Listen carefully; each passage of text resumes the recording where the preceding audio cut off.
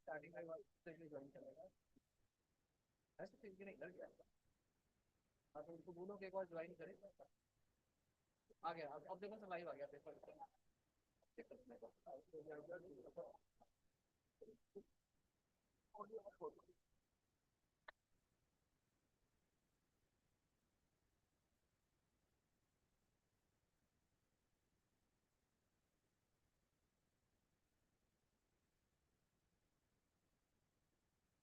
YouTube पे YouTube पे YouTube पे आ गया ना। और उसी को बोले एक बार ज्वाइन करेगा। उस पे जूम पे उसको मैं ये कर देता हूँ, पोस्ट बना दूंगा।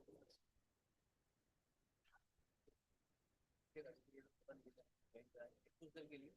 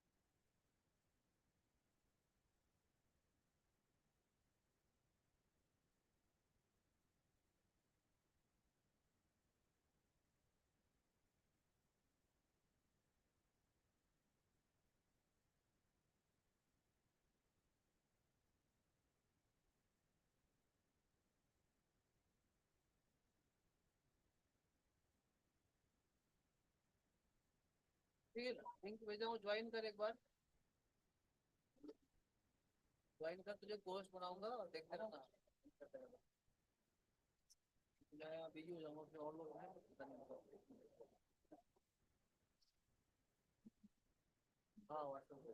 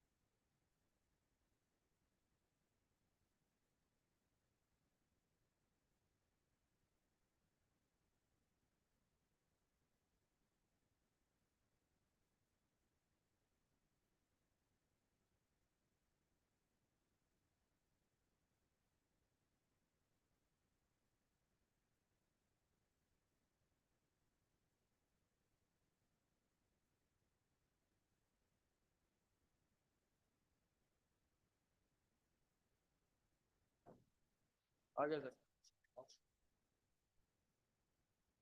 हाँ नहीं नहीं यहाँ भी है। आगे सर।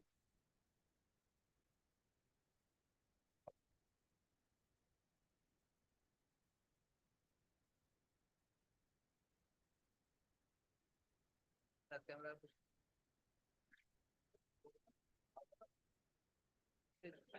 हाँ वो सर वही कर रहा था। आ गया sir.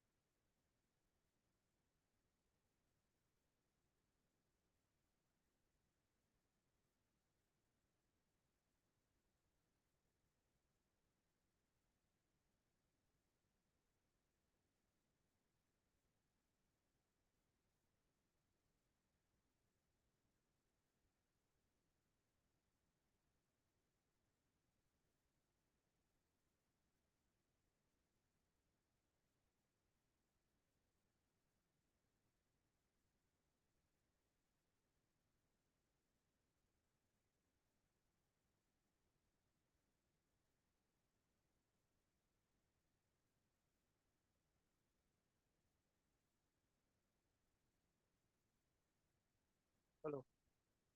Hello. Hello.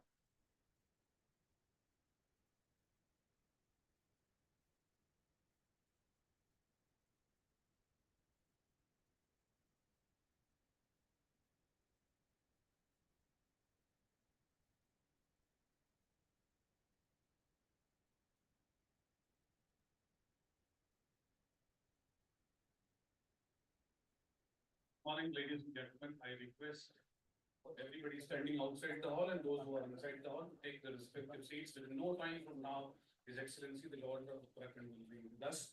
Then we'll be starting the program with talk on that.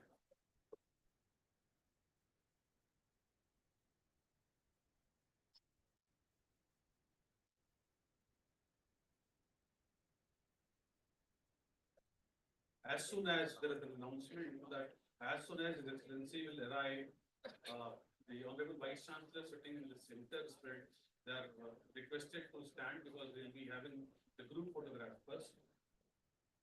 Only Vice Chancellor. Although whenever he is inside the hall, everybody is supposed to stand and stand up.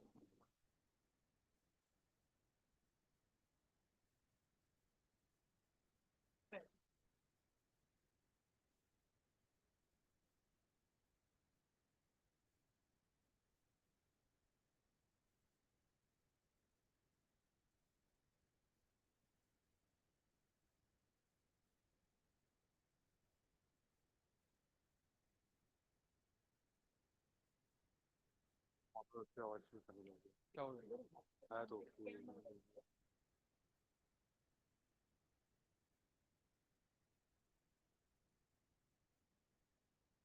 मैं देख रहा हूँ। ये जरा इधर बैठने को बोल रहा है।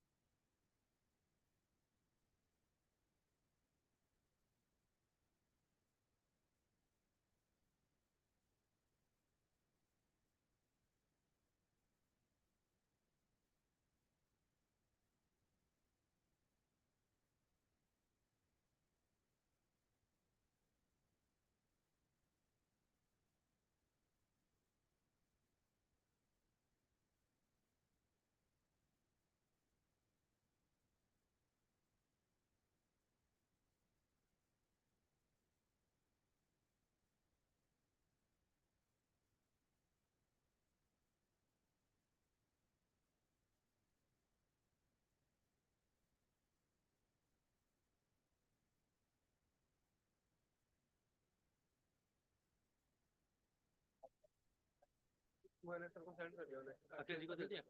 ठीक है, अभी कॉल आया था ना उसका।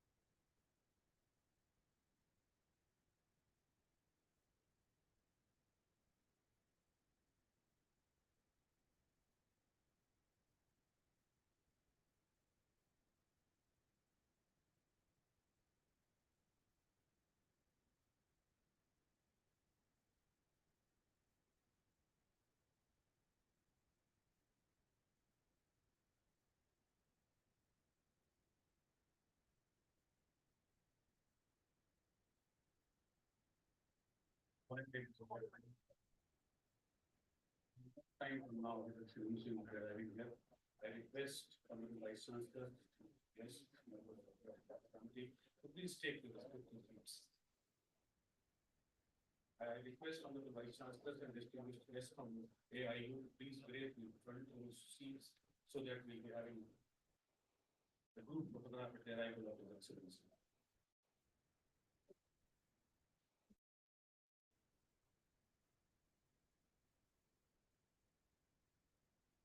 Good morning, ladies and gentlemen. I request all of you to please rise and proceed. His Excellency, the Governor, that will right.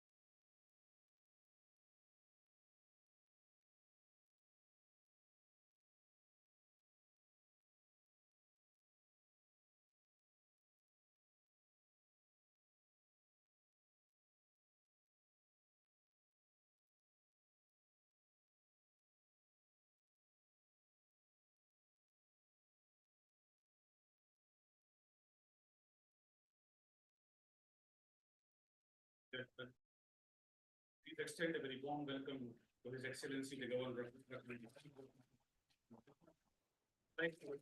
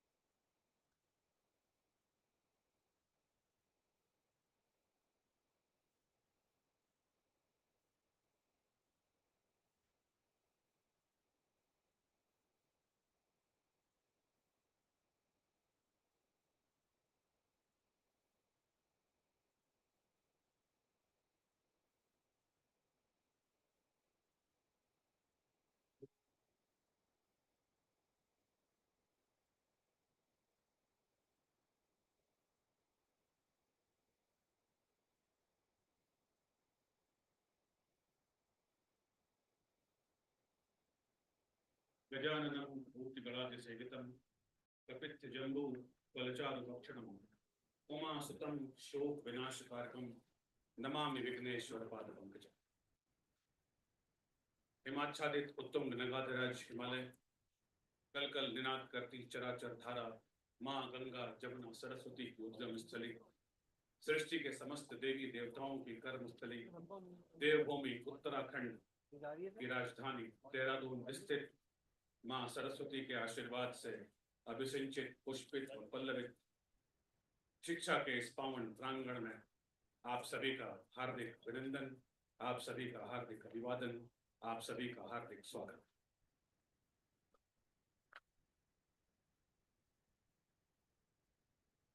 Good morning, ladies and gentlemen.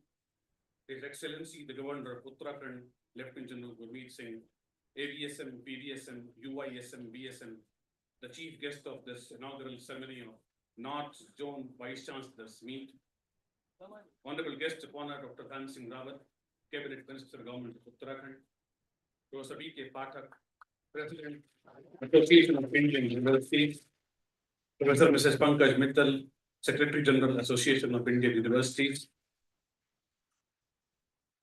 Honorable Founder, President of Graphic Era Group of Institutions, distinguished Vice Chancellors, members of AIU, dignitaries, invited delegates, speakers, guests, members of Graphic Era fraternity, students, ladies and gentlemen. It is a rare honor and privilege that I stand here to extend a very warm welcome to all of you to this inaugural session of North Zone Vice Chancellor's Meet 2024-25, being hosted jointly by Association of Indian Universities and Graphic Era. It is a rare privilege and honor that I am, on behalf of Graphic Era fraternity and Association of Indian Universities, I extend my sincere welcome to His Excellency, the Governor of Uttarakhand, Lieutenant General Gurmeet Singh Ji, ABSM, PBSM, UISM, for accepting our invitation to bless us all as the chief guest of this inaugural ceremony. Sir, we are honored and privileged to have you here amongst us. Your presence has always been a source of inspiration for us. Your words of wisdom will certainly lead us to a new path of life. We are really indebted to have you here amongst us. I'm honored to welcome Dr. Dhan Singh Rawat Ji, Honorable Cabinet Minister, Government of Uttarakhand, for his gracious presence in this inaugural ceremony. I take this opportunity to welcome all the members of Indian Association of Indian Universities, Director General UCOST, Professor Durgesh Pant, all invited guests, members of fraternity, the Graphic Era, local and police administration, students, ladies and gentlemen, to this August inaugural ceremony of Vice Chancellor's Meet, being jointly organized by Graphic Era and Association of Indian Universities. देवियों सज्जनों, हम इस कार्यक्रम की शुरुआत मां सरस्वती के आशीर्वाद से करेंगे.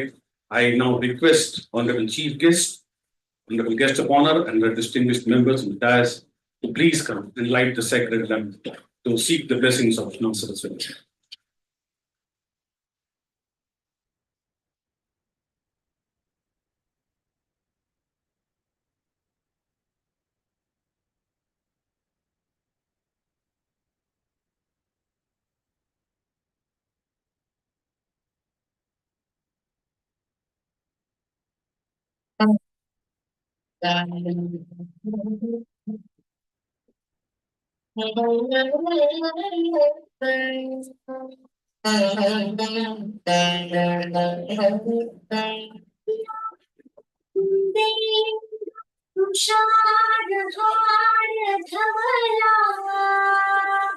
या शुद्ध वस्त्रा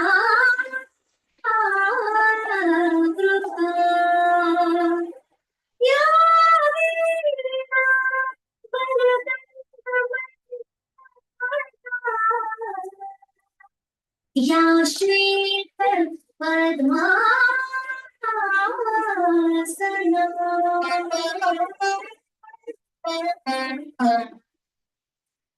या ब्रह्माच्युत शंकर प्रभृतिभिः देवैः सदा वन्दिता सा मां पातु सरस्वती भगवती निःशेष जाड्या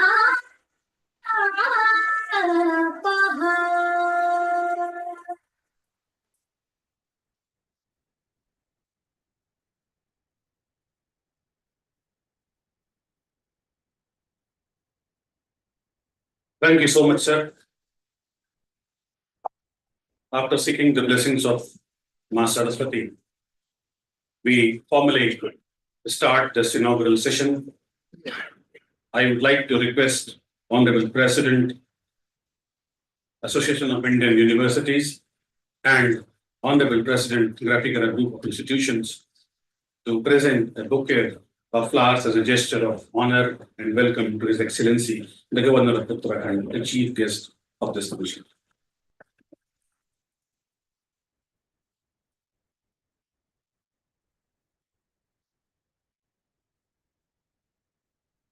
Now, I would like to request President, Graphic Era Group of Institutions, Dr. Kamal Ganchalaji, to present a bouquet of flowers to the President of Association of Indian Universities.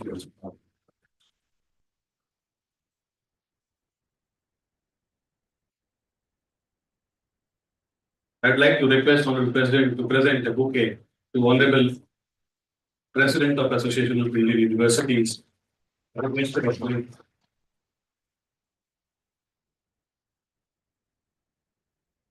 I'd like to request Secretary General of Association of Indian Universities to present a bouquet to Honorable President, Graphic Era Group of Institutions.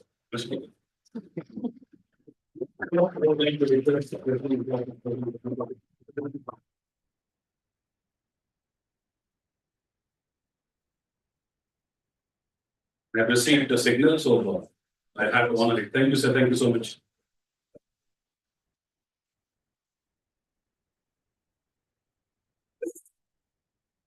I now request Honorable Vice Chancellor, Graphic Era deemed to be University, Professor Dr. Narpinder Singh Ji, to present his welcome address in South Gathering.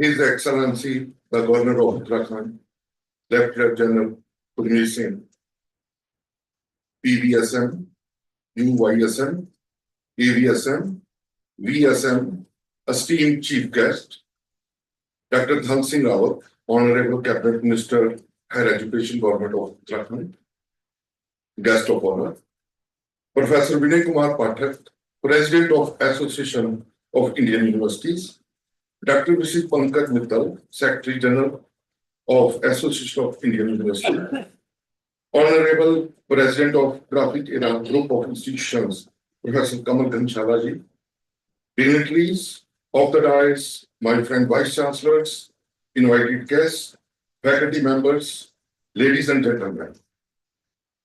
It is a great honor to welcome you all to Graphic Era Institute of Medical Sciences, campus of Graphic Era Deep to University, for this landmark gathering. The North Zone Vice Chancellor meet on technological integration in higher education. I extend my heartfelt gratitude to our chief guest, Honorable Governor, Lieutenant Governor Gurmeet Singh, whose dedication to advancing education continues to inspire us all. We are equally privileged to have with us the President and Secretary General of AIU and the Founder President of Graphic Era Educational Society, each one of whom brings valuable insights and visionary leadership to our shared vision of advancing higher education in India. It is also a privilege to acknowledge the remarkable contribution of our esteemed President Professor Kamal Ghanshala, whose visionary leadership has been instrumental in establishing and elevating Graphic Era Group of Institutions, what started in 1993 as Graphic Era, today stands as a center of teaching, learning, research and development with 2 universities, 4 campuses, 1 hospital with world-class health care facilities, state-of-the-art medical college, and futuristic school. Under the dynamic guidance of Professor Ghanshala, we have witnessed the development of world-class infrastructure, not only here at the medical college, but also in our universities, creating an environment that foster learning, innovation, growth at the highest level. His commitment has positioned our university at the 52nd rank among universities in the National Institutional Ranking Framework. The faculty members and students of our university has published over 9,500 high-quality articles in national and international journals with H index of 78 and citations of more than 60,000. Additionally, they have published 1,474 patents with 83 Indian patents granted, 67 international patents and design granted to date. 23 of our faculty members have been recognized in Stanford's top 2% scientist list. We have the students from 22 states and international students from 26 countries, and our students are highly placed. What truly distinguishes our president is his hands-on approach and passion for teaching. Despite his many responsibilities, he continues to personally teach classes on data structures, inspiring students with his expertise and deep understanding of the subject. His dedication to nurturing young minds and staying connected with the student is an inspiration to all of us. We are truly fortunate to have such a visionary leader whose dedication is felt in every corner of our institutes. Today's event marks an important occasion where academic leaders from across the region have come together with a shared goal to explore and harness the transformative potential of technology in higher education. Our theme, Technology Integration in Higher Education, is one that resonates deeply with the demand of the modern education landscape. It compels us to think beyond the traditional models and envision institutions where technology serves as a powerful catalyst for accessibility, innovation, and excellence. In the era we live in, technology advancements such as artificial intelligence, virtual and augmented reality, and data analytics are reshaping how the students will learn, how the teachers will teach, and how the knowledge is managed and shared. As vice chancellors and academic leaders, we hold a professional responsibility to lead our institutions into a future where technology supports not only academic rigor but also inclusivity, flexibility, and global connectivity. Today's gathering provides us with a valuable platform to discuss critical issues, exchange best practices, and collaboratively address the challenges we face in adopting and implementing new technology. As we embark on these conversations, I am reminded of the words of the former President Dr. APJ Abdul Kalam. Educationists should build the capacities of the spirit of inquiry, creativity, entrepreneurial, and moral leadership among students and become their role model. As we look to the future, let us also remain mindful of the ethical and societal implications of our choices. Technology, when used responsibly, can bridge education gaps, bridge gaps, create opportunities for underrepresented groups, and encourage learning experience. However, our task is also to ensure that this transformation respects the principles of equity, privacy, and inclusivity. On the behalf of Graphic Era Deemed to be University, I once again welcome you all and extend my deepest gratitude for your presence and commitment to the advancement of higher education. I look forward to the enlightening discussions, insights, and collaborations that will emerge from today's technical sessions. Together, I am confident that we can not only adapt to the demands of the technologically driven world, but also set a new standards for quality and accessibility in higher education. Thank you very much.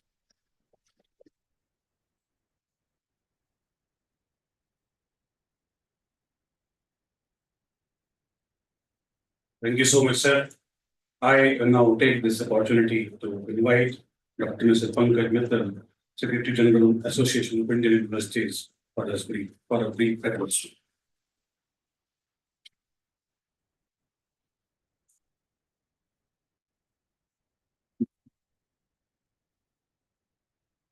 Guest of today's function, His Excellency Lieutenant General Gurmeet Singh Ji, who is PDSM, UYSM, ABSM, and ESM, the Governor of Uttarakhand.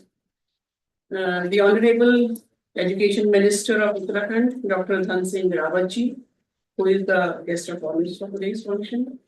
Professor Vinay Kumar Pathak, President of AIU, and Vice Chancellor of CSJM University, Kanpur. Professor Kaman Dhanshala, President Graphic Era University and an established entrepreneur. Dr. Narpinder Singh Ji, Vice Chancellor of Graphic Era University. Former President of AIU, Dr. J.D. Sharma, who is sitting in the front row. Esteemed Vice Chancellors of the North Zone who have traveled all the way to Dehradun. Distinguished chairpersons and speakers of various sessions. Nodal officers of the meet, both from AIU as well as from the Graphic Era, faculty members of Graphic Era, media persons, ladies and gentlemen. A very, very warm welcome to all of you to the AIU North Zone Vice Chancellors Conference, which is being held in Graphic Era, Dehradun, on the concept technological integration of higher education. We are grateful to Graphic Era University, Professor Dhanshala sir, Professor Narpinder Singh and his entire team for hosting the event for us and making such excellent arrangements and for paying attention to details like whether they can stay or get made. Yes, which have been created. So many thanks to Graphic Era University for creating these events for us. We are grateful to His Excellency Lieutenant General Gurmeet Singh Ji, Honorable Governor of Uttarakhand, for accepting our invitation to inaugurate the North Zone Vice Chancellors Conference. I met him around 4 or 5 days back, and I was amazed. I mean, that meeting was very, very amazing because he was such a down to earth person, so humble, and the anecdotes and stories which he tells will take you off. Thank you, sir. Thank you, sir. Thanks to Dr. Dhan Singh Rawatji that he agreed to come for the inaugural. Actually, we had invited him for the valedictory tomorrow, but he's so committed that because tomorrow he was not coming, he said, I will come today. So thank you, Dr. Dhan Singh Rawatji. The theme of the Northern Vice Chancellor's Conference is technological integration in higher education. And this theme is the sub-theme of the main theme. Like you all know that AIU has completed 100 years of its existence. So we are celebrating the centenary year. And this annual 2025 will be completing 100 years. So for the centenary year, we had kept the theme as envisioning future higher education, the pivotal role of India. Means कि future higher education क्या होगा और उसमें भारत की भागीदारी, भारत की भूमिका क्या रहेगी, इसके क्योंकि भारत बहुत बड़ी भूमिका निभाने वाला है, भारत एक विश्व गुरु के रूप में जाने जाने वाला है, तो भारत की भूमिका फ्यूचर ऑफ हायर एजुकेशन में क्या रहेगी, और उसके हमने 5 सब थीम्स रखे। पहली कॉन्फ्रेंस जो हमारे 100th ईयर में जो पहली कॉन्फ्रेंस है, इसीलिए स्पेशल कॉन्फ्रेंस भी है हमारे लिए, पहली कॉन्फ्रेंस ग्राफिक एरा यूनिवर्सिटी में हो रही है और इसी के 4 और सब थीम्स हमने रखे हैं which will be in south zone, east zone, west zone. For example west zone में हमने थीम लिखा रखा है leadership and governance in higher education, because future of higher education के लिए वी हैव टू सी की लीडरशिप अच्छी रहे, गवर्नेंस अच्छी रहे, वो हमारी उनकी डीवाई पाटिल यूनिवर्सिटी में दिसंबर में। साउथ जोन के लिए हमने थीम रखा है rethinking assessment and evaluation, like the present method of assessment and evaluation, you all know that NEP also has not subscribe to that method, so rethinking assessment and evaluation वो south zone में होगा जनवरी में in Vellore Institute of Technology. Central zone की conference हमारी Kalinga Institute of Industrial Technology KIIT Bhubaneswar में होगी, and the theme will be globalization and internationalization, and you know that globalization and internationalization is very very important. East Zone की conference नेहिंग Shillong में होगी, and the theme will be equity, diversity and sustainability. So all the 5 components of higher education, future of higher education have been covered in these 5 themes: equity, globalization, rethinking assessment and evaluation, leadership and technological integration. And the main conference, which will be our 100th conference, which will be the main conference where we will be celebrating the 100th year. Of course, through all these 5 conferences also we are celebrating 100 years. So main conference will be MIT University in Noida. That will be on envisioning higher education, the pivotal role of India for the whole world. So this is about the conference, because now today I have the opportunity to have Dr. Dhan Singh Rawatji and also the Governor Sahab with us. So I thought I will tell you something about Association of Indian Universities, especially for the newly joined Vice Chancellors. So AIU, as you know, is the largest university association of the world. Largest. We have 1,055 universities as our members, out of which 18 are international universities. So international universities are also becoming a member of Association of Indian Universities. It is 100 years old, and legacy can be known from the fact that we have like the past presidents of AIU have been Sir Dr. Radhakrishnan, Dr. Shyama Prasad Mukherjee, Dr. Zakir Hussain, Dr. Hansa Mehta, Dr. Shrimali. So all these stalwarts have been the presidents of AIU. And again, AIU is the only organization which deals in multiple activities, for example, equivalence of foreign degrees with Indian degrees, youth affairs programs, sports programs, Anveshan. So we do academics, research, sports, culture, which means holistic development of the students we are dealing with. So in youth affairs, we do youth festivals at the national, zonal, international level. Recently, a group from AIU went to Egypt to give their performance, and they were very highly acclaimed. We also hold AIU Moot Court competition, AIU Women's Student Parliament, National Student Adventure, National Youth Adventure Camps. And in sports, again, we do many activities. At the zonal level, something like 292 sports championships we do. And then we do Khelo India University Games, उसमें आप सब universities के बच्चे आते हैं, और अगर नहीं आते हैं तो आप प्लीज अपने बच्चों को भेजिए कि खेलो इंडिया यूनिवर्सिटी गेम्स में पार्टिसिपेट करें. And FISU is world university games. Last time 26 medals आए थे, and honourable prime minister himself उन्होंने पार्लियामेंट में और ट्वीट करके बताया कि पूरे 60 साल में सब मिला ले, 60 साल के मेडल्स मिला ले तो 18 मेडल, सिर्फ पिछले साल 26 मेडल, एक साल में 26 medal. So that was the achievement which was celebrated by the whole country. these are the achievements of AIU. Internationalization में हम बहुत काम कर रहे हैं. Recently we have established Indian Network for Internationalization of Higher Education. I'll urge all the members to become a member of INHI because that will help you to promote internationalization on your campuses, especially those universities who want to do it but they don't know how to do it, whom to contact, whom to partner with. So that is a very good step to have. I mean, if you become a member of INHI, we will be hand-holding you for promoting internationalization. We have done पिछले साल में 2 summits किए हैं, Bharat Nepal higher education summit and Namaste Vietnam करके. तो उसमें we are encouraging our universities to showcase their programs, their education, their facilities to foreign students so that we can have more foreign students in India, because you know that the number of foreign students in India is only 49,000, whereas something like 10 lakh students go out of India. So that's why we are engaging this. We are also taking delegations of vice chancellors for partnerships to various countries for capacity building of teachers, especially for the online teaching. We have established 40 AADs, rather 42 AADCs, academic and administrative development centers, where we are training the teachers. Some of the publications of AIU are outside. You can see those publications. You must have received those publications, and if you have not received, please do tell us. We will send it to you.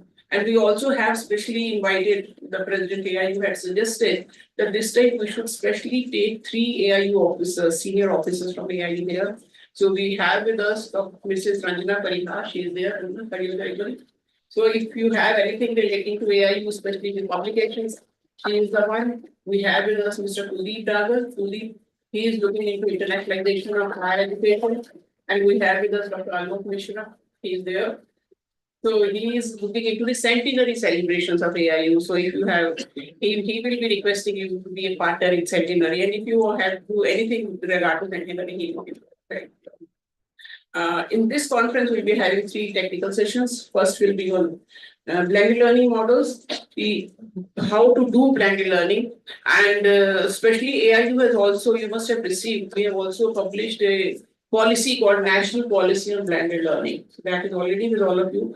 So how to implement it and many other views on blended learning will be in this session. Second session will be on integrating emerging technologies like AI, virtual and augmented reality in the process.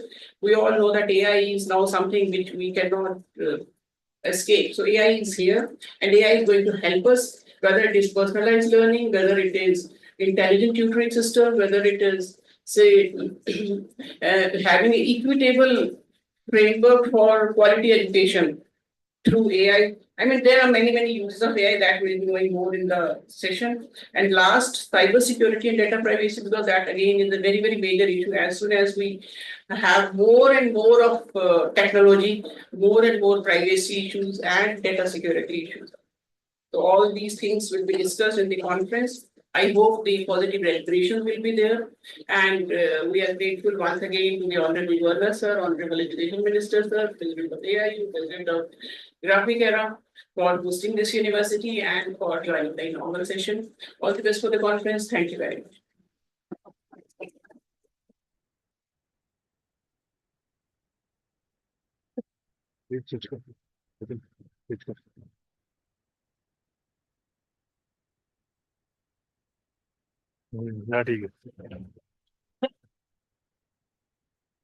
Thank you so much, ma'am.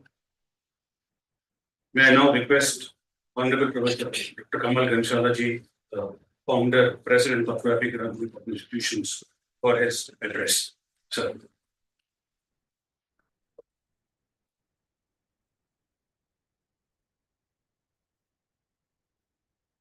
Ladies and gentlemen, His Excellency the Governor of Uttarakhand, Lieutenant General Gurmeet Singh Ji, EVSN, TVSN, UISN, VSN, the Chief Guest, and our beloved Dr. Dhan Singh Rawat Ji, Cabinet Minister of Education and Health, Government of Uttarakhand, Professor V.K. Pathak Ji, जो 5th time पे vice chancellor बने किसी government university के, और president AIU, doctor Pankaj Mittal ji, secretary general AIU, professor Durgesh Pant ji, DG यूकॉस, distinguished vice chancellors, other members of AIU, invited delegates, speakers, members of the press media, and graphic era fraternity. First of all, I just like to welcome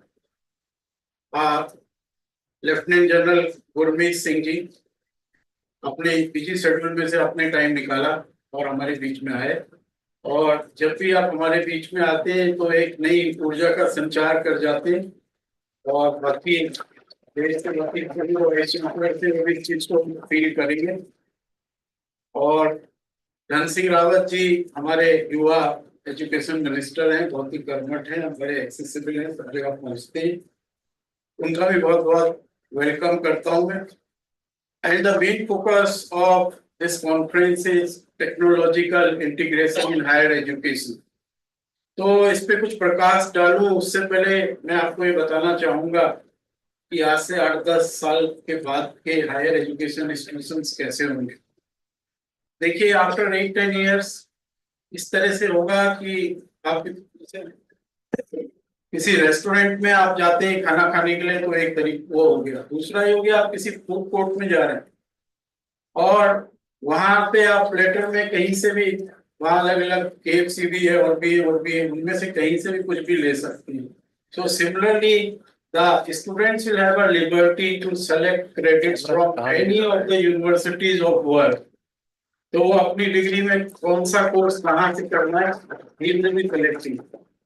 और जब मैं ऐसा कहता हूँ तो Indian universities के लिए बहुत से चैलेंजेस इसके साथ साथ आ जाते हैं, क्योंकि आपको पता है QS रैंकिंग में वर्ल्ड में टॉप 100 में कितनी यूनिवर्सिटीज हमारी हैं इंडिया से, तो ये सारे चैलेंजेस आते हैं। उसके बाद कोलैबोरेशन की बात भी आती है, लेकिन I just like to tell you कोई भी रिलेशनशिप जो होती है वो बराबरी के पार्टनर्स में ही होती है। So a weak university can not collaborate to a very strong university, वो कोलैबोरेशन चलेगा ही नहीं, उनके पास इतना टाइम नहीं है कि लगाएं, तो हमें मजबूत बनना पड़ेगा। और आज से 10 साल के बाद जहां तक मुझे लगता है we want be having classrooms in campuses, classrooms की जगह स्टूडियो होंगे या इस तरह के मॉडल क्लासरूम्स होंगे कि जहां से दोनों तरफ ऑनलाइन बात की जा सके। टीचर्स आएंगे ऑनलाइन अपने प्रेजेंटेशन देंगे, स्टूडेंट्स फिजिकली किसी ग्रुप एक्टिविटी के लिए, किसी प्रोजेक्ट के लिए या किसी वैलिडेशन के लिए या कन्वोकेशन के लिए ही खास मौकों पे ही यूनिवर्सिटी में आया करेंगे। तो ऐसी स्थिति होने वाली, इसमें आपका मेन रिसोर्स क्या होगा, जो आपके पास डिजिटल कंटेंट्स है। तो बहुत से लोगों ने अपने डिजिटल कंटेंट्स को भी से बड़े अच्छे तरीके से डेवलप करना शुरू कर दिया। कोविड ने इसमें हमें बूस्ट दिया कि हम लोग डिजिटल एजुकेशन की तरफ देखें, तो सारी चीजें हैं। और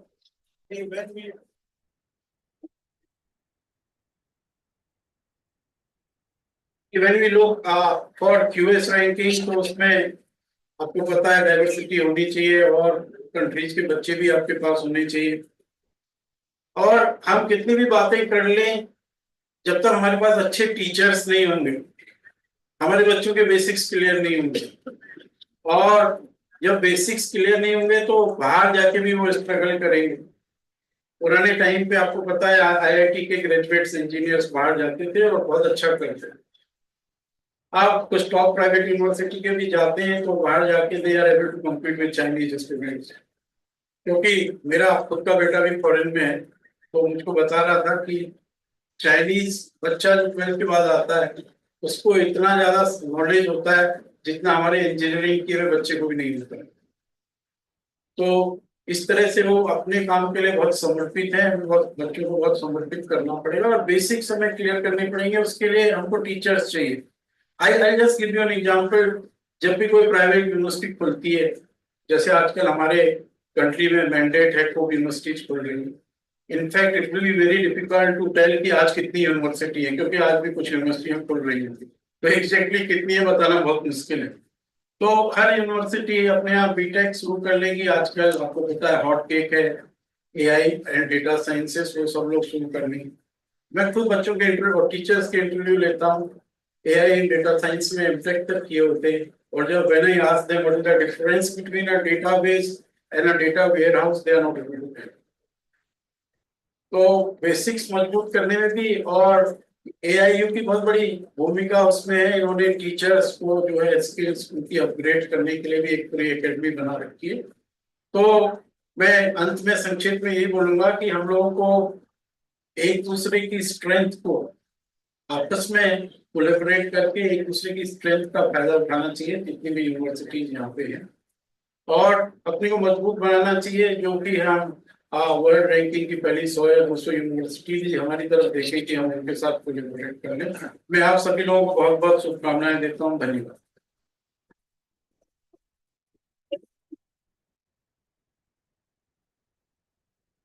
Thank you so much, sir. It's truly an honor to listen to you and with some brilliant words and ideas that how to pave the path for the modern Indian education system. Now, I'll take this opportunity to invite Professor Vinay Kumar Pathak, Honorable President of Association of Indian Universities and Vice Chancellor, Chhatrapati Shahuji Maharaj University, Kanpur, for his address. Sir.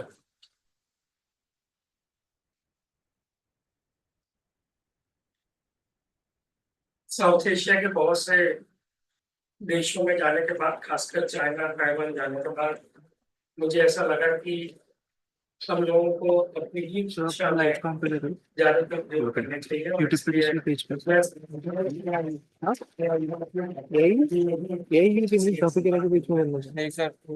पहले तो मैं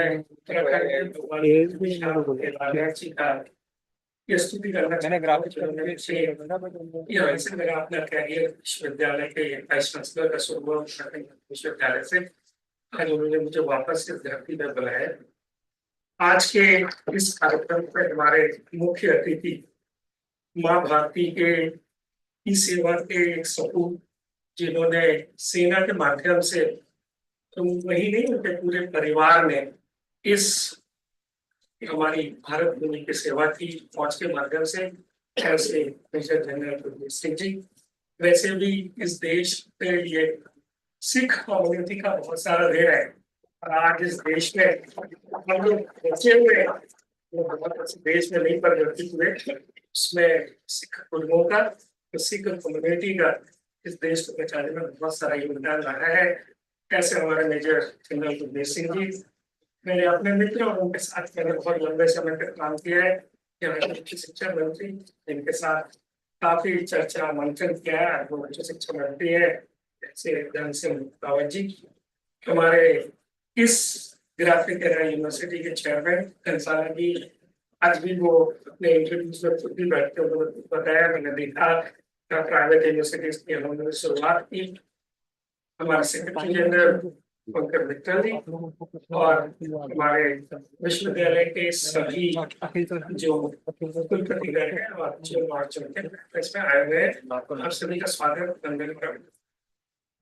पहले तो मैं अपनी बात शुरुआत करता हूँ कि कंसाला साहब ने एक बड़ी बात कही, शायद आप लोगों ने भी सुनी होगी, मेरा बेटा अब्रॉड में पढ़ता है और उसमें ऐसा लगता है। तो मैं तो अपने विश्वविद्यालयों के एक लिटमस टेस्ट मानता हूँ। जब तक विश्वविद्यालय के वाइस चांसलर, विश्वविद्यालय के देश के एजुकेशन मिनिस्टर्स और पॉलिटिशियंस ये नहीं समझते कि उनके बच्चे भी अपनी यूनिवर्सिटी में पढ़ सकते हैं, तब तक मैं ये नहीं मानता कि हम विश्वविद्यालय में सक्सेसफुल हुए।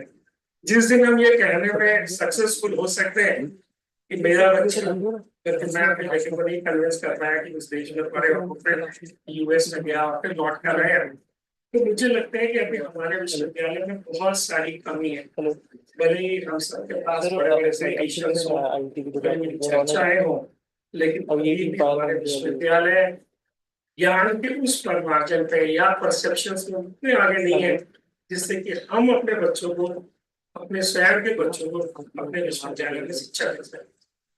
बाद में अपनी शुरू करता हूँ कि ये जो सदी है और इस सदी के अंदर जो ये हम लोगों की जो जनरेशन है वो चौथी औद्योगिक क्रांति देख रही है। हम लोगों ने पहली औद्योगिक क्रांति शायद हमने नहीं पार्टिसिपेट किया, लेकिन स्टीम इंजन की डिस्कवरी से वो शुरू हुई थी।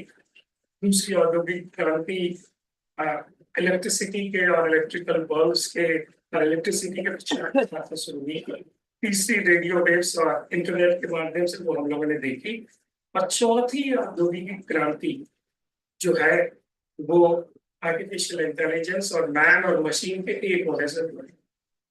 आज आपको जानकर ये शायद अद्भुत लगेगा कि जो आज हम ओपन एआई प्लेटफॉर्म से टेक्नोलॉजी में खर्च कर रहे हैं वो इंडियन जीडीपी का 4 गुना आर्टिफिशियल इंटेलिजेंस के प्लेटफॉर्म पे पूरा देश और पूरा विश्व जो है, देश तो नहीं पूरा विश्व इन्वेस्ट कर रहा है।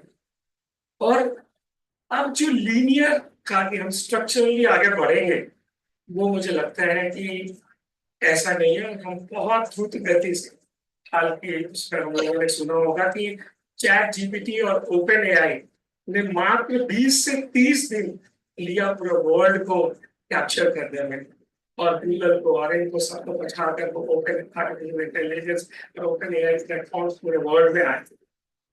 मुझे याद है हम लोगों ने इसी सदी में बहुत सारे डिस्ट्रप्शन देखे। हमने देखा कि कैसे मोबाइल्स, सॉरी कैसे हमारे ऑटोमोबाइल्स जिसमें 1400 मूविंग पार्ट्स होते थे वो इलेक्ट्रिकल इंजन और बैटरीज में 4 मूविंग पार्ट्स के साथ। हम लोगों ने नोकिया के बारे में सुना, हम सबने यूज भी किया होगा। और नोकिया के सीईओ ने अंतिम में यही कहा जब नोकिया समाप्त हो रहा था कि हम लोगों को ये पता नहीं लगा कि नोकिया बहुत एथिकल कंपनी थी, नोकिया के फोर्स बहुत स्टर्डी थे, पर हम क्यों फेल हुए। और उन्होंने यही बात कही कि हम इसलिए फेल हुए क्योंकि हमने अपना ऑपरेटिंग सिस्टम समय रहते नहीं चेंज किया।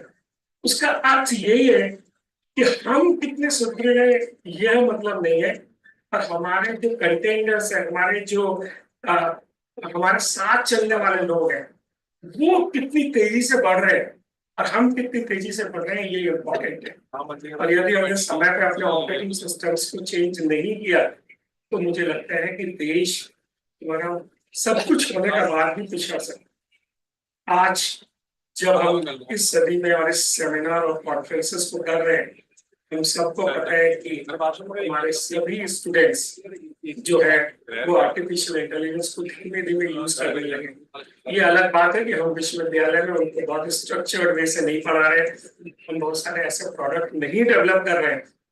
हमें लगता है कि जो इंस्टीट्यूशंस, जो विश्वविद्यालय है, उनका जो मेन काम है वो प्रोडक्ट डेवलपमेंट्स का है।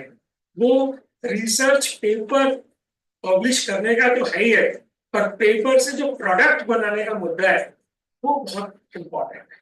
और अगर हम पेपर से प्रोडक्ट नहीं बना रहे हैं तो हमें वो प्रोडक्ट बाहर से खरीदना पड़ेगा और हम फिर वो स्वयं रिलायंट नहीं होंगे।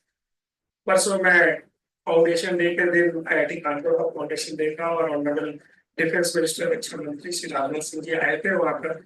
और हम लोगों ने देखा कि IIT भी इस समय स्लॉग कर रहा है कि वो कैसे हायर इंस्टीट्यूट होने के बाद भी वो कैसे प्रोडक्ट्स को डेवलप करें। हम लोग ताइवान और चाइना के डिफरेंट विश्वविद्यालय में गए थे और हम लोगों ने देखा था कि उस विश्वविद्यालय में भी इंडस्ट्री चलती है। आशु कंप्यूटर्स हो, LED हो, साउथ कोरिया की बड़ी किया हो, LG हो, सभी के लगभग ताइवान तो छोटा सा जगह है, 28 यूनिवर्सिटी है, 28 यूनिवर्सिटी यूएस वर्ल्ड रैंकिंग्स की है।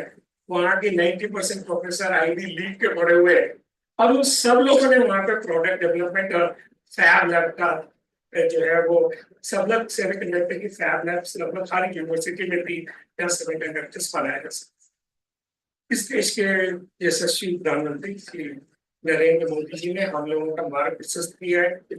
हम लोगों को विश्व में एक गौरव का स्थान दिया है, लेकिन विश्व में गौरवशाली बने रहना, और हमारा अतीत भी बहुत गौरवशाली है, परंतु हमारा भविष्य भी गौरवशाली रहे, इसके लिए हमें बहुत तकनीकी में काम करना पड़ेगा। और आगे आने वाले 10 वर्ष मुझे लगता है कि जो 5 टेक्नोलॉजीज रूल कर रही है वर्ल्ड को, एक AI और ओपन प्लेटफॉर्म्स। आपको पता होगा कि धीरे धीरे आर्म फोर्सेस ने भी तय किया है कि वो साइबर फोर्स भी बनाएगी, जो इस समय के सारे युद्ध लड़े जा रहे हैं जियोपॉलिटिकली, उसमें साइबर स्पेस में सबसे ज्यादा युद्ध लड़ा जा रहा है। साइबर स्पेस में हमारी बहुत सारी अभी हम लोग बहुत सारे तैयार नहीं है, साइबर स्पेस में भी करने के लिए, हमारे स्टूडेंट्स नहीं तैयार है साइबर स्पेस पे काम करने के लिए। और कभी प्रधानमंत्री जी ने मन की बात में डिजिटल अरेस्ट पे काफी चर्चा करी थी, तो साइबर सिक्योरिटी। तीसरा, प्रधानमंत्री जी ने मिशन लॉन्च किया सेमीकंडक्टर्स फॉर ऑल। सेमीकंडक्टर्स में हम बहुत पीछे, हम लगभग तैयार नहीं बनाते। क्वांटम कंप्यूटिंग, अभी क्वांटम मिशन भी लॉन्च किया है। Quantum computing, virtual reality, augmented reality और गेमिफिकेशन, ये 5 टेक्नोलॉजी अगले 10 साल हायर एजुकेशन को लीड कर रहा है। प्रश्न ये है कि क्या हम इन सब चीजों के लिए तैयार हैं? क्या हमारे विश्वविद्यालय इन सब चीजों के लिए तैयार है? और क्या हम विश्वविद्यालय को, स्टूडेंट्स को ये सब देने के लिए तैयार है कि नहीं तैयार है? मुझे याद आ रहा है डॉक्टर दुर्गेश पंत जी थे और हम लोग उत्तराखंड के प्रमुख विश्वविद्यालय को चलाते थे। मात्र 500 बच्चे थे 2009 में। और हम लोगों ने तय किया कि नहीं, हम लोग चाइना के बॉर्डर तक, चाइना के बॉर्डर्स लगे हुए हैं उत्तराखंड से, और कई जगहों पे तो उस समय मोबाइल के सिग्नल्स भी चाइना के आते थे। तो हुआ कि वेबसाइट हम लॉन्च करेंगे। हमने वेबसाइट लॉन्च की, लोगों ने बोला अरे यहाँ पे बच्चे कैसे देख पाएंगे, वहाँ सिग्नल नहीं आता। और मुझे याद है कि हम लोगों ने वेबसाइट पे एक चीज प्लेस की थी कि इस दिन हमारे एग्जाम्स होंगे। तो सब लोगों ने बोला सर एक दिन, 1-2 दिन एग्जाम डाल दीजिए, 2 दिन बाद हमारा अब आपको टाइम टेबल आएगा। मुझे याद है कि चाइना के बॉर्डर से उस तरफ से एक बच्चे ने हम लोग को फोन किया कि सर आपने तो बोला था आप वेबसाइट को उस दिन लॉन्च करेंगे, अभी तक आपने लॉन्च नहीं किया। तो मैंने अपने सभी प्रोफेसर को इस समय आंदोलन में बोला कि हम लोग सोचते हैं कि स्टूडेंट्स को नहीं पता है, स्टूडेंट्स को पता है, स्टूडेंट्स के पास इंफॉर्मेशन नहीं है। ये नहीं है स्टूडेंट्स को हमने इंफॉर्मेशन नहीं दी और स्टूडेंट के हिसाब से हमने नहीं बनाया। ये बहुत महत्वपूर्ण बात है। आपको पता है कि उत्तराखंड में बहुत सारी लैंडस्लाइड्स आती थी और हम लोगों को एक बार इधर माणा की तरफ एक क्वेश्चन पेपर कराना था और लैंडस्लाइड्स थी, तो हम लोग ने इंटरनेट से पेपर भेजा। कभी कभी फिजिकली पॉसिबल नहीं होता है, लेकिन 2009 में भी हम लोगों ने वैसे बहुत सारे प्रयोग किए। आज तो हम लोग के पास बहुत सारी टेक्नोलॉजीज है जिनमें हम लोग प्रयोग कर सकते हैं। मेरी आज की उससे हम लोग माननीय गुरमीत जी को और गुरमीत सिंह जी जो चांसलर है उन्हें सुनना चाहते हैं और बाकी लोगों को सुनना चाहते हैं। लेकिन मेरा अपना मन है कि मेरा अपना मन इस 6 वाइस चांसलरशिप के बाद और 3 मेरे पास रीजनल तो 9 यूनिवर्सिटी का 15 साल से वाइस चांसलर होने के बाद मुझे ऐसा लगता है कि जो यूनिवर्सिटी के लीडर्स को करना चाहिए वो अभी हम अपने स्टूडेंट्स को देंगे। हमने बोला कि चाइना के लोग हैं, मेरा बेटा भी पढ़ा, उसके बाद भी चाइनीज टीचर्स पढ़ रहे हैं। और मुझे याद है कि मैं IIT कानपुर में था, US के प्रोफेसर आए नील दर्शन फील्ड, तो मीडिया लैब में MIT में काम करते थे। तो रात में डिनर हम लोग एक होटल में गए, तो जैसे हमारी आदत होती है हम लोग यहाँ पोस्ट कैरिकुलम बनाते हैं, थ्योरी प्रैक्टिकल ये सब बनाते रहते हैं। तो वो उन्होंने बोला कि ये एक प्रोफेसर थे, मैं नाम नहीं लूंगा, नाम लेने की मर्यादा नहीं है।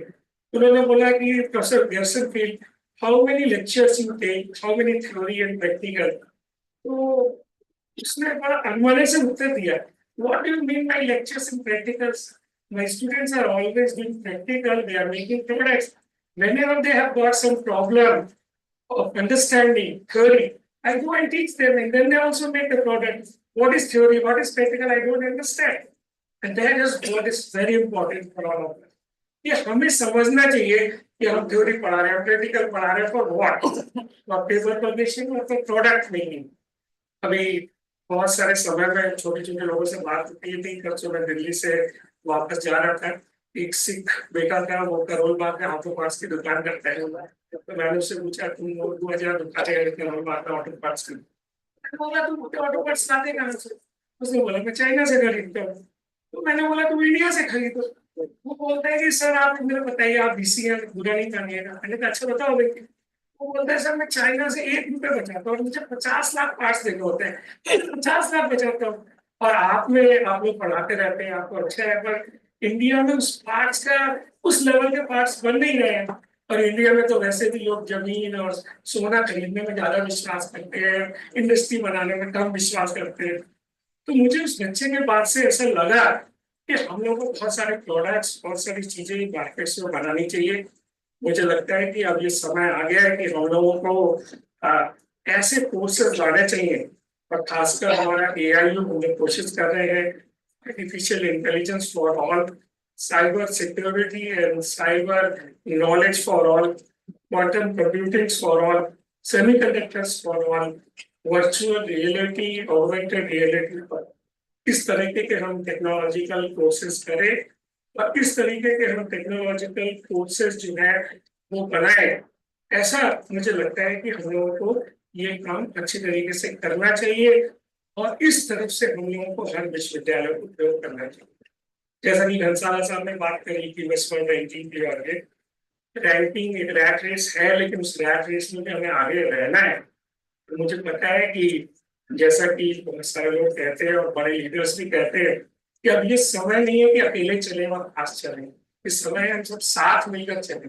और जब हम लोग जर्मनी गए थे, मैं अभी तो जर्मनी में छोटी छोटी यूनिवर्सिटीज के 5-6 यूनिवर्सिटीज के भी एसोसिएशन, वो केवल 6 यूनिवर्सिटीज को ही रिप्रेजेंट करते हैं। और अभी चांसलर सर भी हैं और यहाँ पे माननीय शिक्षा मंत्री जी भी है। मेरा भी ये निवेदन है कि हम सभी स्टेट्स में 6-6, 7-7 यूनिवर्सिटी, छोटे छोटे क्लस्टर्स और छोटे छोटे एसोसिएशंस बनाए, और फिर अम्ब्रेला एसोसिएशंस बनाए, और उन एसोसिएशंस के साथ हम अपने को वर्ल्ड में रिप्रेजेंट करेंगे।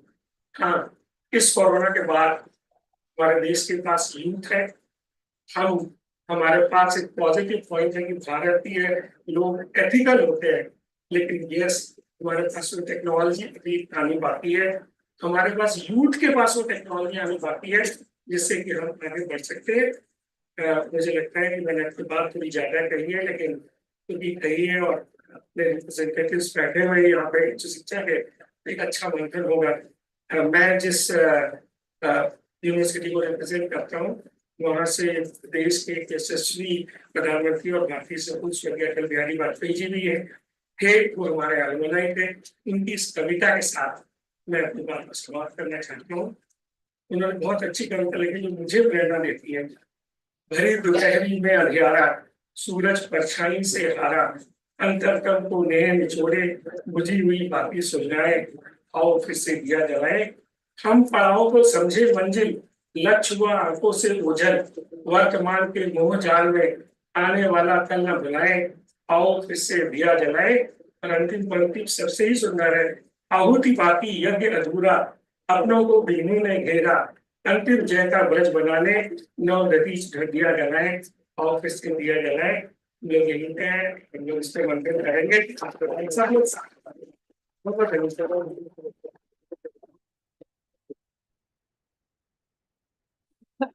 बहुत धन्यवाद सर आपके इस ओजस्वी उद्बोधन के लिए। यूनान, मिस्र, रोमा सब मिट गए जहां से, लेकिन अभी है बाकी नामो निशान हमारा, सारे जहां से अच्छा हिंदुस्तान हमारा, हम बुलबुलें हैं इसकी ये गुलशन। हम रहेंगे और हम विश्व गुरु बनेंगे, ये हमारा प्रण है। और आज के इस वैष्णव प्लस कॉन्क्लेव में कुछ ऐसा इवॉल्व होगा जिससे ये हमारा प्रोसेस होगा। बहुत बहुत धन्यवाद सर। देवियों सज्जनों, हमारे मध्य इस उत्तराखंड राज्य के यशस्वी शिक्षा मंत्री माननीय कैबिनेट मिनिस्टर धन सिंह रावत जी हमारे मध्य उपस्थित हैं। मैं आपके सर अनुमति से आपका एक सूक्ष्म परिचय सिर्फ ये कहना चाहूंगा कि सर के लिए 2 पंक्तियां हैं कि घर देखना हो अंदाज गरीब परवाज का, इस आसमान से कह दो ऊंचाइयों पर दे सर।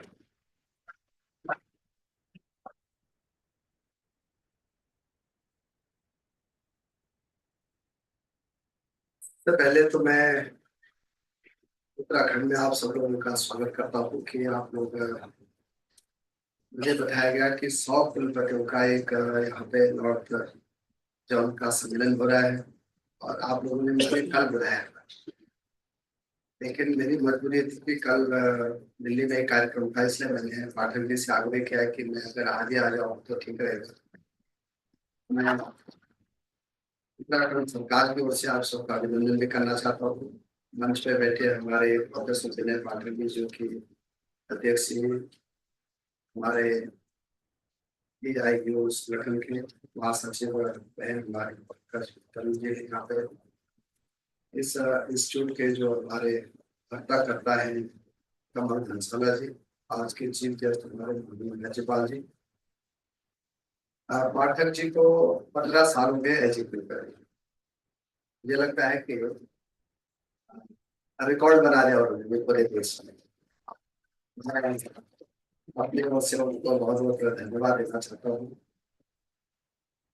मैं आप सब लोगों से एक बात पर जरूर शेयर करूंगा कि घनसाला जी के बारे में आप लोग पता नहीं कितना जानते हैं कि उन्होंने बहुत सामान्य घर से सफर किया और आज उत्तराखंड का सबसे बड़ा विश्वविद्यालय, जहाँ के लगभग 27,000 बच्चे इनके विश्वविद्यालय में, रैंकिंग में भी इनका विश्वविद्यालय बहुत अच्छी स्थिति में है। और जब मैं स्वास्थ्य मंत्री बना तो उन्होंने कहा कि मैं मेडिकल के क्षेत्र में जाना चाहता हूँ, तो मैंने कहा भाई आ जाओ, आपका स्वागत है। और मेडिकल कॉलेज भी इनका बहुत सुंदर है, एक बार आप लोग इसको जरूर देख के जाना, बहुत अच्छा उन्हें बना है। और मैं अपनी ओर से उनका भी धन्यवाद देना चाहता हूँ। आज हम सब लोग माननीय राज्यपाल जी को यहाँ पे सुविधा रखे, मुझे लगता है कि हमारे राज्यपाल जी उच्च शिक्षा के लिए बहुत काम करते हैं। और बहुत अच्छा उनका मार्गदर्शन भी मुझको भी मिलता रहता है, उनका को मिलता रहता है, कुलपतियों को मिलता रहता है। मैं आप सबकी ओर से उनका भी धन्यवाद देना चाहता हूँ। मैं विश्व के सबसे बड़े जो विश्वविद्यालय नेटवर्क संगठन आपका उच्च शिक्षा में जो काम कर रहा है, उसकी गुणवत्ता को बढ़ावा देने के लिए काम कर रहे हैं, मैं आप सबको बधाई देना चाहता हूँ कि आप का जो संगठन है 100 वर्षों की विरासत को समाये हुए है। इस संगठन के अध्यक्ष डॉक्टर राधा कृष्णन जी भी रहे हैं, श्यामा प्रसाद मुखर्जी भी रहे हैं, बड़े बड़े विद्वान लोग आप लोगों के अध्यक्ष रहे हैं। आज इसमें अध्यक्ष हमारे विनय पाठक जी हैं, उन्होंने मुझे आज यहाँ पे आमंत्रित कर किया है। मैं अपनी ओर से उनको बहुत बधाई देना चाहता हूँ। राष्ट्रीय शिक्षा नीति के क्रियान्वयन में, मान्यता में, रैंकिंग में, अंतर्राष्ट्रीयकरण में, स्थिरता में, लिंग संवेदीकरण में आप के संगठन का बहुत बड़ा योगदान होता है। आप विश्वविद्यालय को परामर्श भी देते हैं। मैं चाहता हूँ कि जो 2-3 बातें यहाँ पे जी ने कही, पाठक जी ने कही और बहन ने कही, आप लोगों ने उच्च शिक्षा के लिए बहुत महत्वपूर्ण बातें। मैं भी चाहता हूँ कि हमारे प्रदेश में अब 37 विश्वविद्यालय, मुझे लगता है कि हमारा भी रिकॉर्ड है कि छोटे प्रदेश में अब 37 विश्वविद्यालय, 4 अभी पाइपलाइन पे हो गए, तो बढ़ते बढ़ते जो है लगभग 41 हो जाएंगे। तो हम भी एक अपने राज्य का एक विश्वविद्यालय का संगठन जो है आधिकारिक रूप से बनाना चाह रहे हैं, ताकि सभी विश्वविद्यालय आपस में जो है टीचिंग शेयर भी कर ले। हमारे जो अच्छी गुणवत्ता कहीं विश्वविद्यालय में है तो आपस में मिलकर के भी काम कर सकते हैं। और इसके लिए बहुत जल्दी हम एक निर्णय भी, काफी चीजें हमारी आगे बढ़ गई हैं और मैं चाहता हूँ कि बहुत जल्दी काम हो जाए। एक प्रधानमंत्री जी का विश्वविद्यालयों के लिए एक बहुत फोकस कार्यक्रम दिया है कि 2047 तक विकसित आधार बनाना है। उसके लिए विश्वविद्यालयों को सेमिनार करने हैं, अलग अलग विश्वविद्यालयों को अलग अलग टॉपिक भी दे देते हैं। हम भी अपने राज्य में 100 सेमिनार करने जा रहे हैं, अलग अलग विश्वविद्यालय। उसके लिए एक बड़ी सेंटर है। एक मेरा निवेदन यह है सभी कुलपति लोगों से कि आप लोग थोड़ा नवाचार पे विशेष ध्यान देंगे तो मुझे लगता है कि काफी काम हो सकते हैं। रैंकिंग पे भी ध्यान देना बहुत जरूरी है, क्योंकि मैं भी देश के लगभग 250 विश्वविद्यालय में गया, विदेश के भी मैं लगभग अभी तक 42 विश्वविद्यालय में चला गया। तो अब बच्चा क्या है कि हम बच्चे को ये नहीं कह सकते कि आप हमारे विश्वविद्यालय में, अब बच्चा क्या है कि मोबाइल से रैंकिंग देखता है और खुद अपने माँ बाप से आग्रह करता है कि भाई मुझे तुम्हारे विश्वविद्यालय में नहीं पढ़ना है, मुझे तो पढ़ाने में जाना है। आज उत्तराखंड के भी लगभग 80,000 बच्चे विदेशों में पढ़ते हैं। हमारे एक बड़ा चैलेंज। अभी प्रधानमंत्री जी ने एक विधेयक लेके आए हैं लोकसभा में कि हम विदेशी विश्वविद्यालयों के कैंपस पे अपने देश में खोल सकते हैं। सरकारों का एक प्रयास है कि जो बच्चे विदेश जा रहे हैं उनको अपने राज्य में या अपने देश में रखें। हम भी, मेरे राज्य में भी लगभग 1,12,000 जो है अदर स्टेट के बच्चे पढ़ रहे हैं। हमारे राज्य में भी लगभग 18,000 विदेशी बच्चे पढ़ रहे हैं। हमारा टारगेट यह है कि 2025 तक हम इसकी संख्या 1 लाख कर दें। लेकिन हम बोल तो सकते हैं, भाषण तो दे सकते हैं, लेकिन विदेशी बच्चों को लाने के लिए उनको वैसा वातावरण को बनाना पड़ेगा, अपने रैंकिंग को सुधारना, अपने यहाँ जो अभी हमारे धर्मशाला जी ने कहा है, उन सारी चीजों पे हमको ध्यान देना पड़ेगा, तभी हमारे यहाँ के बच्चे भी आएंगे। और इसलिए प्राइवेट विश्वविद्यालयों को मैंने निवेदन भी किया है कि आप इस पर थोड़ा सा ध्यान जरूर दीजिए। हमारे गवर्नमेंट विश्वविद्यालयों की भी अब रैंकिंग पे हम बहुत ध्यान दे रहे हैं। हमारे यहाँ पहले फैकल्टी की बहुत दिक्कत थी, आज उच्च शिक्षा में हमारे यहाँ रेगुलर फैकल्टी जो है 86%, गेस्ट फैकल्टी लगा के हमारे यहाँ 101% फैकल्टी हो गई, 55 वो ज्यादा। तो फैकल्टी पे भी हम ध्यान दे रहे हैं। विश्वविद्यालय में जो है पुस्तकालय से लेके फील्ड से लेके जो जो जरूरत है उस पर भी लोग ध्यान दें। हम लोग अब ये भी ध्यान दे रहे हैं कि हमारे विश्वविद्यालय में समय पे सब कुछ हो जाए। पढ़ाई भी जो है 180 दिन हमने अनिवार्य कर दी। तो थोड़ा हम सब लोग विश्वविद्यालय पे ध्यान देंगे तो मुझे लगता है कि हम अच्छी रैंकिंग में आगे आ सकते हैं। और मैं एक बार आप सब लोगों का धन्यवाद देना चाहता हूँ कि आप हमारे देश में रहे। और मैंने अभी पाठक जी से कह रहा था कि मैं एक शिलोंग के कार्यक्रम में भी आऊंगा। मैंने आप लोग हेल्प बुलाएंगे तब जाओगे, ठीक है?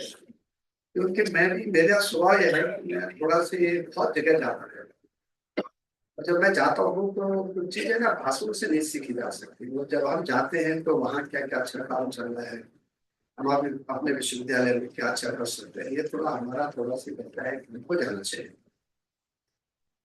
और एक बार फिर मैं आप सब लोगों को उत्तराखंड की धरती पे सबका धन्यवाद देना चाहता हूँ। विशेषकर मैं पाठक जी का धन्यवाद देता हूँ कि उन्होंने फोन पे कहा कि जी आप उपलब्ध है। मैं लिखा भाई आप बुलाएंगे तो मैं आ जाऊँ, ठीक है। लेकिन अच्छा हुआ कि मैं भी आ गया। हम सब लोग आज माननीय राज्यपाल जी को सुनना चाहते हैं। वैसे हम 3 घंटे करते हैं और मैं समय का भी थोड़ा पाबंद आदमी हूँ। राज्यपाल जी मुझसे ज्यादा पाबंद है, सेना के आदमी है, मैं सिविलियन आदमी हूँ। लेकिन राज्यपाल जी भी घड़ी देखते रहता है, मैं भी घड़ी देखता रहता हूँ। तो मुझे लगता है कि हम ज्यादा अब राज्यपाल जी को सुनेंगे। और आप सब लोगों से मेरा निवेदन यह है कि विशेषकर पाठक जी से भी और अपनी बहन पंकज मित्तल जी से भी कि हम अपने राज्य के लिए आपकी सेवाएं, आपके संगठन के लिए, क्योंकि आप पूरे देश में 1035 विश्वविद्यालय हो, आपका विश्व का सबसे बड़ा संगठन।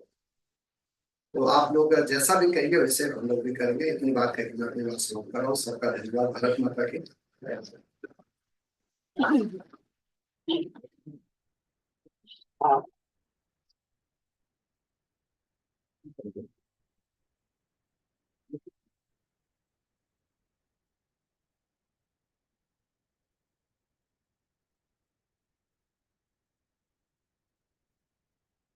धन्यवाद माननीय मंत्री महोदय। Ladies and gentlemen, now it's time to release the university news, a special issue of the Association of Indian Universities. I would like to request the organizing team to present the copies of this university news special issue of Association of Indian Universities.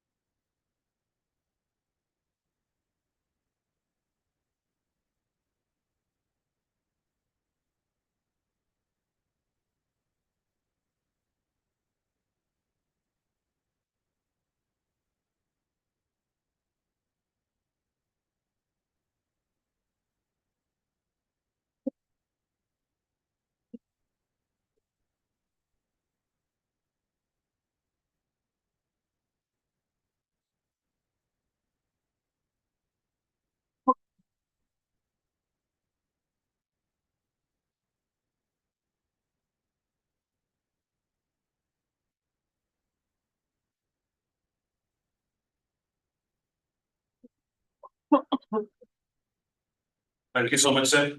Ladies and gentlemen, before I invite His Excellency the Governor of Uttarakhand for his presidential address, with his permission, I would like to present the brief profile as an introduction. Lieutenant General Gurmeet Singh, BVSM, UISM, AVSM, BSM retired, is the former Deputy Chief of Army Staff. Was born on the 1st February 1956 in Amritsar, Punjab, and had his primary school in Sanic School, Kabutala, Punjab. General Gurmeet Singh, who is known for his military deftness and proficiency in the Indian Army, is presently getting the designation of Governor of Uttarakhand. General Singh's personality is a combination of bravery, courage, kindness, compassion, simplicity, and honesty. A wonderful amalgamation of simplicity and popularity in his personality makes him an expert in taking tough decisions in his military career, and he is broad-minded, soft in spirit, heart and thoughts. He has compassion, love, and affection for all. Forgetting caste, religion, and class, he has the attitude to see only one soul of Almighty in each and every one. General Singh, who has entirely imbibed the three virtues of Sikhism, kindness, simplicity, and honesty in his personal life, as a unique combination of military aptitude and pleasing persona. He touches everyone's heart closely. After becoming the Governor of Uttarakhand, the spirit of patriotism and his vision of serving state had already been felt in his first message. Ladies and gentlemen, it would not be an exaggeration if it is said that the conscious, dedicated personality of Gurmeet Singh Ji is legacy of our nation. The philosophy, values, and lifestyle of such personalities would be a unique present to the current generation. His personality and thinking are raised in the path laid down by Guru Nanak Dev Ji and Guru Gobind Singh. Sachkhand Varsed Nirankar Nishchay Kar Jeet Parvakni. Belonging to the most sacred place in Sikh religion in the city of Amritsar, he is a former Deputy Chief of Army Staff of the Indian Army. He belongs to a patriot family. His father, Sri Mohan Singh Ji, has served the Indian Army, and elder brother has served the Indian Air Force. He represented the country on many occasions. He participated in numerous talks regarding border issues with China, visited to Beijing, Shanghai, and other cities of China, talks and military visits. He visited Pakistan for talks on Siachen and other issues. He has extended, very extended and extensive tenure of counter-terrorism in Jammu Kashmir and Northeast. He is a well-known scholar on defense matters. While serving the country, he also studied the defense matter at prestigious Jawaharlal Nehru University, National Defense University, Washington, and National Defense University, Taipei, Taiwan. For 2 years, he has researched on Indian-China border issues. As an Adjutant General of Indian Army, worked on human resource management. Apart from this, he was focused on information technology, human resource management, training, manpower policy, and planning, recruitment, selection, motivation, morale, health, discipline, legal issues, welfare, resettlement, and issues related to ex-servicemen during his various postings. He has a special attachment with soldiers, warriors, and martyrs. He was also the chief executive patron of the Rashtriya Sangh of Afghanistan. He has been participating in TV, media on National First Focus as Jaivan General, as a defense expert. He has been awarded with 4 Presidential Awards and 2 commendations by Chief of the Army Staff during his nearly 40 years of service in the Indian Army. Param Vishisht Seva Medal, Uttam Vishisht Seva Medal, Ati Vishisht Seva Medal, and Vishisht Seva Medal. Ladies and gentlemen, please welcome our esteemed Chief Guest. For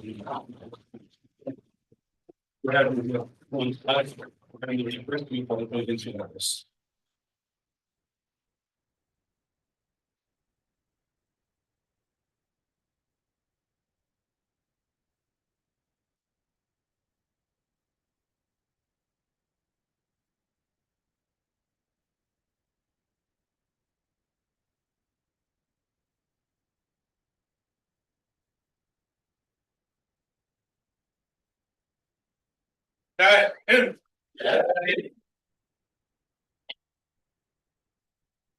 आज सचमुच एक landmark moment है, क्योंकि ये centenary जो 100 साल की मेहनत है, उसके कल्मिनेशन के ऊपर में ये जो समय है, ये हमारे सचमुच एक मंथन और चिंतन का क्षण है।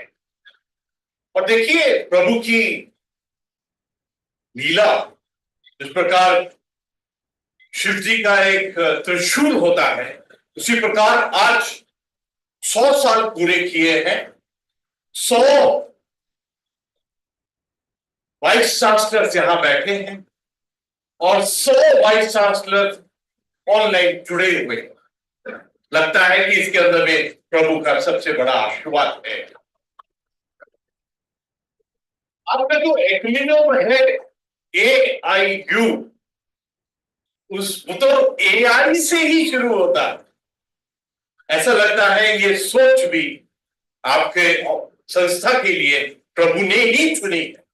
और आज आपने जो दृढ़ निश्चय, जो संकल्प के साथ में इस मंथन को शुरू कर रहे हैं, उसके अंदर में जो इंटीग्रेशन वाली बात है, मुझे लगता है ये सबसे बड़ा ब्रह्मांड का आदेश है कि हम किस प्रकार से अपनी सभ्यता, संस्कृति और वो इतिहास जिसके अंदर हमारी जड़ें हैं, हमारी परंपराएं हैं, हमारा ज्ञान, अर्थ और विद्या है एक तरफ वो, और दूसरी तरफ ये जो आर्टिफिशियल इंटेलिजेंस टेक्नोलॉजी उभर रहा है, इन दोनों को कैसे इंटीग्रेट करें। आई think that is the biggest challenge for each one of us.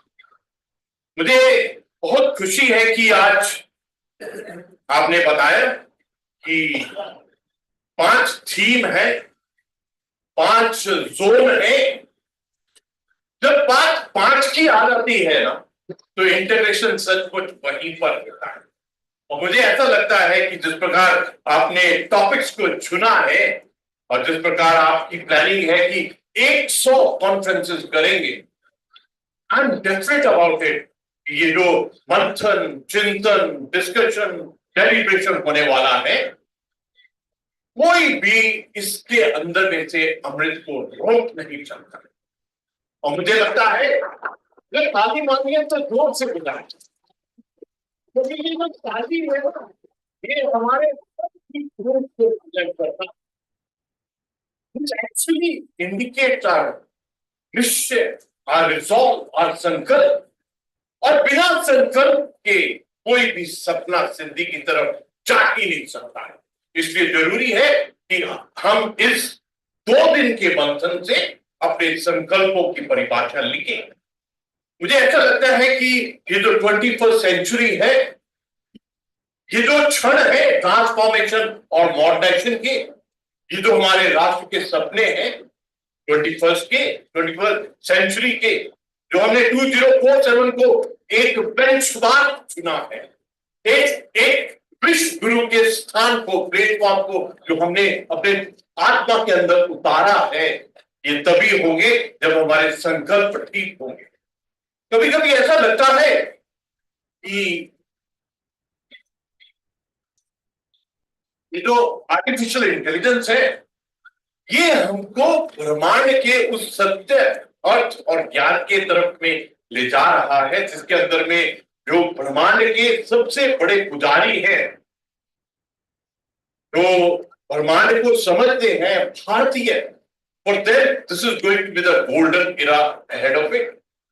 मैं आपसे साझा करना चाहता हूं, पहले मैंने कई बार कहा है कि मैं एक विवेकानंद मिशन के स्वामी जी के साथ में बैठा हुआ था, तो मैंने उनको कहा, कि स्वामी जी, आने वाले समय में हम सबको, including the swami, will have to educate ourself artificial intelligence.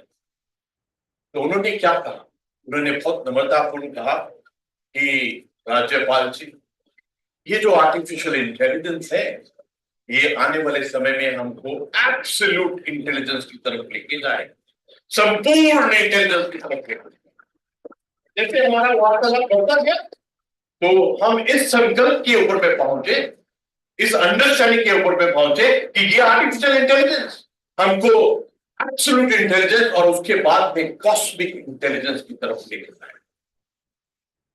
और ये जो कॉस्मोस है, ये जो ब्रह्मांड है, इसको भारत की डीएनए सबसे अच्छा समझती है। मुझे ऐसा लगता है कि कंप्यूटर की भाषा, संस्कृत की भाषा एक्जैक्टली सेम है, the language is same. So therefore, I think the entire unfolding of this artificial intelligence, क्योंकि आप इस विषय के ऊपर में बात करने वाले हैं, मुझे ऐसा लगता है कि शिव जी के त्रिशूल की तरह 3 बदलाव हमारे सामने में आ रहे हैं, which is going to define our future. मैं समझ सकता हूं जो कमाल गुंसाला जी ने इतने सुंदर तरीके से कहा कि हमारा फ्यूचर क्या होगा। उन्होंने एक दृश्यम दिया, उन्होंने स्टूडियोज का, क्लास का, contact between student and teacher के बारे में कहा। आने वाले समय के ऊपर में ये जो त्रिशूल है, जो बदलाव ला रहा है, उसके अंदर में आर्टिफिशियल इंटेलिजेंस, मेटावर्स और क्वांटम कंप्यूटिंग एक बहुत बड़ा चेंज लाने वाले। कभी कभी ऐसा लगता है, ऐसे तो सब यूनिवर्सिटीज हैं, ये जो वर्ड है यूनिवर्स, एक वर्स, ये चेंज होकर मेटावर्स में आ रहा है। और मेटावर्स के अंदर में they are challenging what the reality is. Is it augmented reality? Is it virtual reality? Is it engineered reality? जहां बाद में जाके ये कॉस्मिक वर्स की तरफ में बढ़े। तीसरा जो शूल है, तो शूल का क्वांटम कंप्यूटिंग। पहले एक कंप्यूटर था, फिर 1000 कंप्यूटर बन के इकट्ठा होकर, इंटरनेट होकर सुपर कंप्यूटर बना, और सुपर कंप्यूटर के बाद में क्वांटम कंप्यूटिंग की तरफ हम बढ़ रहे हैं। और मुझे लगता है कि आने वाले समय के ऊपर में एक कॉस्मिक क्वांटम कंप्यूटिंग की तरफ हम बढ़ेंगे। मैं इसलिए ये बात कर रहा हूं कि जो हमारे सामने में transformation and the modernization which is unfolding, that will change the entire the spectrum of सोच, विचार एंड धारणा। वो थिंकिंग, थॉट एंड परसेप्शंस को बहुत ही बड़े तरीके से चेंज कर देंगे। It is important that we understand this unfolding game before the game is in front of us. And therefore, ये जो 100वें सेंटेनरी मंथन के ऊपर में आप विचार करेंगे, मुझे ऐसा लगता है that you are going to define the next 100 years of education in which मेरे को एक पक्का विश्वास है कि भारत को आने वाले समय में विश्व गुरु होने से कोई नहीं रोक सकता। और इसमें जो हमारी यूनिवर्सिटी, हमारे vice chancellor will play, that will be recorded in the evolving history of India. I have no doubt. ये जो 2047 है, जिसमें हमने विकसित राष्ट्र, आत्मनिर्भर भारत और जो पहला ट्रेलर विश्व गुरु का है, that is already started unfolding. ये जो कोविड आया था, कोविड महामारी आई थी, पूरे विश्व का मेडिकल इंफ्रास्ट्रक्चर गया था। लेकिन एक देश है जिसने अपनी नेशनल रेजिलियंस दिखाई, और सबसे बड़ा सबक जो कोविड में ये था, that understand this online, understand this digitization, understand this AI, understand the changes which are unfolding in front of you. अब हमारे पास में rhetorics के लिए समय नहीं. We have to do this in the coming time. I think at the end of this मंथन, at the end of this चिंतन, जो हमारे संकल्प होंगे, I would request each one of you to define, because each one of you is such a big force multiplier. जो 10वें पातशाह गुरु गोविंद सिंह जी ने कहा था, जो 1,00,000 force multiplication, each one of you is coming into you. I'm definitely looking at the way you have listened right from the beginning. आपका जो आपकी आज आत्मा इन्वॉल्व है, मैं आपको बता सकता हूं कि ये भूमि है, भूमि में and spirituality is part of the environment. ये उस इकोसिस्टम का एक, you can feel it. I can feel कि आपकी आत्मा इस चेंज के लिए कितनी उत्सुक है। ये जो कमाल गुंसाला जी को आपने सुना, इन्होंने 33 साल के अंदर में जो इस देवभूमि के अंदर, इस तप भूमि के अंदर, इस कर्म भूमि के अंदर में जो बदलाव खुद लेके आए, एक कंप्यूटर लैब से शुरू किया था इन्होंने। 33 साल, 3 डिकेड्स की जो जर्नी है, मुझे ऐसा लगता है कि ये सबक आप अपने साथ में लेके जाइए कि किस प्रकार से अगर आपने अपना संकल्प कर लिया, एक रिजॉल्व ले लिया, और ये जो रिजॉल्व होता है ना, उसमें जो आर की वैल्यू है, जैसे हम कहते हैं कि रिसर्च क्या है, सर्च करना है आरी, और आरी की वैल्यू क्या है वो प्रभु भी जानता है।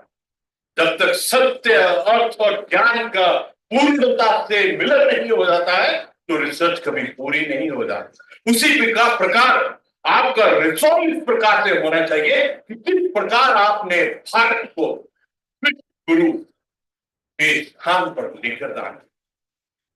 I think this is a challenging time for each one of us.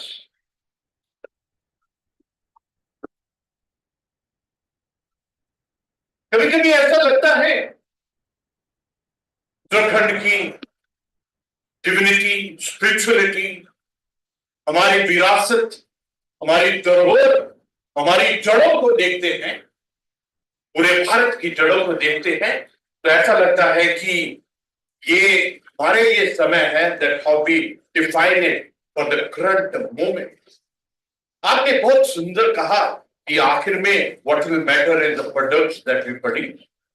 I think we have to be objective in what we achieve. The objectivity, productivity, creativity, and dynamism has got to be our goals hereafter. कभी कभी ऐसा लगता है कि भारत को तो हम समझ ही नहीं सकते. We don't know our self-worth. We don't know our self-value. जब हम नालंदा यूनिवर्सिटी को देखते हैं, जब उसकी विशालता को देखते हैं, जो हमारे विद्या का केंद्र बिंदु था उसको देखते हैं, तो ऐसा लगता है कि we have it in us, हमारे अंदर है, हमारे अंदर ही वो डीएनए है विवेकानंद जी का, छड़ख्या का, गुरु नानक देव जी का, गुरु गोविंद सिंह जी का. All that we got to do is connect to our inner self through Shiksha. I think that is what is most important. मुझे अत्यंत खुशी है कि आप जो भी मंथन करेंगी, आप जो भी चिंतन करेंगे, वो 1034 यूनिवर्सिटीज इंक्लूडिंग 18 इंटरनेशनल यूनिवर्सिटीज वहां तक जाए. आपकी गूंज, आपकी रीच, आपका effect and result is going to be huge. कभी कभी ऐसा लगता है हमारा इतिहास इस प्रकार रहा है कि मुगलों के समय में ऑपरेशन, अत्याचार के कारण डिवाइडेड थे. अंग्रेजों ने बहुत ही हायर लेवल इंटेलेक्चुअलिज्म और रिसर्च से हमको 3 वर्ल्ड के साथ में इतने साल हमको रूल किया, डिवाइड एंड रूल. तो ये जो हमारे बीच में दरार थी, हमारे बीच में डिवाइड था, इसको किस प्रकार से how do we change the entire ball game? और ये जो आपने इतना सुंदर शब्द यूज किया है, integration of higher education, technology integration, हमारे पास ये प्रभु ने ऐसा अवसर दिया है. We should not miss this chance, क्योंकि जब इंडस्ट्रियल रेवोल्यूशन आई थी उस वक्त हम गुलाम थे. We were not the decision maker, neither we could implement our national will. लेकिन आज हमारे पास अपना नेशनल विल, अपना सोशल विल, हमारा सेल्फ कंट्रोल, सेल्फ डिसिप्लिन, सब कुछ हमारे पास. We will not be able to answer our own self. अपनी आत्मा को जवाब नहीं दे सकेंगे if we do not come out as a victor in this challenge of transformation and mortality. हमको, मैं आपसे साझा करना चाहता हूं, आपने चाइना और ताइवान की बात, मैं आपसे अपने जीवन का एक बहुत इंटरेस्टिंग इंसिडेंट शेयर करना चाहूंगा. हुआ क्या कि मैं as a major general, I was a leader of a military delegation. We had gone to Shanghai, Beijing and Xinjiang. Urumqi गए. जब उरुमची गए थे, वहां से वापस आ रहे हैं मेरे साथ में एक पीएलए की एक कर्नल, एक महिला ऑफिसर कर्नल थी, वो मेरे साथ में थी, she was the region officer. जब हम वापिस आ रहे थे उन्होंने कहा कि general, in the way we have one town which we recently done, would you like to see? I said definitely. So she said, we have 1.5 hours with us, and I think we can take a break. And आप देख लीजिए इस उभरते हुए urban area. So we stopped. But the last minute, I thought, since I'm the leader of the delegation, let me sit here in the car, do my planning for the next event. And I told other 8 officers, I said, just go and see the thing and give me a feedback after that. हुआ क्या?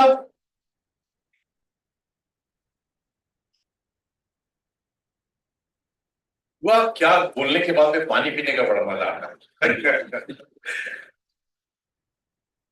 ये हुआ क्या? सास भी कभी बहुत थी, अगले हफ्ते बताएंगे। What happened? हम लोग उस शहर में रुके, other 8 officers went. I stayed back in the car. I was doing some planning. 1 घंटा हो गया, एक ऑफिसर नहीं वापस आया, नई जगह, और वो जो ऑफिसर नहीं आया, he was also a turbaned officer. So this lady became panicky, this colonel of PLA. She said, sir, that officer is going to come, sir. I said, don't worry. New things, it takes time. Let's wait for some time. I said, let's wait for 15 minutes. I'm definitely be back. मैंने अपने हाथ जोड़े, अंदर में आंख बंद की, मैंने बोला वाहेगुरु, ये चाइना में जाके साड़ी बेइज्जती ना करा दे। I did my sincere prayer to Vaheguru. I said, no mistake.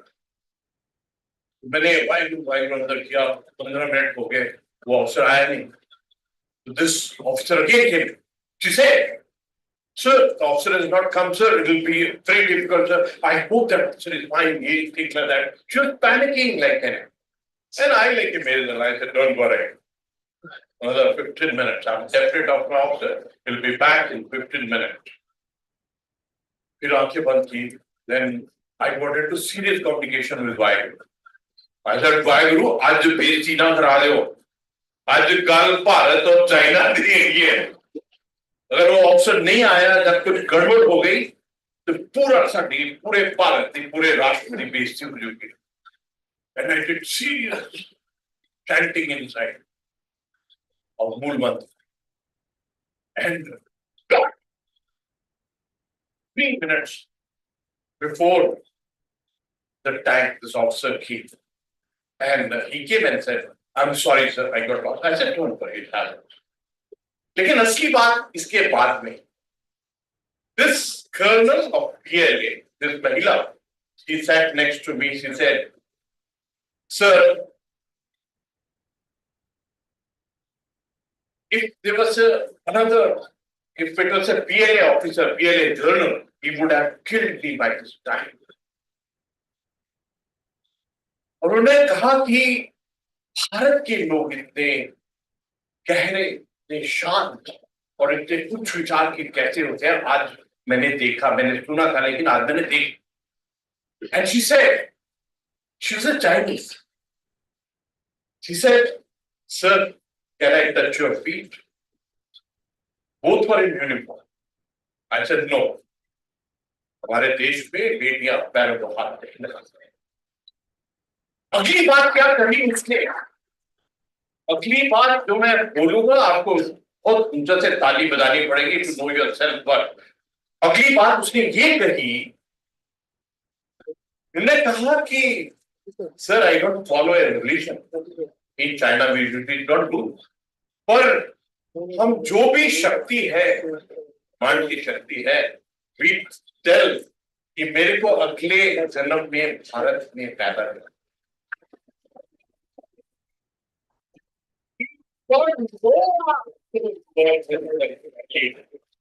और आपका काम ये है कि योगा की तरह आपको हमारे स्टूडेंट्स के अंदर भी, और आपने कभी ये सोचा है, ये जो वर्ड स्टूडेंट है, इसमें सबसे इंपॉर्टेंट हिस्सा क्या है? STU और उसके बाद में टेंट है।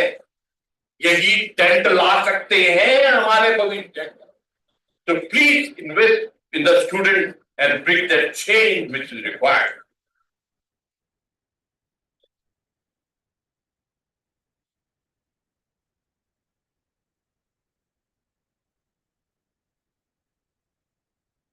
मैं तो आत्मा से ही बोल रहा था अभी तक।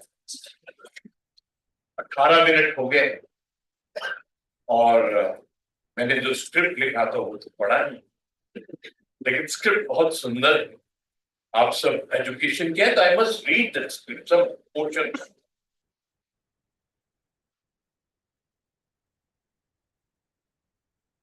भारतीय शिक्षा प्रणाली पारंपरिक मूल्यों और आधुनिक प्रथाओं का मिश्रण है। We have values and ethics to defend. We got this values and ethics as our property.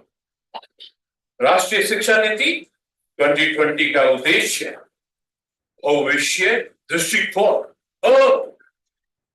multiple spectrum perspective that we got.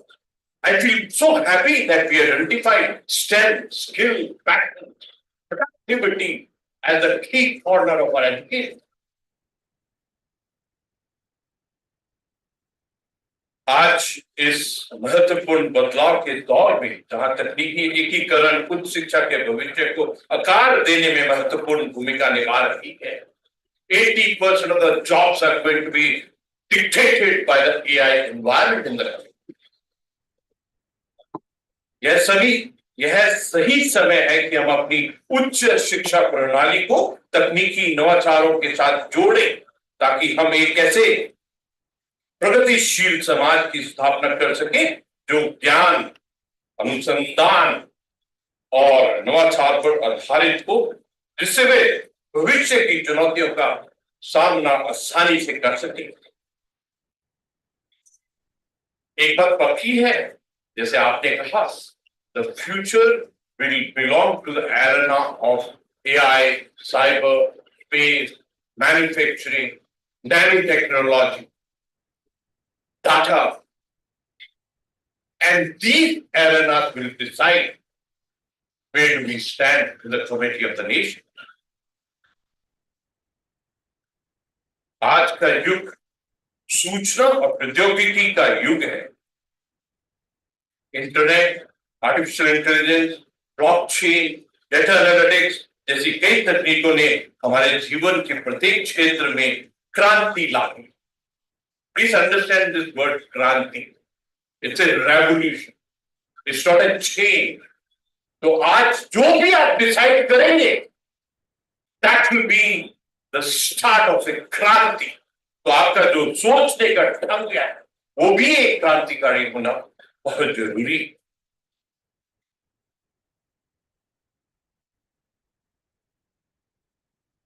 एक बड़ा टचिंग सा पॉइंट है कि कभी कभी ऐसा लगता है,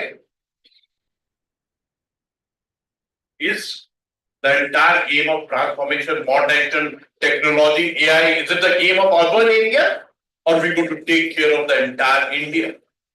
जो वंचित हैं, जो अंत्योदया है, जो रूरल एरिया है, जो पहाड़ का इलाका है, जहां तक हमारी पहुंच नहीं होती है, we got to ensure that we reach to the last man here in the queue. हमें यह भी सुनिश्चित करना होगा कि तकनीकी एकीकरण केवल शहरी केंद्रों तक सीमित ना रहे। ग्रामीण और दूर दराज के क्षेत्रों के विद्यार्थियों को भी समान इक्वल अपॉर्चुनिटीज मिलनी चाहिए, ताकि हम डिजिटल विभाजन को समाप्त कर सके और सभी को तकनीकी संसाधनों की पहुंच प्रदान कर सके। सबसे exciting point at this moment in the entire world is कि हमारा देश एक युवा राष्ट्र के रूप में अपनी शिक्षा प्रणाली को मजबूत बनाकर वैश्विक मंच पर एक निर्णायक भूमिका निभा सकता है।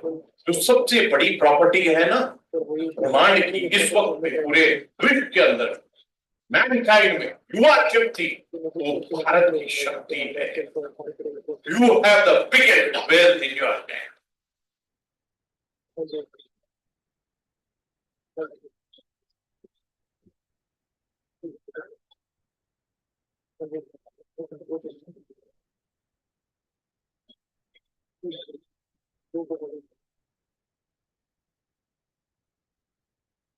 समय कम है, समय शिव जी कहते हैं महादेव महाकाल है। टाइम के स्पेलिंग भी ऐसे हैं, अगर आप टाइम में टी और ई को हटा दें तो आई एम, तो सबसे जो बलवान है वो समय ही। उसको मद्देनजर रखते हुए I will read the last paragraph. आइए, आइए means the clarion call as a nation. हम सब मिलकर तकनीकी एकीकरण, integration of technology without being,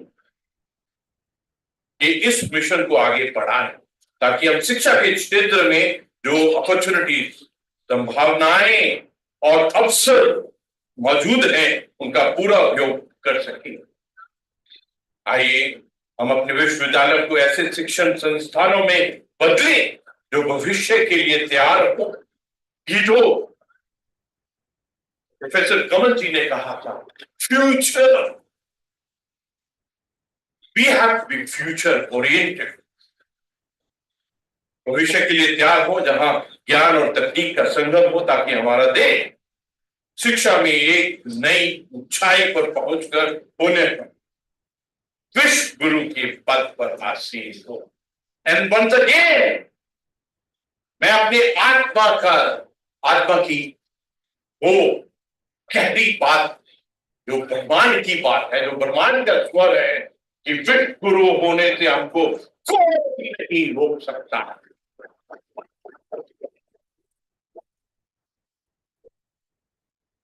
अंत में मैं यही कहूंगा कि ये जो सब आत्माएं इकट्ठी हुई, ये प्रभु का आदेश है, ब्रह्मांड का आदेश है। और ये जो आप सम्मेलन, मैं इसकी सफलता के लिए वाहिगुरु प्रभु शिव जी से प्रार्थना करता हूं कि इसमें से जो अमृत निकलेगा, that will guide India in the coming. अंत में नमस्कार, प्रणाम, लेकिन जय हिंद बोलने से पहले मैं प्रोफेसर विनय कुमार पाठक जी को बहुत बहुत धन्यवाद देना चाहता हूँ कि आपने देहरादून उत्तराखंड को चुना है। My complement.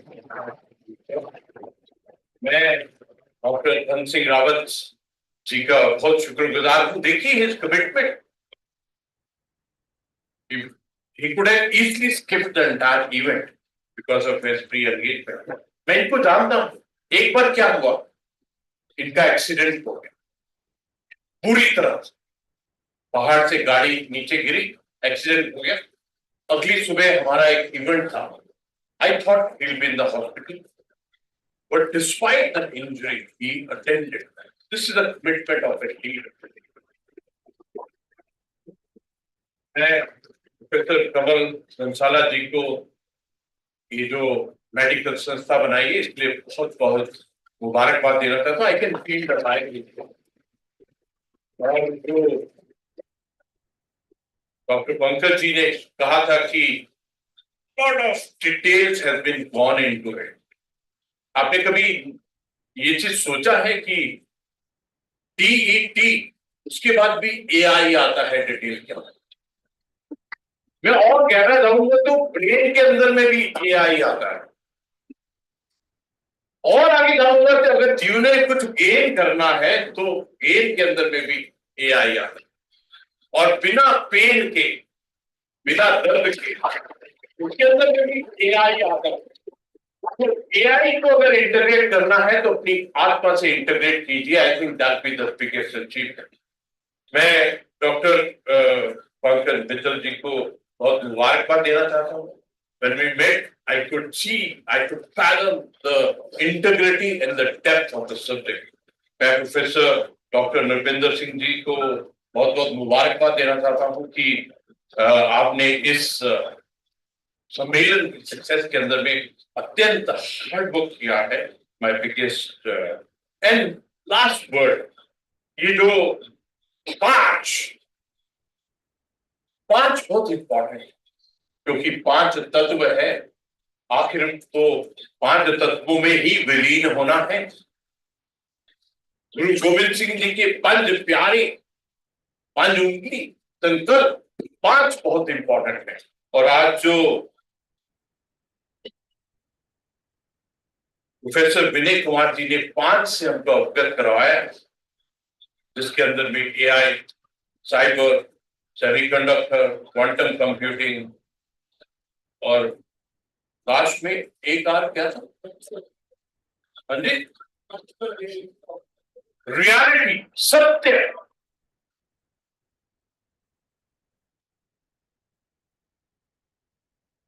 अंत में हम सब नेशन पर, राष्ट्र सर्वोपरि, और मैं चाहूंगा कि मैं अपनी राष्ट्र, नेशन फर्स्ट, राष्ट्र सर्वप्रिय, जो भारतीय सेना ने मेरे को सिखाया, दो शब्द है जिन्होंने हमको आजादी दिलाई, जिन्होंने अंग्रेजों से, हमको स्लेव से इंडिपेंडेंट बनाया.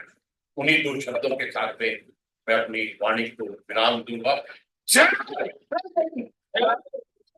से बोल देता हूँ, 21st सेंचुरी का चैट अपने आप से अलग होना चाहिए. प्रणाम.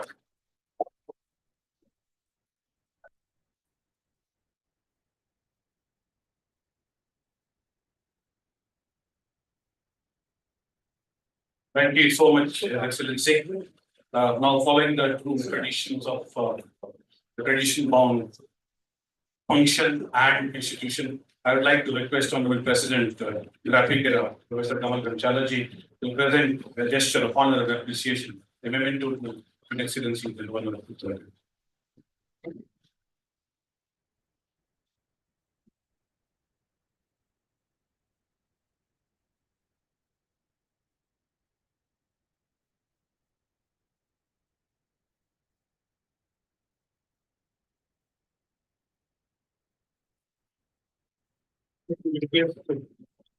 Honorable President of the Association of Indian Universities, President, I memento to Honorable Chief Guest.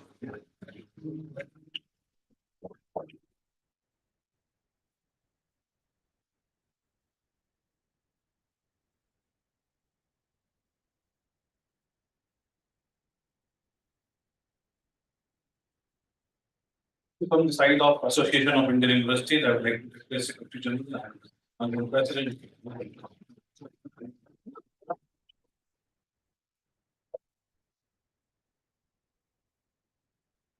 Now, I would like to request Professor Kamal Ganchalaji, President Graphicera, to present a memento, a gesture of honor and appreciation to Dr. Dhan Singh Rawat, Honorable Guest of Honor.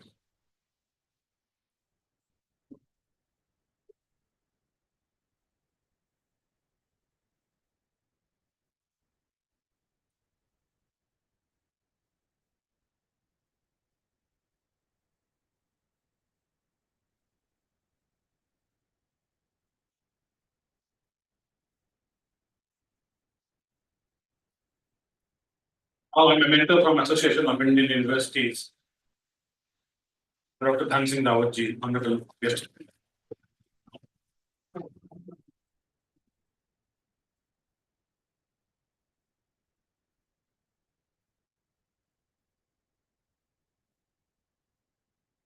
Now, I would like to request the President Graphicera Group of Institutions to present a memento to the President of Association of Indian Universities, a gesture of honor, welcome and appreciation.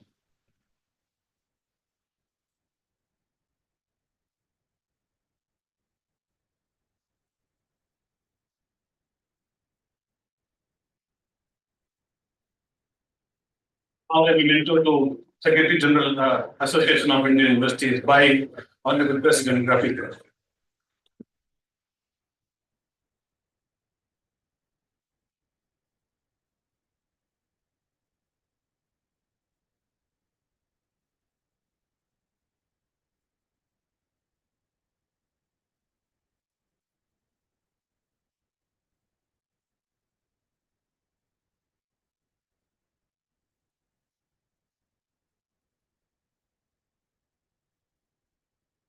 Thank you so much, sir. Ladies and gentlemen, may I now request all of you to rise, please join us at the national anthem.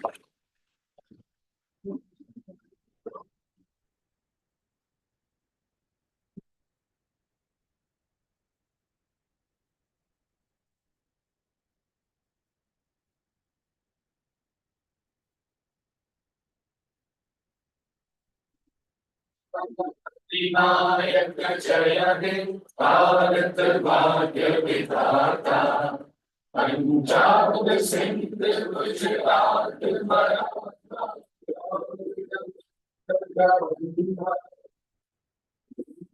Himachal Yamuna Ganga उच्चल जलधि Ganga शुभ नामे जागे तब शुभ आशीष मांगे गावे तब जय गाथा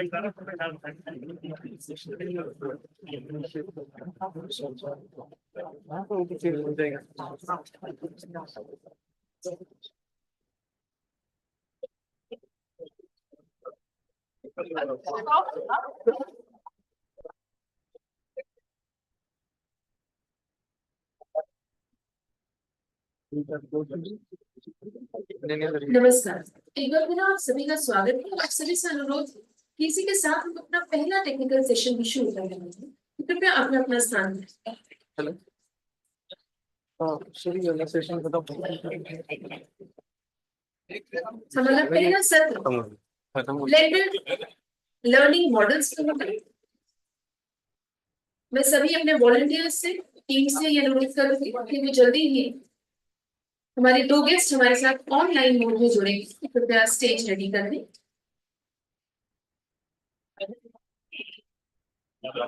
We are going to start in another 2 minutes.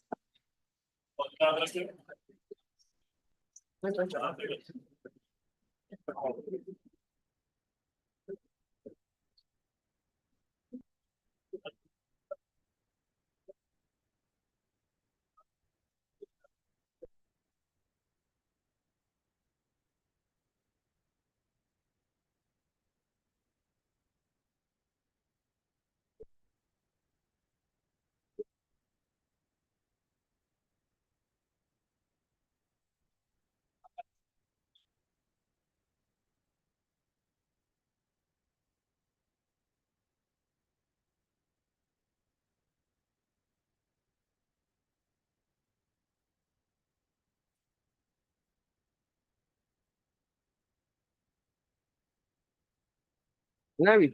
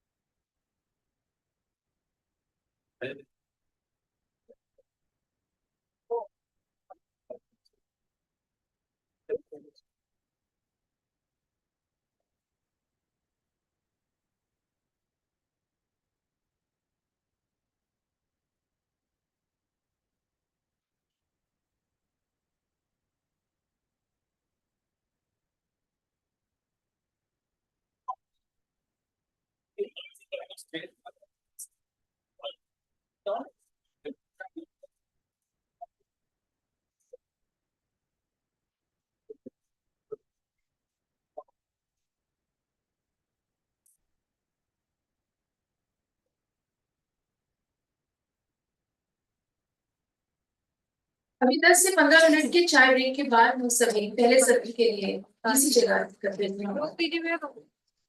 शुक्रिया।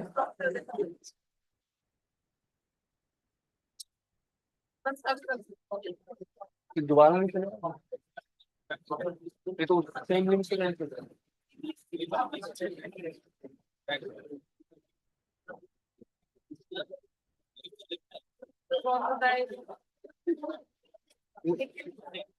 वो सब वो करवाया था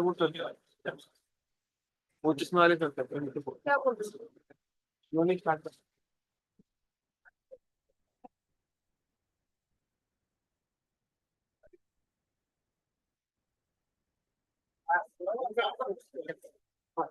क्लोज कर दे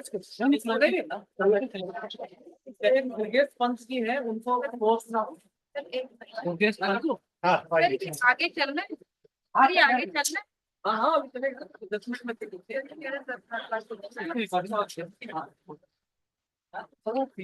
रिकॉर्डिंग तो मीटिंग कर रहा है आफ्टर देखो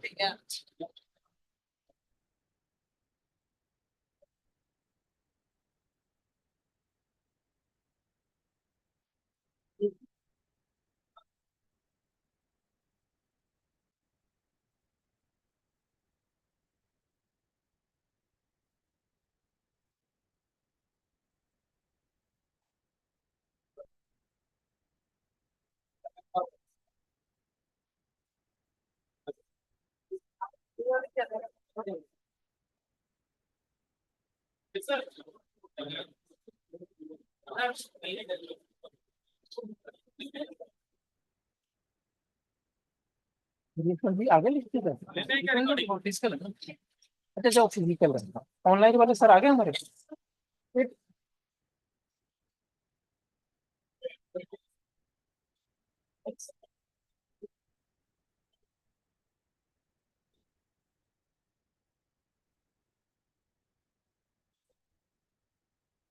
जो भी सर वो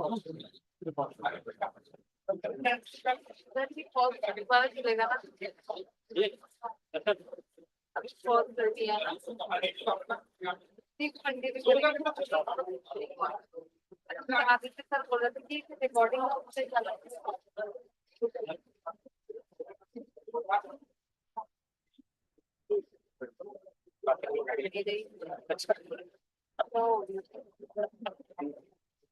तो आप यहाँ से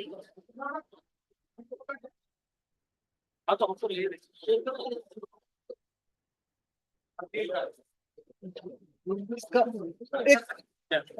सर बैंक बताएगा बताएं सर इसका मुझे ना एक थोड़ा ये बैकड्रॉप डालना पड़ेगा ना ये उनकी टेस्टिंग हुई थी चलाएंगे होगा ना कॉपी करके व्हाट्सएप करेंगे लैपटॉप में आपके पास किस फोन है लीजिए मेरे को 2 मिनट के फिर आप डिस्कस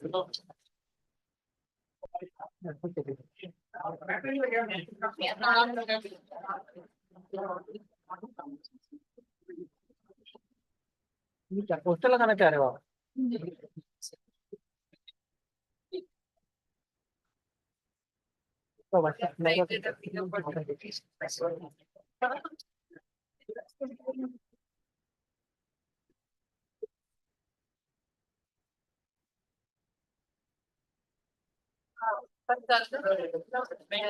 तो थोड़ा लेट है ये व्हाट्सएप किसका खुला हुआ है मैं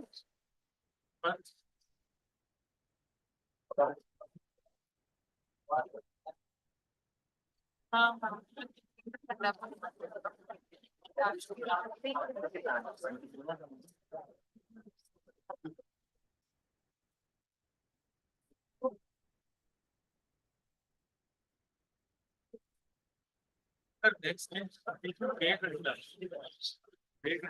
टाइम ही नहीं है सर ब्रेक कैसे रखेंगे कॉलेज एक प्लान है गवर्नमेंट का लेट हो गया आधे घंटे आधा घंटा ब्रेक खत्म हो गया गवर्नमेंट 10 बजे आ रहा था ना इस वजह से हुआ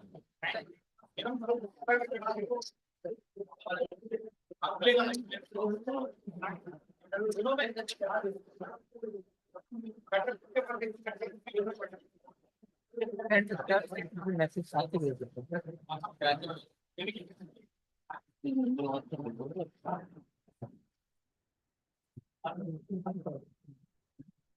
भाई ये नंबर उनका है व्हाट्सएप में। ये व्हाट्सएप किस पे खुला हुआ है? वो उनका खुला हुआ है, जब लाइव में लिंक करके ना नितिन।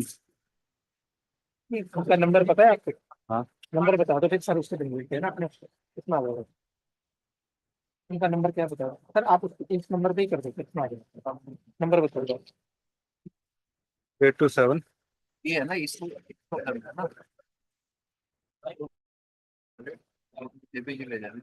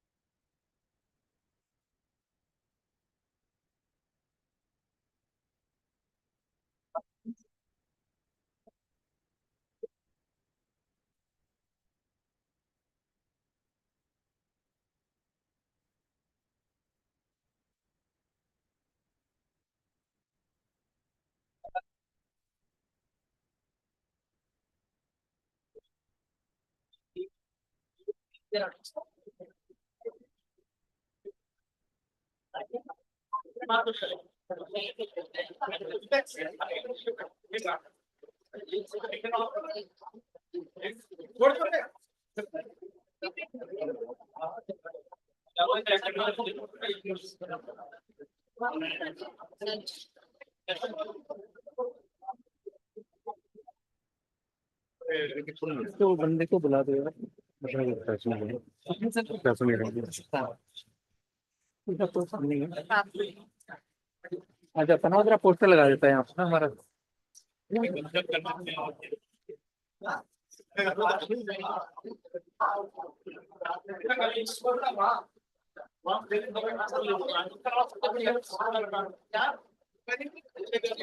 लगा दिया उन्होंने पोस्टर, तो ये देखना सर, ठीक है। अपने आप बाहर वालों को दिखाना चाह रहा हूँ। जरा बुलाओ यार, इनको बुलाओ, लैपटॉप बुलाओ। कुछ इन्होंने वो पीपीटी लगानी है, कुछ लगानी है ना उन्होंने। सर एक जो पीपीटी मैंने भेजा है ना आपको, PPT रखनी है। उस पीपीटी को अब इसी का ना हर एक सेशन का ऐसे बनवा दीजिए ना प्लीज। मैं लैपटॉप ले आता हूँ 2 मिनट। मैं बनाया था, मैं बना, ठीक है। 2 मिनट में लैपटॉप लेके आता हूँ। ये तो ठीक है।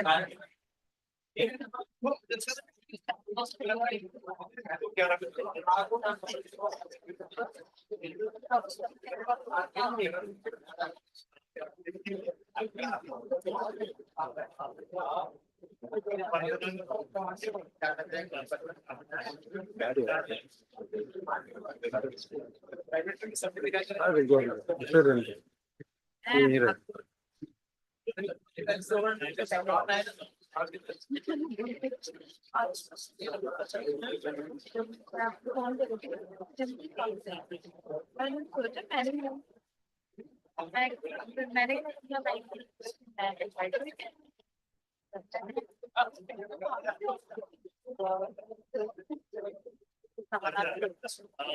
बैठ जाओ, अभी 10 मिनट बैठ जाओ।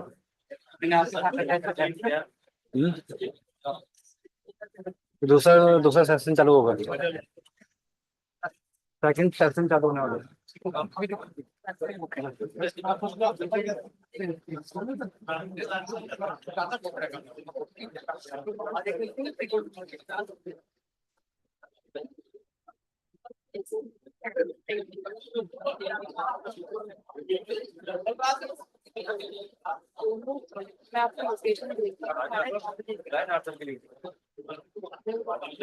हाँ नीचे पॉइंट ही पॉइंट पे कुछ नहीं है, ये इज्जत बहुत है। खराब हो गया, मैं मार्केट में बेच रहा हूँ।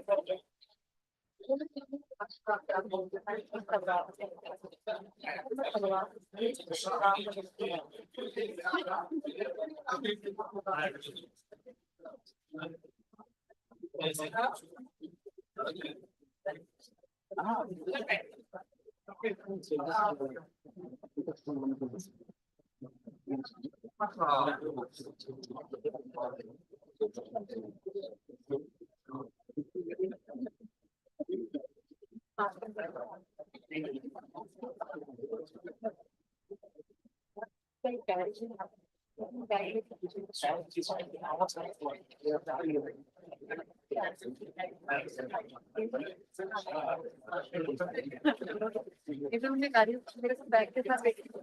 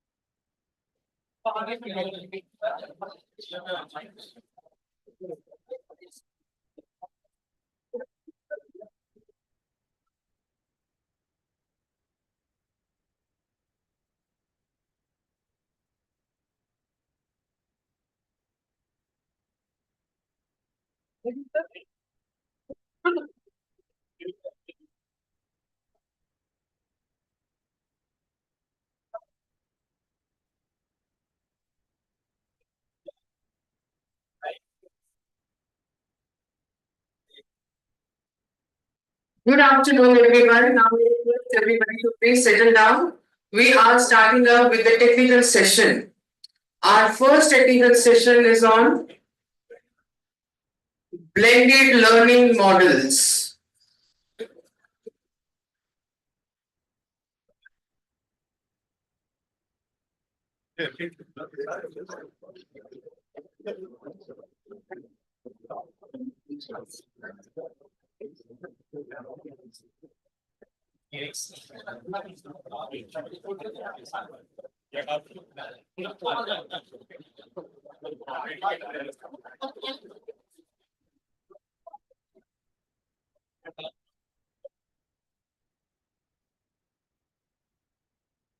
Good morning.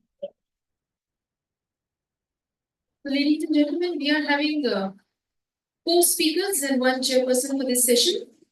And before I invite all the speakers on the dais, let me tell you, we are having Professor Durgesh Pant, Director General, Uttarakhand State Council for Science and Technology, will be chairing the session. We are having Shri Sanjay Mishra ji, Education Specialist, Technology Enabled Learning, Commonwealth of Learning, and he is joining us online.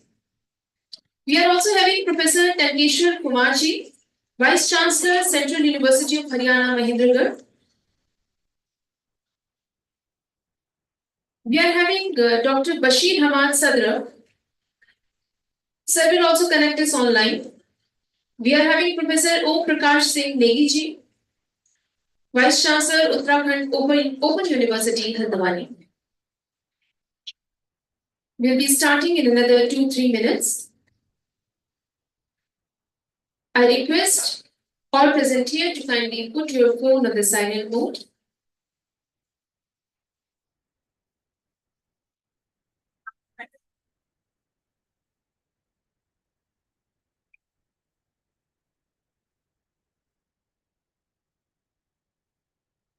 Before any further delay, I would like to invite Professor Durgesh Pant ji to kindly come on the dais.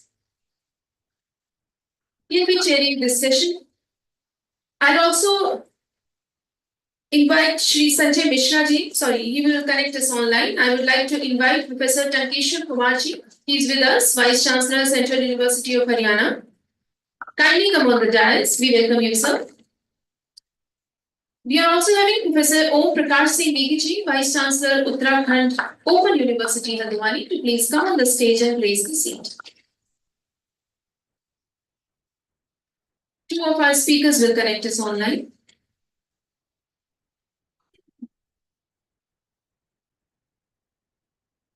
I would like to start with a quote. Tell me, and I forget. Teach me, and I may remember. Involve me, and I learn. Namaskar, Sadar, Abhinandan, Abhar. On behalf of Graphic I extend a very warm and gracious welcome to all the dignitaries, distinguished guests, and respected faculty members in the first technical session of North Zone Vice Chancellor Meet 2024, organized by Association of Indian Universities and Graphic Teaching University. Ladies and gentlemen, the present session aims to bring to the light various aspects related with blended learning models.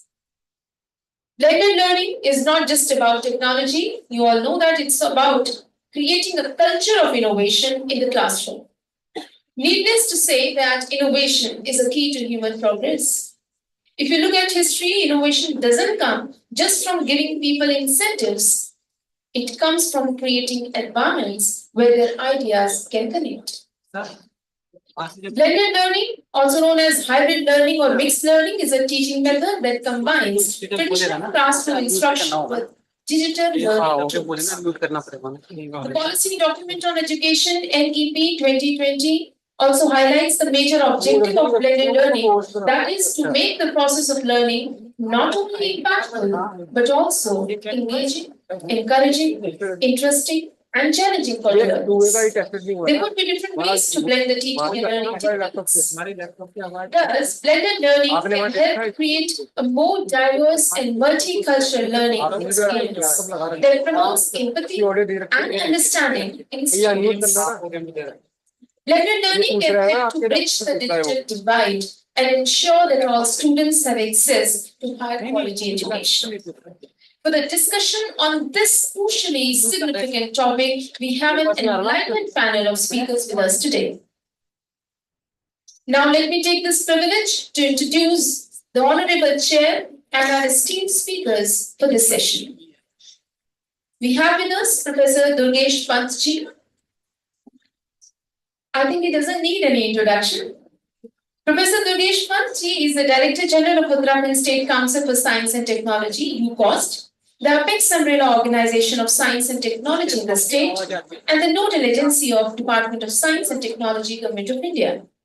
He has been widely recognized for his distinct contribution for laying the foundation of computing and informatics in the region of Uttarakhand. Professor Pant, a lifelong learner and explorer, is well known for being an extraordinary collaborator and institutional builder. Professor Pant has been working relentlessly for over 35 years to ensure universal access of technology and knowledge, especially among the marginalized and vulnerable communities. In his current role as a Director General UCOST, he has been instrumental in transforming the Council into a platform for harvesting and dissemination of scientific and technological knowledge. Professor Pant is demonstrating exemplary leadership and administrative acumen in steering India's 5th Science City project at Dehradun. We welcome you, sir, for being here with us.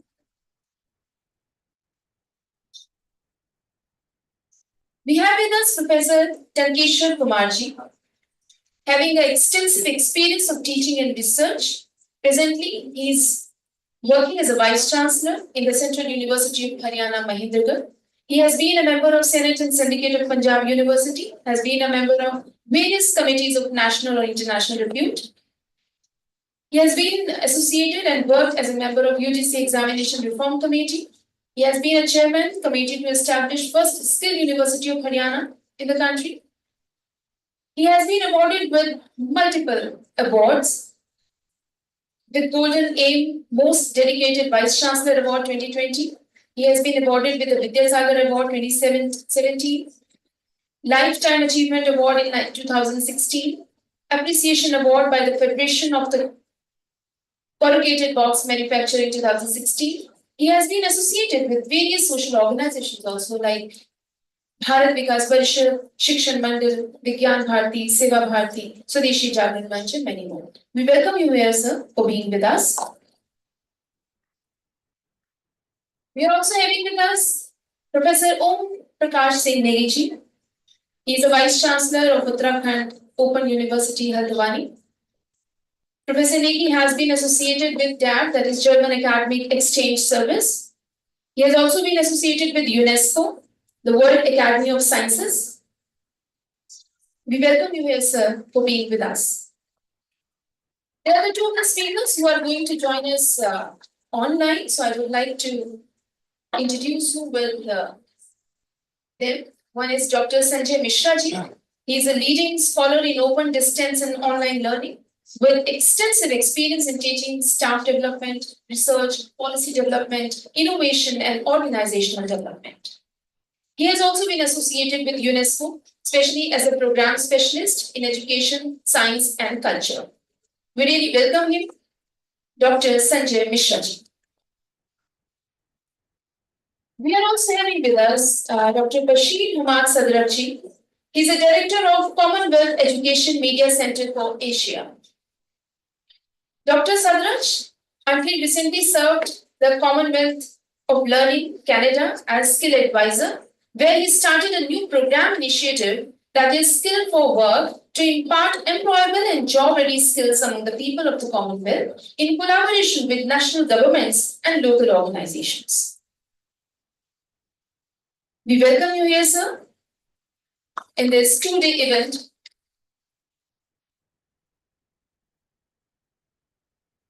With this, I would like to invite the chairman for the this first technical session of this two-day event, this two-day Vice Chancellor Meet 2024, Professor Durgesh Bhatt, to kindly come forward and enlighten us with your words and set the tone of the session with your opening remarks. Over to you, sir. Thank you.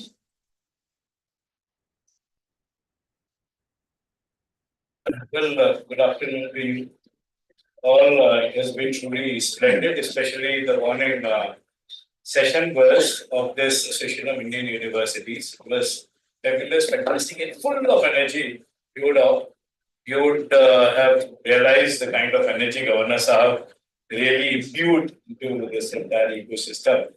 And so a good beginning means it is already a very successful, this event. It is there for certain. It is there. And Dr. Mittal and Professor Vinay Pathak Sahab and the panelists with us, Professor Om Prakash Singh Negi ji, Professor Keshwar Kumar ji, and we have Dr. Mishra and we have Dr. Satya.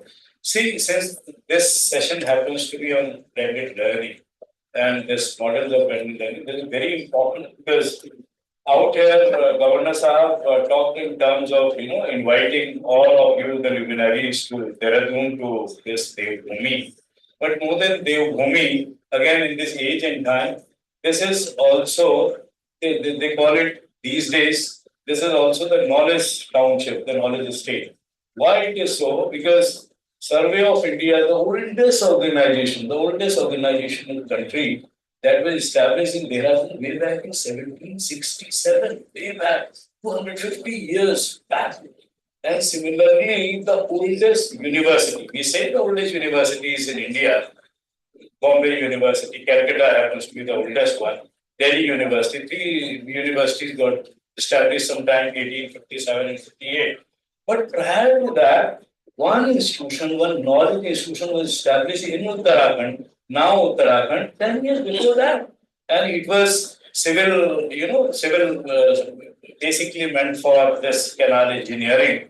So this Roorkee Engineering College that we say, or IIT Roorkee now, it was established way back in 1847.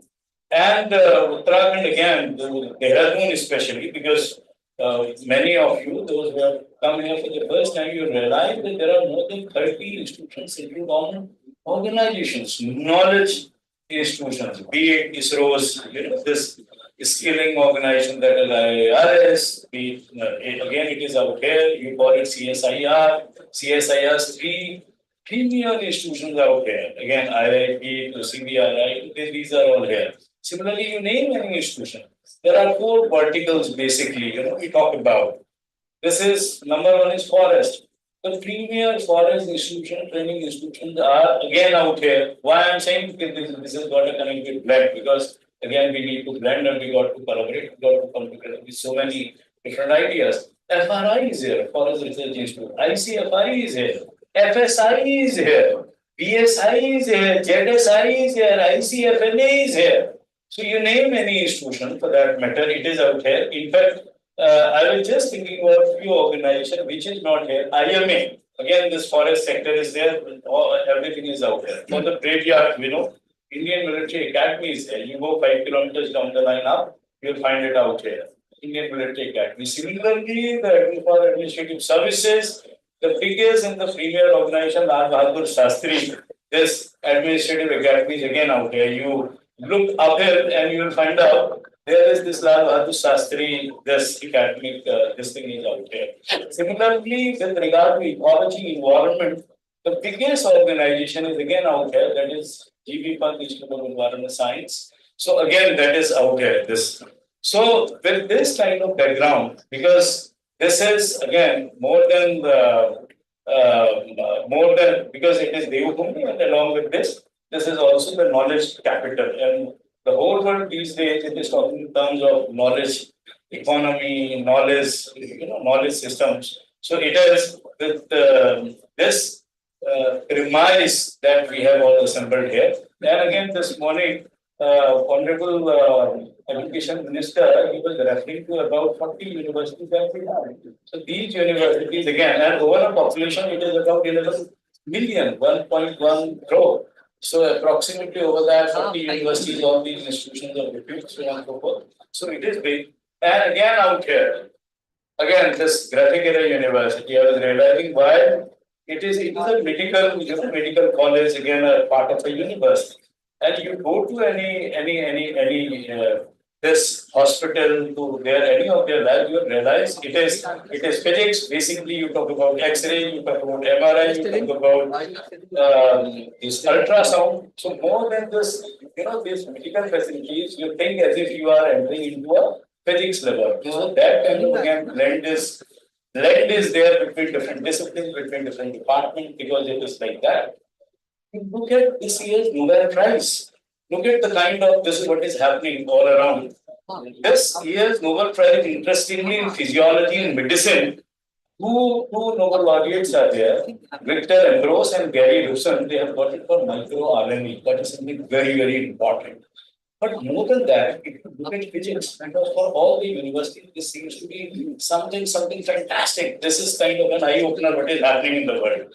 Physics, it has been given to John Hopfield, and again for neural network. The way this 10 to the power 11 neurons work inside us, and the way artificial neural network helping for machine learning and other things. So he has got it for physics. And by the way, it is for this, this computational AI, this is. And also, Jeffrey Hinton. Jeffrey Hinton is regarded as the father of AI. So this is what they have got in physics. So this time around, there's a lot of glamour, the world talked about it. But these two computational people, and they have got it for fundamental discoveries and inventions that enable kind of machine learning with artificial neural networks. And again, the topic of who has got it for chemistry this time around for chemistry. And again, you will be amazed to, last month it was announced. This year, chemistry is this computational protein design. It has been given to three scientists. And who are they? David Baker, he has got 50% of this. And there are two more scientists. Now, how science, it is blended with technology. Look at this. Demis Hassabis is there, and John and Jumper is there. These two scientists, these are primarily, they work with DeepMind, Google's DeepMind. So it is all protein structure prediction, and this is computational protein design. So think about it, with 20 million protein design structures, it is through computational design. This is what is happening in the world. So it is an amazing situation. Never before in the history of mankind, this kind of situation was there, where virtually technology is not only ruled from, starting from, it is across disciplines, it is across vertical, it is across different cross sections. So it was never there. And blending, because this conventional education, whatever we have, and I'll take 2 more minutes, Professor. conventional we have already seen it. Face to face we have seen it. And many a time, because hybrid, we call it hybrid, call it this blended, call it braided also many a times we say this braided because it is intertwined. So many universities, they started doing it while I joined Kumaon University way back in 88, 89 as a computer science person that time now. So there was this first computer and we also started using it not only for this curriculum for education, but also started using it for other purposes. So now that trend is started, and again with the internet, so on and so forth, many things happen. But now is the time where almost it is inseparable. It is all the models, call it flip class, call it flash, call it this. This morning we were talking about this a la carte, number of combinations that you pick up any subject.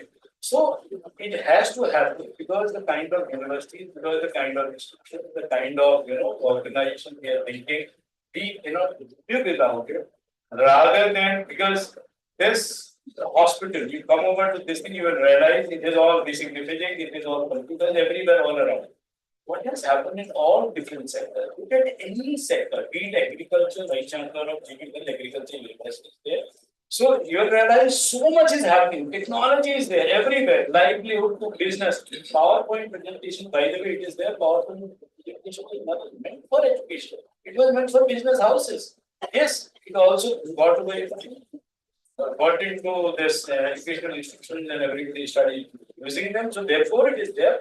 Otherwise, in all different sectors, technological explosion is there, technological interventions are there, everywhere it is so. Everywhere, all sectors, you just think of any sector, it is there. But it do not happen. Obviously, we got good to chalk and board because those were all traditional methods and excellent methods. Technology cannot replace a teacher, but technology definitely can aid a teacher, can facilitate a teacher. It can make teaching better with this kind of, this system, this mobile education. What you have at the moment today, nobody can beat it. And this morning they were talking in terms of quantum, they were talking in AI. What is going to happen 5 years down the line, you can't believe it. And believe you me, this is going to be absolutely transformational. We acknowledge it, we don't acknowledge it, but it has come like any other in education because of so many factors. We could not cope, we were not in sync with what is happening around. But yes, now the time has come when there are so many technologies and the time is very, very short. So I'll invite with regard to this blended mode, how important it is, how crucial it is. Dr. Sanjay Mishra for his comment. Thank you, sir. Dr. Mishra, can you hear us? I can hear. Is it okay? I'll share You my. have to unmute yourself. Yeah, I am Can we already. have some aid, please? I think it's getting unmuted. इनको बंद है sir mute है sir mute है Dr. Sanjay Mishra is with the COL. Whatever is happening, with Justin Trudeau, whatever is there, but with Canada and with Dr. Mishra is there, we can have a good time. He is an expert in authority and a luminary, especially with regard to OPL systems. So there he is. Can you hear me now? You just got to unmute. Are you there? Mute है वो उधर से आएगी ना उधर वाले speaker से joint होकर गया ना कंप्यूटर से स्पीकर से वो आखिर से को बताओ आखिर सर आवाज इसकी लैपटॉप की नहीं इधर वहां पे डेस्कटॉप जोड़ा हुआ है मैंने Will you pull up?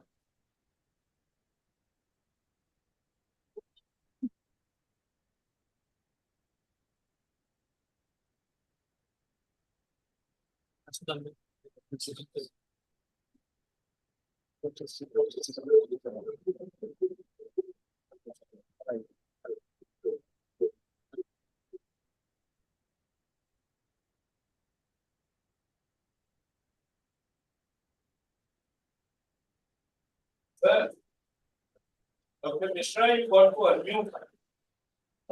I am already on mute. Yes, please go ahead. Can you hear me now? No, it's still not there. Can you hear us? If you could raise your hand. Yeah. So.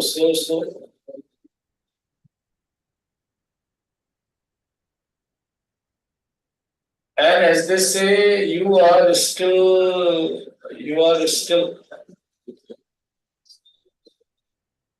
No, we have raised it. Yeah, it is full. Maybe you got to re-log in. Can you do that? Yeah, I'll do that. So without any AIU, because again it is going to take some time around. So may I request? No.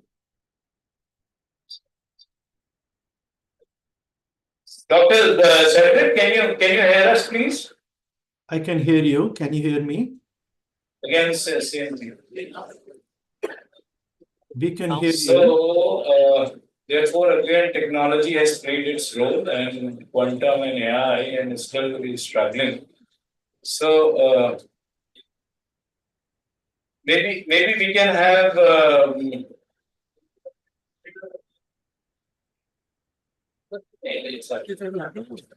Yes. Professor, on AI. I request Vice Chancellor of Central University of Haryana for his correspondence. ये laptop में लगा के login करते हैं meeting join करते हैं so do it दोनों भी समय में आके चलाएंगे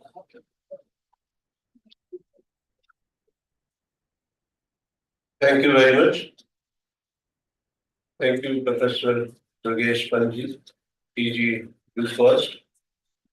And first of all, I am thankful to AIU, especially Mr. Pankaj Mittal, for giving me this opportunity to share my views on the blended models of learning. And this, I'll say this meeting is covering the, for example, various topics on the technology integration with education. And one of the mode is blended mode.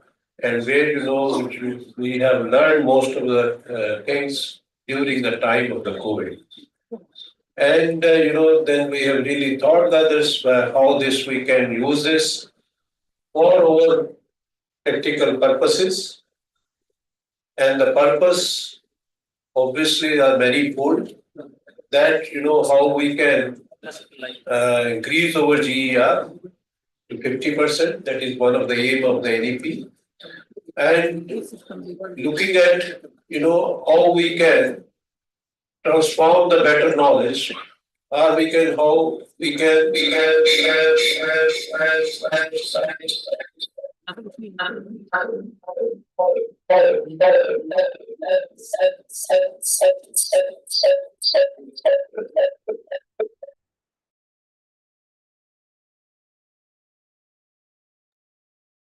so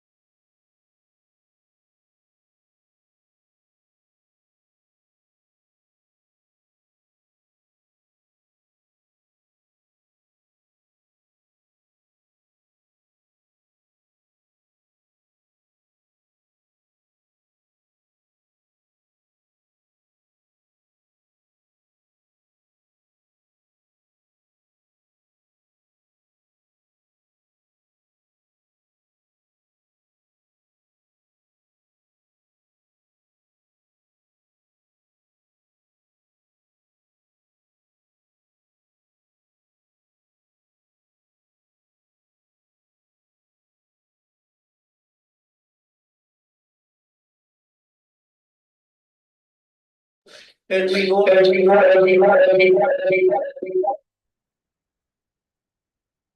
Hello. I don't know what to do.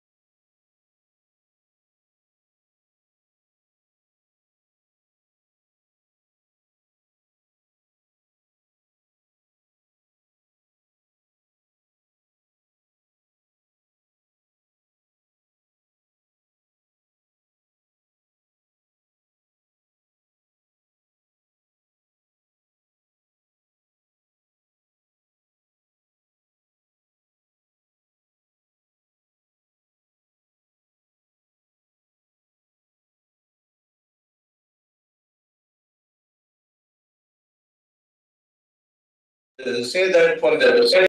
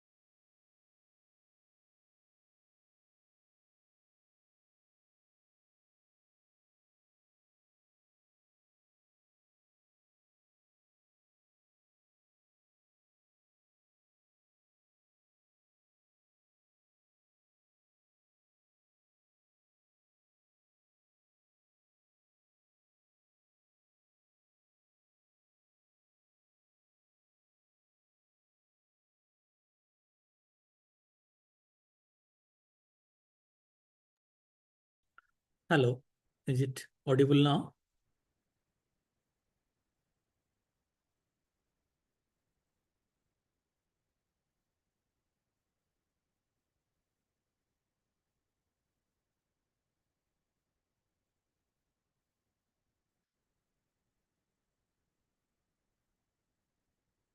I can't hear anything, but if it is it audible now, then I can share my screen.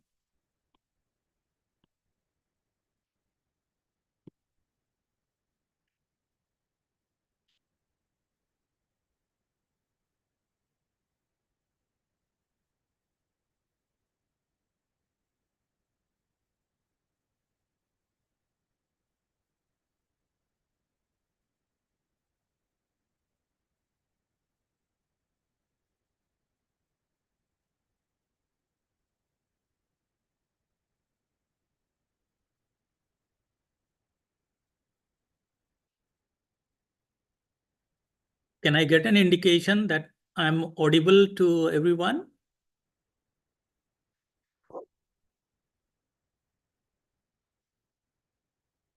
And there are 40 students. So for 40 students with natural language processing we have, for all 40 students, we can have separate assessment evaluation system and in all different 40 languages. That is possible with technology, otherwise it is not possible. And especially for Association of Indian University, Dr. Mittal, it is very important because university generally put in large amount of their wherewithal for addressing examination issues. Examination happens, setting of question paper, so on, so forth, everything. So, are you there, Dr. Mishra? Yes, very much. Is there? Yes, sir. He's Yeah. there, sir. Yeah. He's there, Should sir. I- 2 minutes, sir. They are changing the table. I got to fill in meanwhile. So whatever. So these 40 different and technologies are there. Capacity building is required.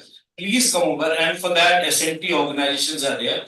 For 40 students differently, if you are teaching them the way they are getting it, the nuances, assimilation. Again, he referred to what they are learning, that is important. So what they are assimilating actually, education is for assimilation, the way someone is really understanding the fact. It is not merely mugging, which is that thing generally happens. And possibly that is the reason the last Nobel we won physics in 1930. So in order to create that kind of, this education and brilliance core competence, the way this braided learning, this thing, this technology, which way can this really help, that is again got to be seen. And that is very, very important for this, for the association, because for that integration will be required definitely. Collaboration between different not only universities, knowledge institutions are referred to. They have plethora of knowledge with them. They want to share, but many of times we are in our silos and those closed boxes. So therefore, the need is there. Are you? I'm so very sorry, but I can't help it. Yeah, please go ahead. Okay, thank you. Thank you, Professor Pant. Esteemed delegates to the North Zone meeting of the Vice Chancellors of Indian Universities under the auspices of the Association of Indian Universities. I don't know whether Justin Trudeau is involved in this. And the Graphic Hill University. I'm thankful to the organizers, the AIU President, Professor Pathak, Secretary General, Dr. Mittal, for this invitation to speak in this important event at a time when Indian universities are taking new and innovative pathways and implementing the National Education Policy 2020.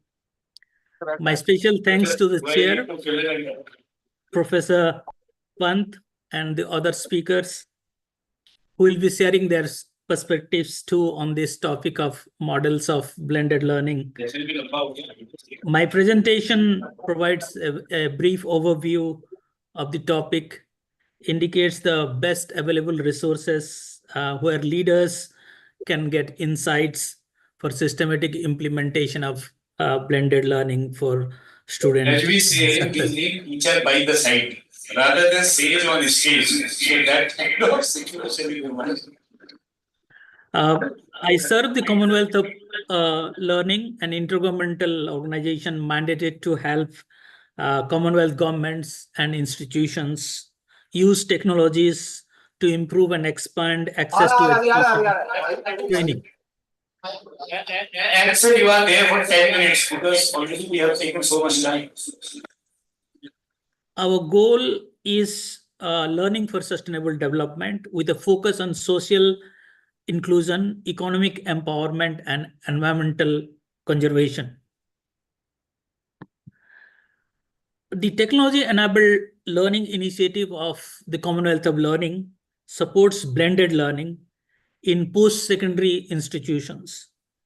The call model is based on the tested framework of policy, technology, and capacity, where learning materials or content in various formats and open license play important role.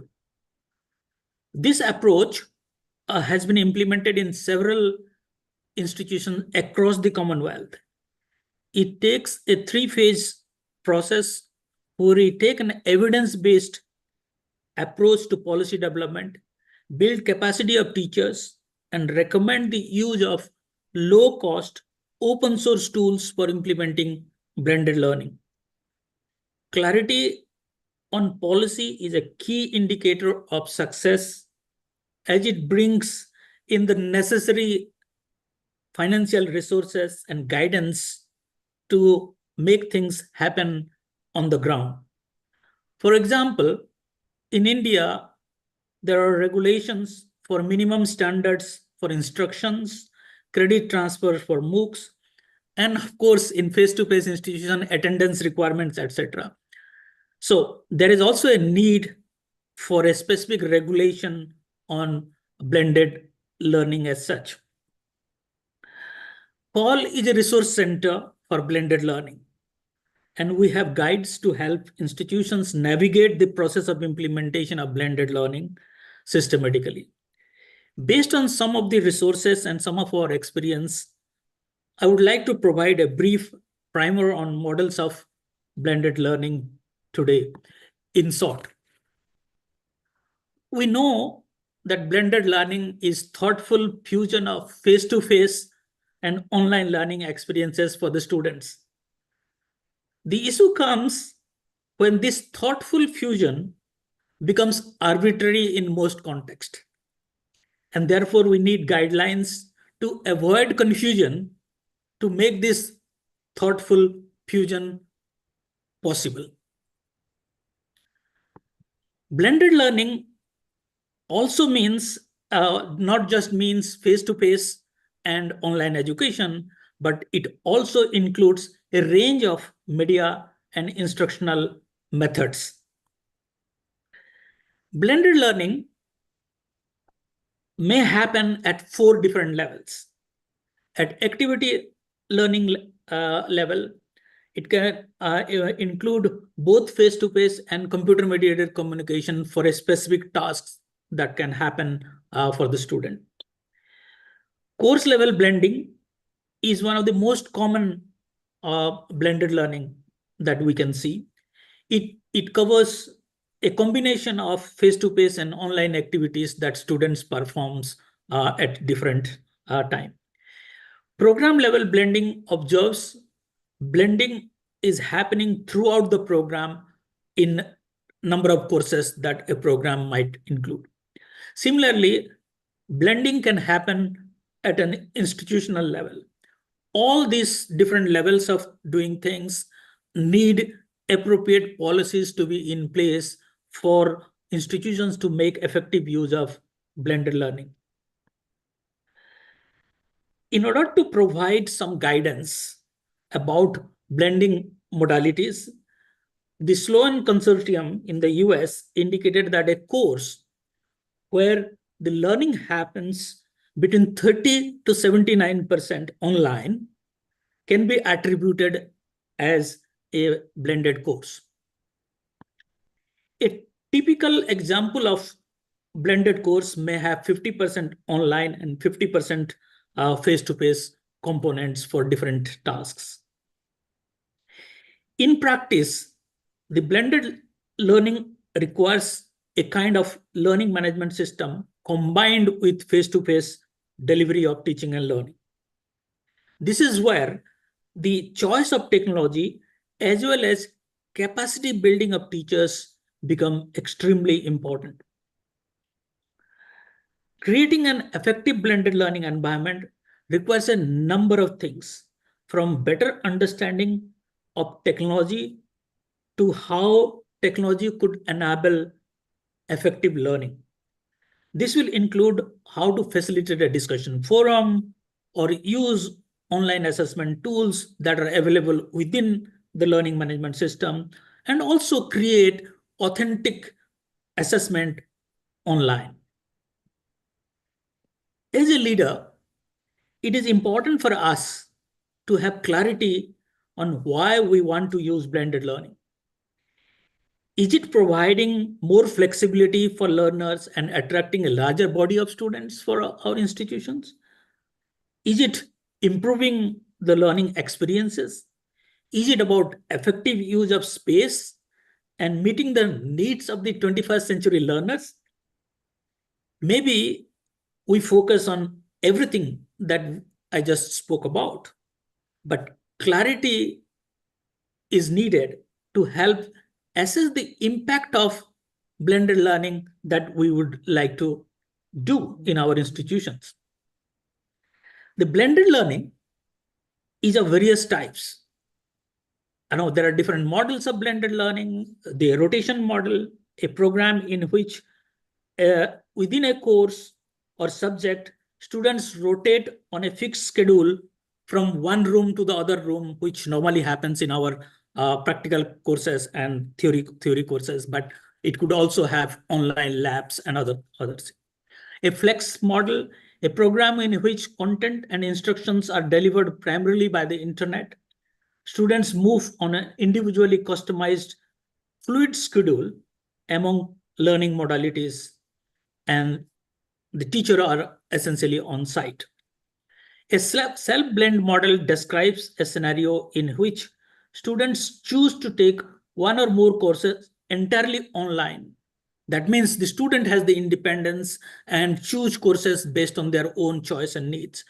Whereas an enriched blended virtual model is a whole school experience which provides different options to the learners and effectively integrates online in the teaching learning process within the framework of 30 to 79% of online to be considered as blended.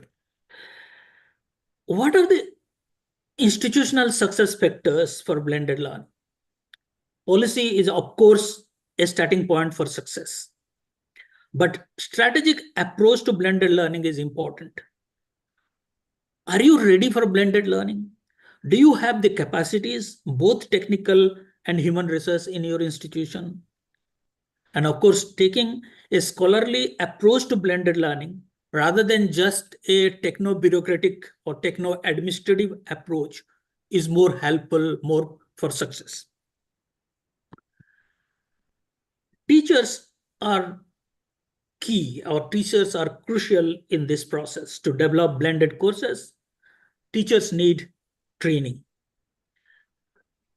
Research shows that mentoring program for teachers, especially in the context of instructional design support they may need, is crucial for building trust and confidence of the teachers. Creating guides, online resources to assist teachers are also important for transitioning into blended learning environment.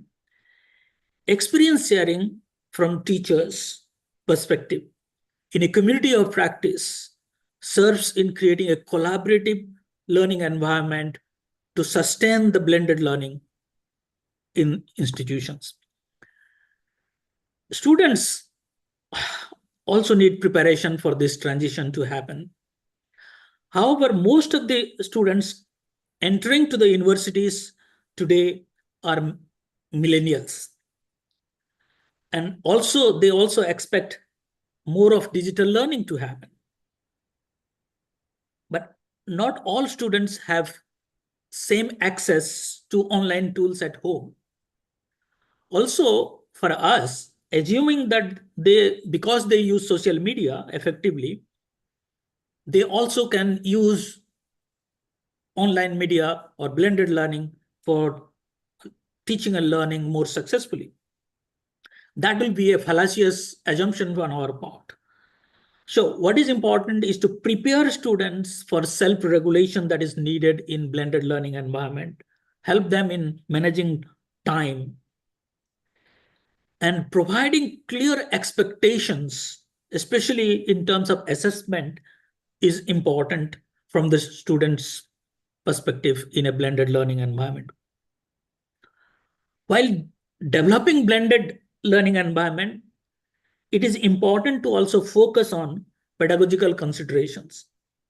And one most important aspect is about cognitive alignment of blended learning in the context of both face-to-face online learning in the both two context, and to reach the expected learning outcomes.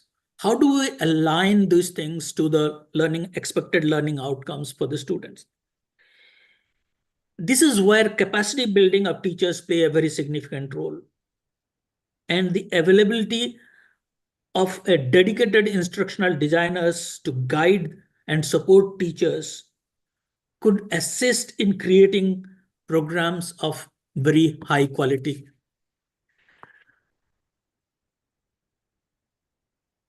In the whole process, what is important is how much of independence we are going to give to the students and how much of interaction that we are going to give students to make the learning happen, quality learning happen. So the key is to getting the blend right. Often I receive a question about whether blended learning works. Do students learn better in blended learning environment? And my typical response is to give this quote. The strongest predictor of success is in previous academic performance. Historically, students who have done well in courses do well in any mode. After all, a course is a course. That also means we need to ask the right questions. Nevertheless, there is a lot of research available on how technology applications, including blended learning, improves student learnings. Call did a second order meta-analysis which revealed that students in blended learning had on average 10.7% improvement in academic performance compared to face-to-face instruction. I urge you all to explore at least the summary of this report available on CALL's open access repository. With that, I thank you, each one of you, for your kind attention. Thank you very much.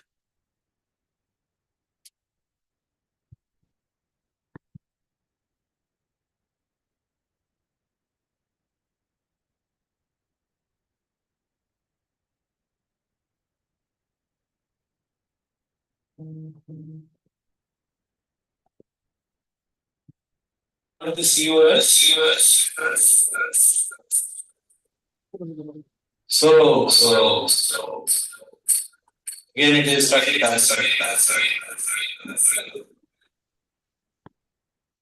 So now there can be this kind of collaboration also, because COLs and the kind of pedagogies they have developed, the kind of content they have developed, and more than that, which way can capacity be built, different universities, and the ecosystem development is referring to. Teachers got to be prepared, because teacher is not only a teacher out here, he's a curator, he's a mentor, he's a kind of a guide, because technology is there obviously. The guru is there, so the teacher got to tell him, knowledge about knowledge, information about information, and one more of this thing. So this meta part got to be taken care, because this is one organization that is pivotal with regard to this open and distance learning and blended model. So thank you very much, Dr. Mishra. And now I would like to request Dr. Sajid, if you can please come in, and you have close to 10 minutes to use, please. Thank you. Can you hear me? Can you hear me? Can you? Of course, we have a fantastic.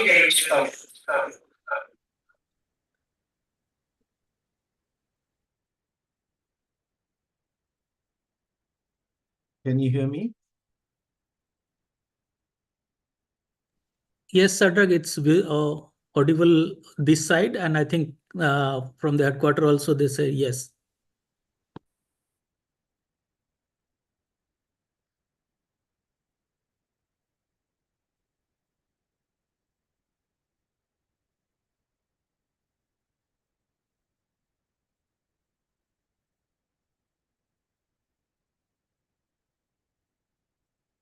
Okay, thank you so much.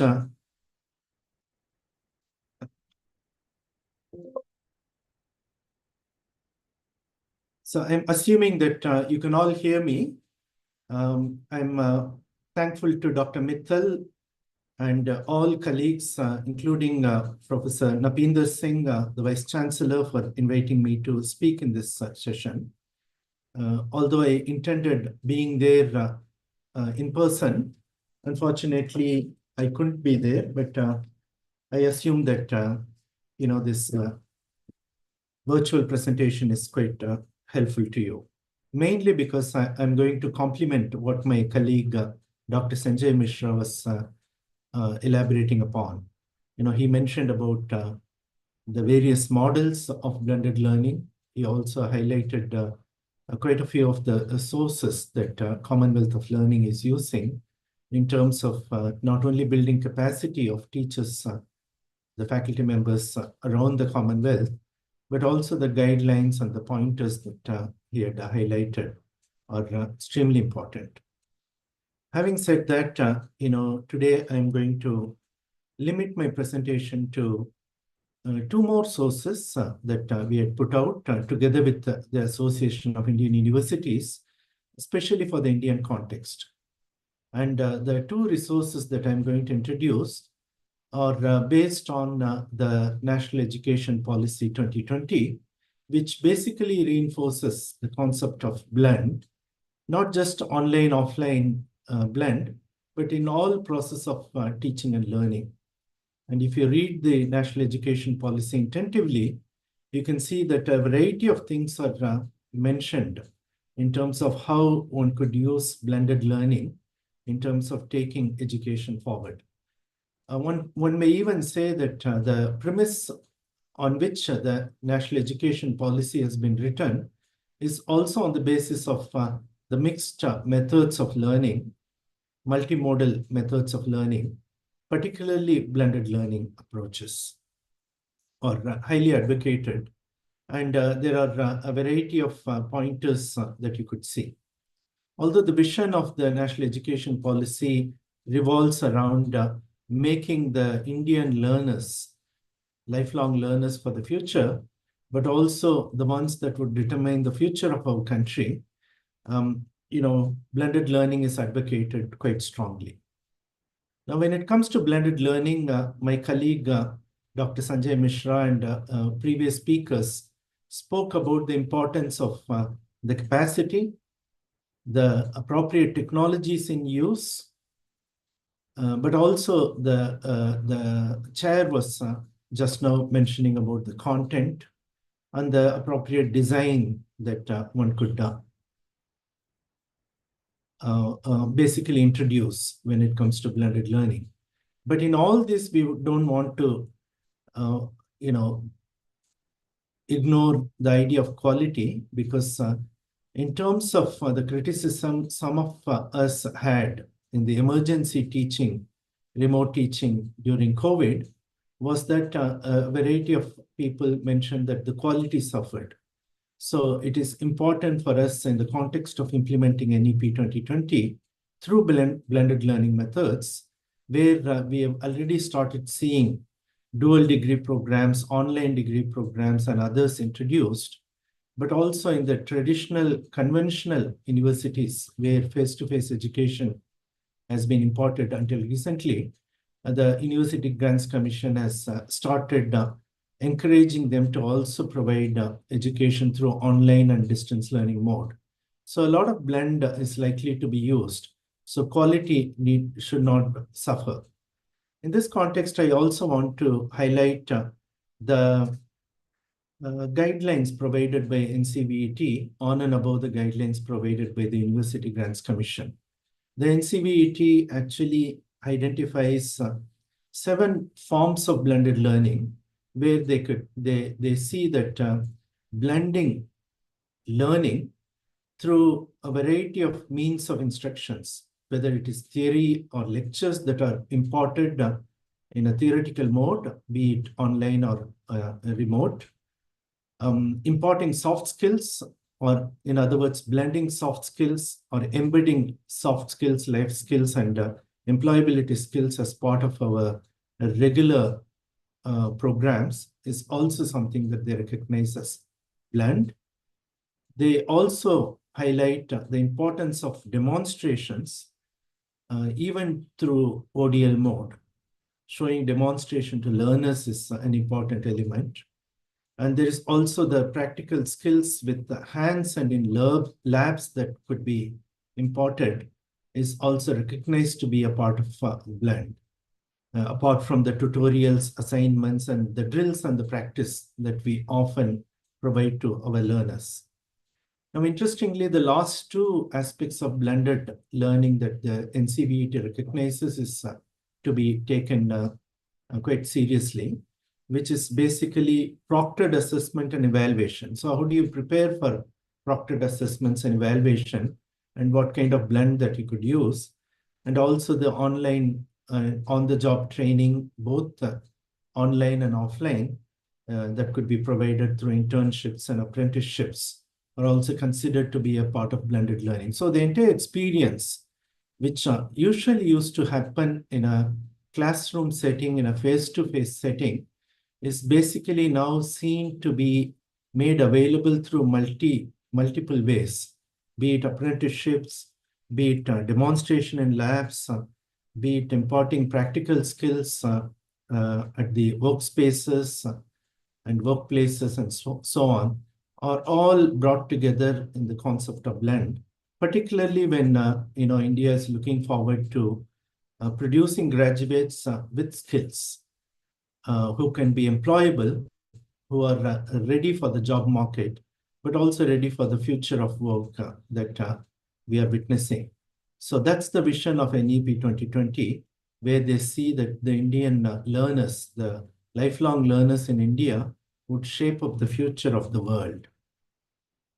So in this context, the Association of Indian Universities and the Commonwealth Educational Media Center for Asia, which is the regional center of Commonwealth of Learning, came together to basically producing a draft policy, national level policy on blended learning, where we focused on producing a clear vision for the nation through blended learning. We also defined the scope of the blended learning policy and its applicability. We also came up with well-articulated objectives, definitions, and policy statements that would enable the nation to embrace blended learning. So I would very much encourage everyone to go to the site, the web address that I provided in the slide, to go and download this document, which has been actually a very intensive process of consultation. We had an expert committee which met, about 40 vice chancellors met online to basically discuss this policy in detail. Then we appointed a drafting committee under the chairmanship of Professor Marwan Mukhopadhyaya, and we went ahead of producing the draft policy, which was shared amongst almost all members of the Association of Indian Universities for their comments. And based on their comments and inputs, the final release of the draft was made. So I would encourage you to go through this. The process has been more important than the end product. The process was very intensive, and we took almost 9 months to complete this draft policy. But emanating from there, we also came up with a blended learning policy template that would be applicable for individual institutions.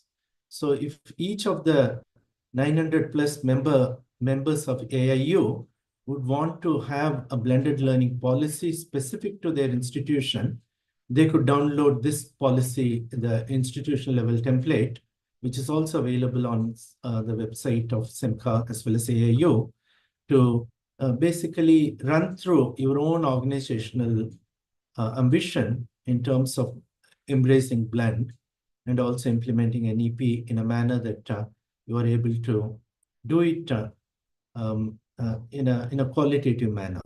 So this document basically provides the basic conceptual understanding of blended learning, both the theoretical underpinnings and also the principles behind blended learning, and the benefits individual institutions would accrue if you only had a blended learning policy and an intent to realize that policy through the various mechanisms that you would put in place at the institution level. And the template also talks about the rationale for having this policy and how you could basically use the guidelines, the template itself, to come up with your own institutional level policy, which could cut across the various departments, both applicable to both faculty members and non-faculty members who are involved in basically making your institution deliver your education through education and skills through blended learning, blended methods. So with these two instruments that I introduced, I wanted to thank you for the opportunity provided to Commonwealth of Learning and its regional center, Commonwealth Education Media Center for Asia. We do partner with the Association of Indian Universities in a variety of ways. We have quite a few projects ongoing. And last year, we produced these two policy instruments, which could be applicable both at the national level, also at the institutional level. And this year, we are actually working with AIU in terms of looking at the ODL practice through a benchmarking toolkit to see how online education is effective in terms of delivering the intended goal for delivering that education. So we'll be working with more than 100 institutions that are delivering education through online mode to understand the current practice. We're also through the AADC, the AIU's academic staff development as centers, which are embedded in 43 institutions of higher education institutions who are members of AIU, in terms of taking this approach of blended learning. And we would encourage all the AADCs to come up with their own blended learning policies specific to their own institutions, and to the, inviting the neighboring institutions also in this 5-day long program that SEMCA and AIU together with the AADCs. So thank you so much, and thank you for this opportunity to present. Thank you so much. And you talked about this, especially Indian contexts, Indian landscape, the kind of volume, the kind of scale we need, and technology they use in it as far as this technology is there. So according to, as per the Indian needs, whether this can cater to, and not also compromising quality as he referred to. And he is also, because SEMCA is this premier organization working closely and developing so many tools. So 2 downloads he referred to, these are important critical tools that we will use. And also with regard to NEP and lifelong learning, LLL and Q, 2 very, very important issues he touched upon. Now I'm inviting Professor Om Prakash Negi ji, and the final comments are very important, because not only for last 37 years as a physicist and as a university professor in a conventional university, he has seen conventional education, but also as Vice Chancellor of an open university for close to 4 years. So it is a blending again of conventional and ODL. So there he is. So for your concluding remarks.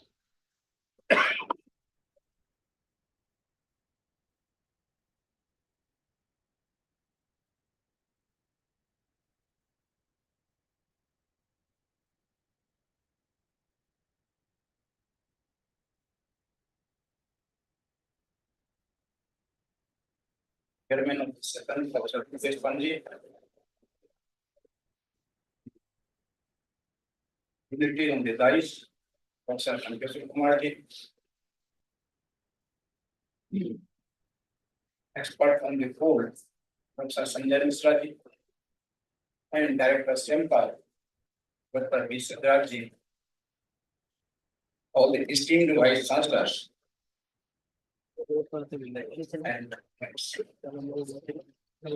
the blended learning. It is better to blend the language. अच्छा है कि मैं तो हिंदी अंग्रेजी दोनों में बोलूं, क्योंकि नॉर्थ इंडिया का एक कॉन्फ्रेंस है, पहले first we have to blend the language यार, क्योंकि ये हमें नहीं होना चाहिए जबरदस्ती इंग्लिश यूज करें, और हमें अपनी भाषा पे गर्व होना चाहिए. तो I will blend the language Hindi and English both. Chairman okay. No problem, sir. Okay. I am the man of the ODL, open and distance learning. And if you see, I have taken in 2019.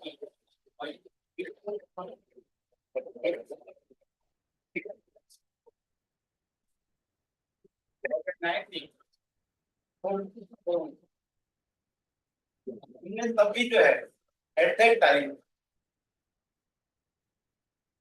we use the online integration. उस समय भी जब कोई open university कोई तैयार नहीं हो रही थी, तो प्रोफेसर दुर्गेश पंजी हमारे डायरेक्टर हाइकोर्स के थे, कंप्यूटर साइंस है उसके, आपके इंफॉर्मेशन टेक्नोलॉजी के, और हमने सारे असाइनमेंट बंद करके, सर याद है आपको भी, 2 लाख स्टूडेंट का हमने एकदम से एक ही साथ जो है विदिन 5 डेज के अंदर हमने सारे असाइनमेंट पूरे कर लिए. तब तक कोई ऑनलाइन को जानता भी नहीं था. तो हमने उस समय, जब कोरोना आया, सब लोग बैठे हुए थे, सोए हुए थे, अपने घरों में थे, लेकिन ओपन यूनिवर्सिटी जा रही थी. उसका कारण क्या हुआ कि जो है धीरे धीरे करके आज जब नई education policy I, open and distance learning बहुत इंटीग्रल पार्ट जो है आपका बना दिया गया, क्योंकि इसने इसकी जरूरत को समझा। Actually open and distance learning means open for the as for the people, open as for the message, open as for the media and open as for the idea. हम कैसे तरह से ले सकते हैं। और अगर आप टेक्नोलॉजी की तरफ जाएं तो पहले इसको कॉरेस्पोंडेंट मॉडल कहा गया, फिर बाद में इसको ट्रांसफर मॉडल कहा गया और लास्ट में इंटरनेट मॉडल कहा गया। और आज जब जरूरत पड़ी उसकी तो उसका नाम ऑनलाइन मॉडल और ब्लेंडेड मॉडल। लेकिन ब्लेंडेड लर्निंग कांसेप्ट के बारे में ज्यादा नहीं बोलूंगा, सबने कहा कि it is blending of the face to face and the online model. मैं तो कहूंगा कि बिना ओडीएल के ऑनलाइन नहीं चल सकता है। ओडीएल जो है ज्यादा इंपॉर्टेंट, क्योंकि आपको हर दूर के आदमी को देखना है, खासकर इंडियन कॉन्टेक्स्ट में देखना है कि हमारी आधी जो पॉपुलेशन है वो पॉपुलेशन हमारे गांव में बसती है।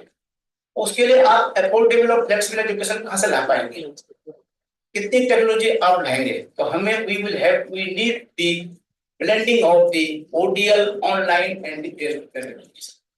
और देखा जाए तो ये हमारे यहाँ बहुत पहले जो इंडियन कॉन्सेप्ट में था, देयर इज ए संस्कृत श्लोक आचार्य पादम आरते पादम शिष्य में रहा पादम सब ब्रह्मचार्य पादम काल करना चाहिए।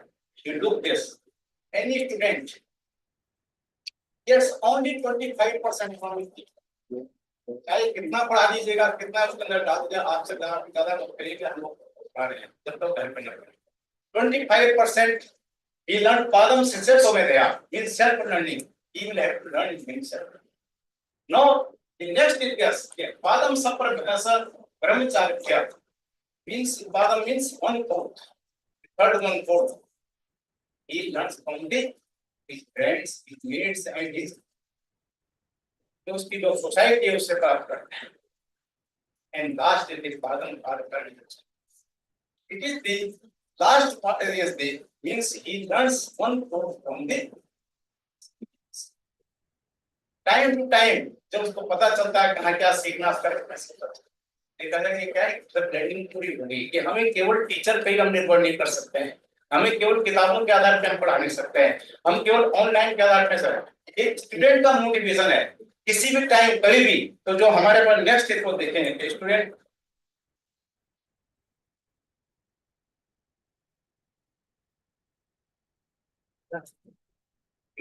नॉट न्यू इंडियन गुरुकुल देखे, आप देखिएगा इसको, ये कोई इंडियन कंसेप्ट नहीं है। अगर आप देखें हमारे यहाँ पहले से था इंडियन देशन विद्या का गुरुकुल प्रोग्राम में देखें सरवण मनन और नित्यासन। अगर इसको हम देखें तो इसी तरह से मल्टी चैनल लर्निंग हमारे पास से थी। सब हो क्या रहा है, what we are doing, we are forgetting our Indian culture. New education policy में सबसे पहले जो है हमें integration of the traditional knowledge के बारे में कहा गया, हम उसको बात भी कर चुके हैं। ये अगर हमारे पास देखें ये सेल्फ स्टडी वहां थी, पीयर ग्रुप लर्निंग वहां थी, लर्निंग पहले से था। अब टेक्नोलॉजी के आने के बाद डिबेट्स एंड आर्गुमेंटेशन पहले सब बात पर वितर्क भी हम बोलते हैं। इसी तरह क्वेश्चन आंसर प्रश्नोत्तर विधि हमारे पहले से थी।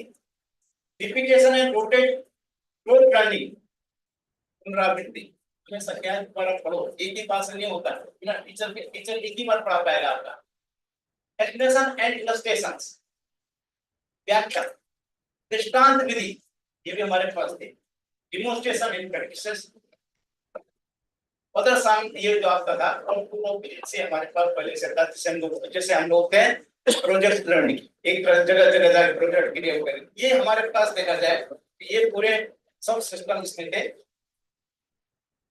मैं ज्यादा नहीं जाऊंगा सर इसके डिस्कशन की व्हाट इज लैंग्वेज क्या है, ये जरूरत क्या है, लैंग्वेज क्या है, क्योंकि हमारे पास दो एक्सपर्ट बहुत अच्छे थे। कौन से प्रोफेसर संजय मिश्रा जी, जिन्होंने कि ओडीएल का ही नहीं बल्कि बहुत से अपने अच्छे काम वो बहुत से एक आप देखें खोल के उसमें तो बहुत से लेक्चर आपके संजय मिश्रा के मिल जाएंगे। डायरेक्टर का सर्विस भी जो है लोगों ने काम किया, इसके बारे में मैं नहीं जाऊंगा।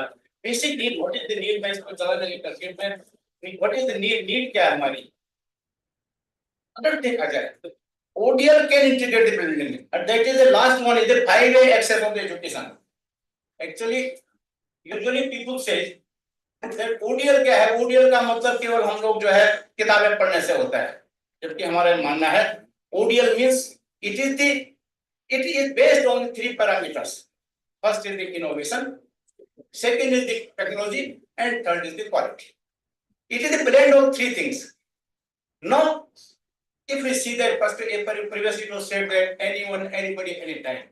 Nowadays, after Corona, 2 parts, that is the 5-year learning, is that anyone can read, anytime you can read, anywhere you can read, any content.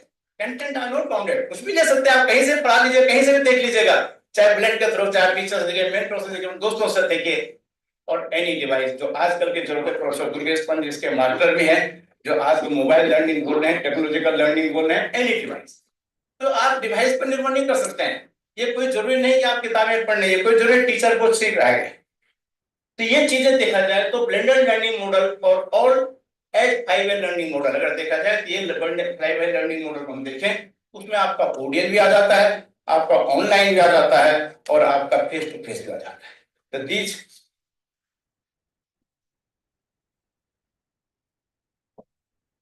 अगर वी नीड द एक्सेस, तभी हमारे पास पूरी एक्सेस भी आ जाएगी, equity, quality, flexibility, affordability, relevance and environmental sustainability.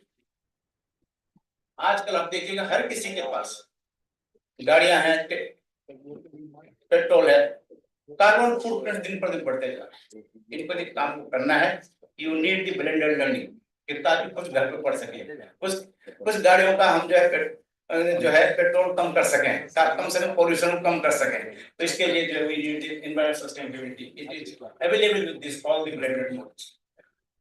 In bridge gap caused by regional disparity भी जो है उनके कारण से आप एक्सेस आपको पूरे रिमोट लर्निंग में आपको देखनी है, इक्विटी आपको देखनी है, क्वालिटी देखनी है, फ्लेक्सिबिलिटी देखनी है, affordability, relevance and sustainability, all are available in blended learning.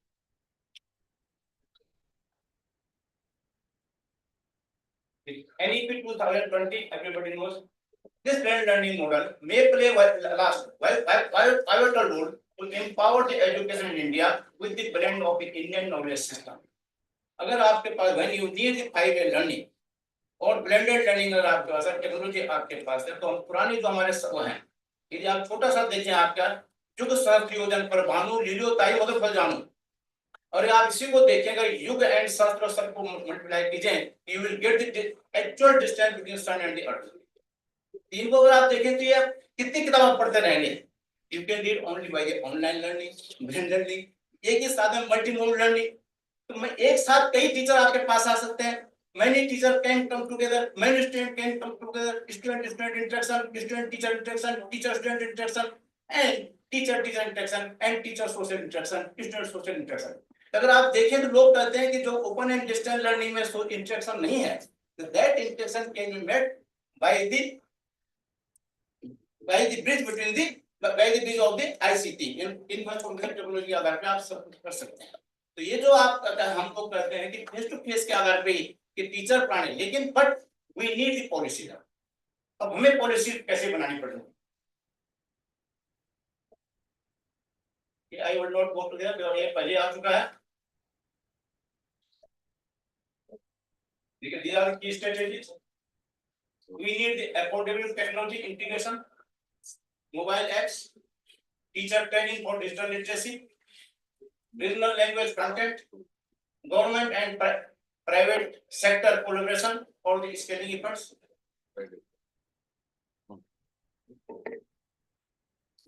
These are some examples of the blended models for the Indian classrooms. Common blended models and 3 classrooms that I already been told. These are the policy statement अगर आप देखें तो these are हमारे पास policy statement हमारे पास है, and India will adopt an ODL and online integrated blended system of education. All Indian education institutions will adopt blended learning in all courses and subjects. हम basically हम vice chancellors हैं, we are the administration. लेकिन अगर आप देखें तो एक बार थोड़ा सा मैडम बैठी यहाँ पर पंकज मित्तल, AIU ने भी कुछ दिन पहले पॉलिसी डॉक्यूमेंट तैयार किया है, और अच्छा बिल्कुल केवल उसी पे है, policy document for the blended learning model. और दैट डॉक्यूमेंट अगर हमारे देखा दैट example, या देखेंगे that will be milestone for the future of the education. Quality अगर आपको देखनी है तो उन्होंने अभी चिंता के साथ मिलकर के बहुत बढ़िया इन लोगों ने बनाया है। मेरा निवेदन सारे वाइस चांसलर से है, सारे पॉलिसी मेकर्स से कि एक बार उसको देख लें, उसके आधार पर हम बोले, क्योंकि खाली पढ़ करके बोलने कोई फायदा, हमें बेसिकली काम करना है यहीं पर। और वो पॉलिसी डॉक्यूमेंट ऐसा है कि एम्स के डायरेक्टर ने मुझे कहा, सर आपने पढ़ा है, आप हमारे आ जाइए, थोड़ा इसको देखे तो हम भी अपने यहाँ जो है एम्स में भी जो है इसको कराना चाह रहे हैं। तो पहले मैं मैडम को थैंक दूंगा और थैंक आपको भी दूंगा कि आपने मुझे यहाँ बोलने का चांस दिया।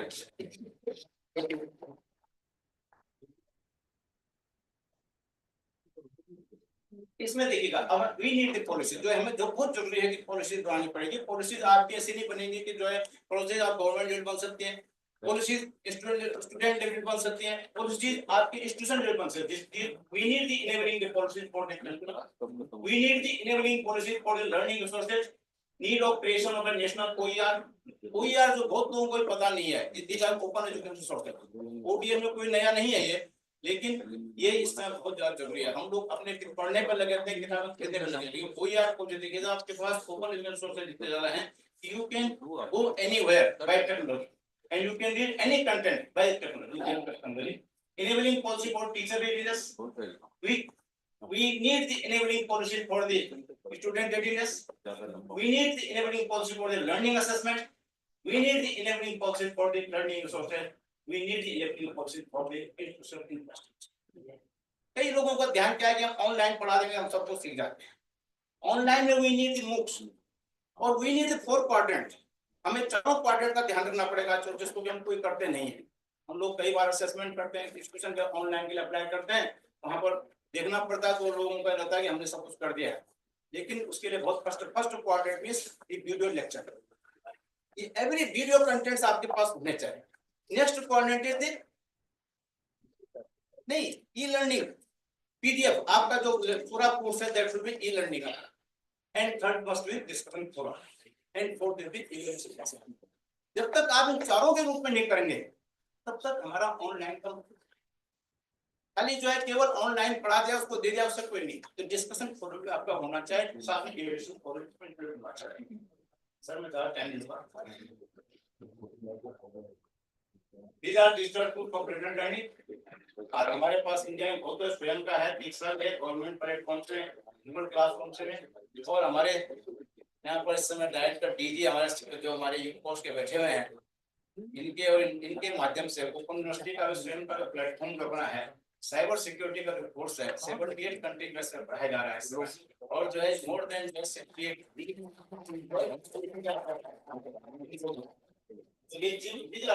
कोर्सेज हमारे पास है, वर्चुअल सेशंस है। आप ये इसी के आधार पर जो है, बाकी में आजकल हर कोई एआई की बात करता है, वीआर की बात करता है, तो ये सारे के सारे इसमें इंक्लूड है। एआई अगर आप देखें तो इसके आधार पे आप एआई ट्यूटोरियल बना सकते हैं, ट्यूटोरियल सिस्टम उसमें डाल सकते हैं। आप उसी में जो है अलग अलग चैट जीपीटी के माध्यम से आप छोटे छोटे उसमें क्विज़ेस ले सकते हैं, प्रश्न उत्तर ले सकते हैं। तो these are the some means we need pivotal learning management system, और पाइवटल लर्निंग मैनेजमेंट सिस्टम अगर हमें बनाना है तो we need the highway learning, we need the blended learning, and we need the blend of the even the और the languages also. हमें language को भी कैसे करें, अगर आप अभी हम लोग बाद में ये सॉफ्टवेयर देखें, ये तो ठीक है, इसमें रूरल एरिया आगे बढ़ सकते हैं। These are the some benefits of blended models: enhanced engagement with interactive content, offer flexible schedules, improve accessibility for remote students, build digital skills for the modern workforce, global access and तो जो अभी तक हमारा सबसे पहले जाते हैं, हम लोग पुणे की बड़े पुणे में थे, हम अपनी यूनिवर्सिटी वाले हम कहते हैं हमने इतना बढ़िया कंटेंट बनाया। If you have the blended learning, अब you can interact anywhere in the world. और जो हमारा विकसित भारत का सपना है कि हमें पूरा आगे दिखाना है, तो ब्लेंडेड लर्निंग के द्वारा ही हम अपनी कॉम्पिटेंसी दिखा सकते हैं। तो ये global access and connectivity can be achieved only with the help of the blended. These are some challenges। Digital divide ये बड़ी दिक्कत है, इसलिए मैंने वोटिंग की बात की। हर जगह आप जो इतनी बढ़िया कंप्यूटर लैब नहीं बना सकते हैं, इतना बढ़िया इंफ्रास्ट्रक्चर नहीं बना सकते हैं, इसलिए कोरियर को भी आपको लेना पड़ेगा ताकि आप अपना डिजिटल आपका कुछ कंटेंट हो, उन कंटेंट को आप भेज सकें। क्योंकि हमारा बेसिकली क्या है कि हमारा स्ट्रक्चर डिजाइन अपना होता है, अगर हमारे पास सेल्फ लर्निंग मटेरियल होता अच्छा होता है तो उसके द्वारा हम जो है किसी को भी अपनी कंप्यूटर दिखा सकते हैं। टीचर रेडीनेस और digital tools, infrastructure issues, various digital literacy among students, implementation to enable the blended learning policy. These are some challenges for the blended learning.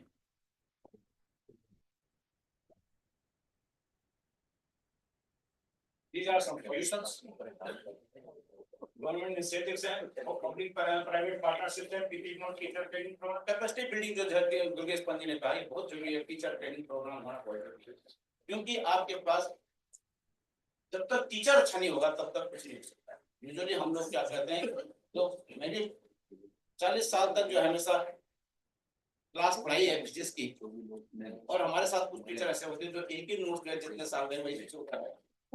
तो ये चीजें नहीं होनी चाहिए। अगर आप इसको देखें, जब टीचर का अगर आपका टीचर की ट्रेनिंग नहीं होगी, टीचर का आपका अपडेशन नहीं होगा तो आप नहीं कर सकते हैं। उसके लिए आपको टीचर के पास सब कुछ नॉलेज होना चाहिए। he should have the knowledge of content writing, content को कैसे बनाया जाए, कंटेंट को किस तरह से बनाया जाए। तो सबसे पहले टीचर जो आपका ये फेस टू फेस में हो चाहे उसमें भी हो, तो capacity building of teacher is must. Cost effective, ये भी जरूरी है कि हमें ये ना हो कि हम प्योर कंप्यूटर की बात करें, हमें रिमोट की बात करें। अभी आज की स्थिति है हमारे पास केवल 10% 20% लोग जो है अच्छे उसमें, बाकी 20% मीडियम क्लास में हो सकते हैं, बाकी जो मैक्सिमम जो नंबर है हमारे पास उनको भी हम कैसे रिप्रेजेंट कर सकें। तो we need the cost effective mobile friendly platform for the products, हमें एक्सेस पे प्रोवाइड करनी पड़ेगी।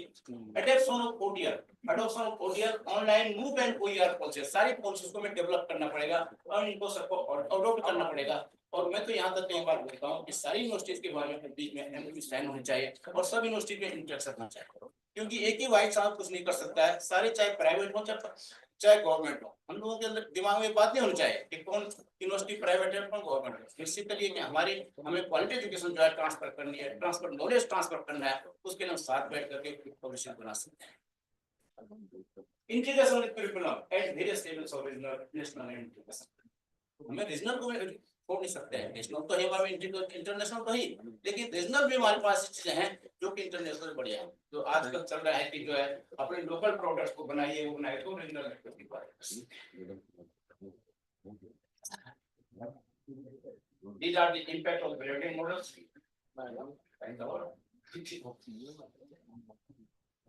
These are some impacts of this integration of various except for these are the future of the graded models in India. Future potential इसके अंदर है, content localization for regional language है, AI driven personalization हमारे करना चाहिए, continued policy support for equitable access across India, and fusion of the ancient learning method जो मेरा कहना है, ancient learning हम उसको भूल नहीं सकते, उसको कैसे यूज करें, fusion of the ancient learning methods and the modern tools जो हमारे पास है, and next is the learning. We need the hypothesis for the use of Bharat is a blend of skilling, reskilling and thank you very much.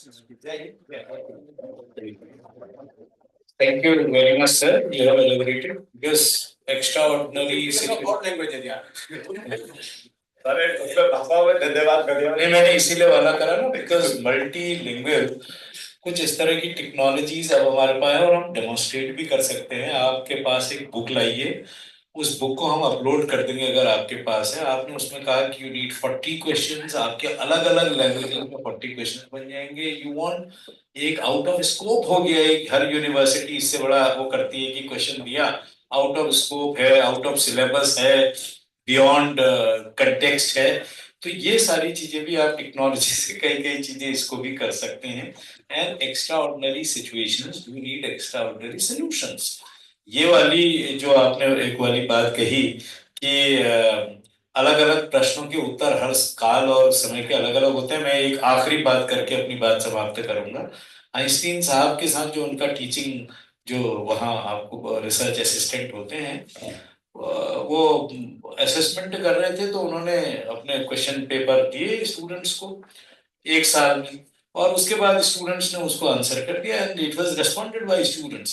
Next again the teaching assistant, again, he was the person, or again, he had to give those question paper to the students.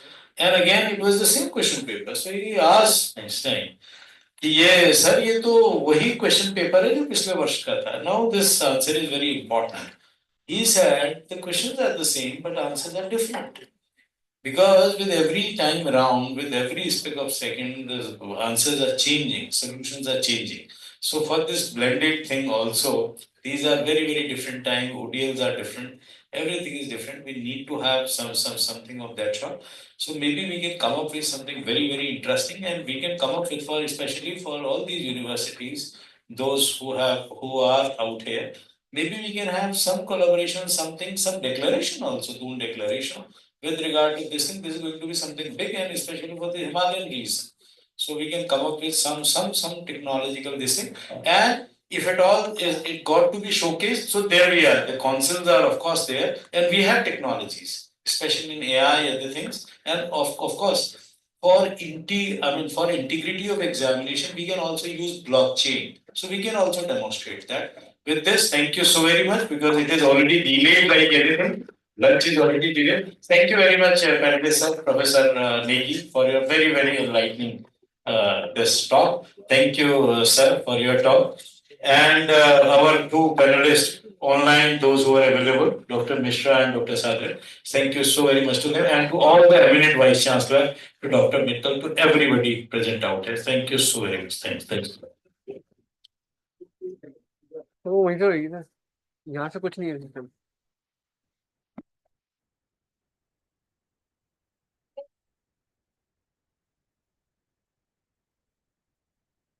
Rightly said by Professor Durgesh Panji that technology will never replace great teachers, but technology in the hands of a great teacher can be transformational. So now with this, ladies and gentlemen, we are going to enter into a very important segment of this session that connects us with our culture. Yes, the sense of gratitude is inbuilt in our culture. So to do the honors, may I request Mrs. Mittal Ji, Secretary General, AIU, and along with her, I would like to request Honorable Vice Chancellor, Professor Narpinder Singh Ji, to kindly come on the stage and present a beautiful memento to our chair and the speakers. A round of applause for our guests and speakers in the chair.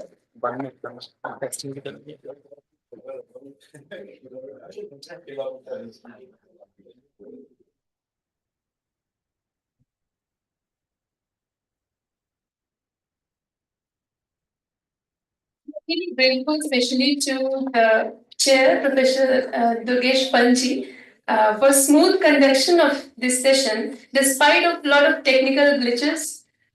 So those were disruptions. Disruptions, okay. So thank you very much.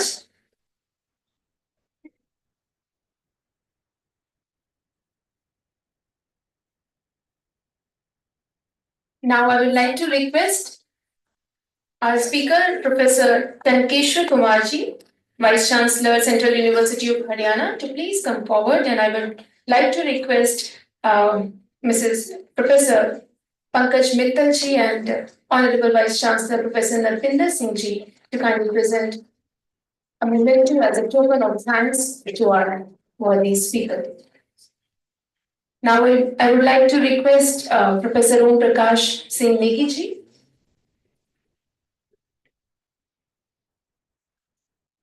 presenting a memento, the token of thanks to Professor Om Prakash Singh Negi Ji.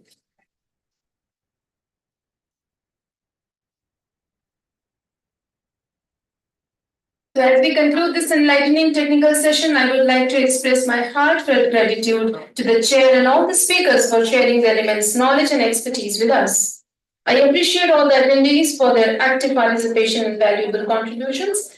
And with this, there is a very important announcement to make. All the Vice Chancellors, Honorable Vice Chancellors, and the eminent guests are requested to proceed for lunch, and lunch has been arranged in the second floor in the same building. And all the faculty members, I request all the esteemed Vice Chancellors and their attaches to please take Vice Chancellors to third floor for lunch.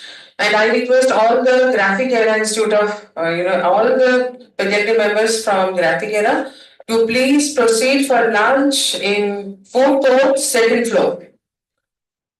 I am repeating it again. I request all the HAs to go to. I request all the vice chancellors to proceed for lunch in the same building where you are, in the third floor.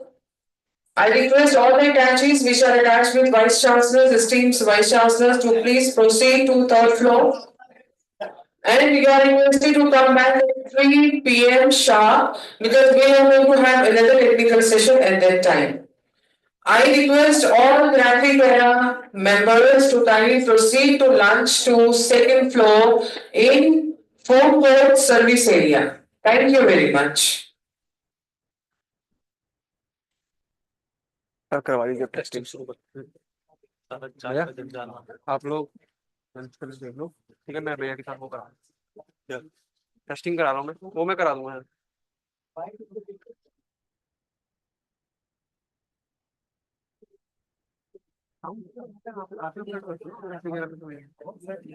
Sound तो अलग ही लगता है मतलब छोटा मोटा सा जो होता है जैसे ये है इसका तो हम नहीं करेंगे बिल्डिंग टेस्टिंग शुरू करें क्या ये कर लूँ एक्चुअली क्या है ना कि हमारे पास अगर इस तरह का कुछ होता है तो हम एक दिन पहले ही पूरा टेस्ट करते हैं साउंड आ रहा है नहीं आ रहा है चार क्या दिक्कत है उससे रिजॉल्व हो जाती है क्या सर बस भैया भैया को लेके जाओ सेकंड फ्लोर पे अपने हाँ यहाँ से कनेक्ट कर रहा हूँ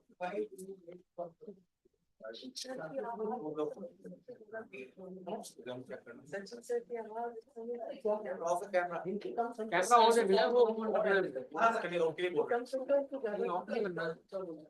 ऑडियो कैसे पता चलेगा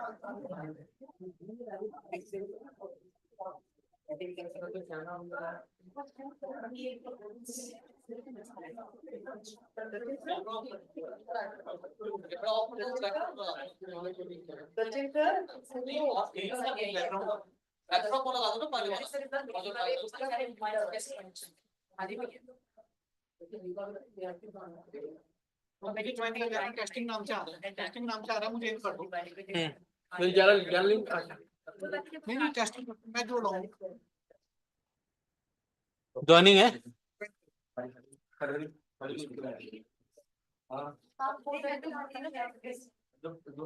मुझे अफसोस करना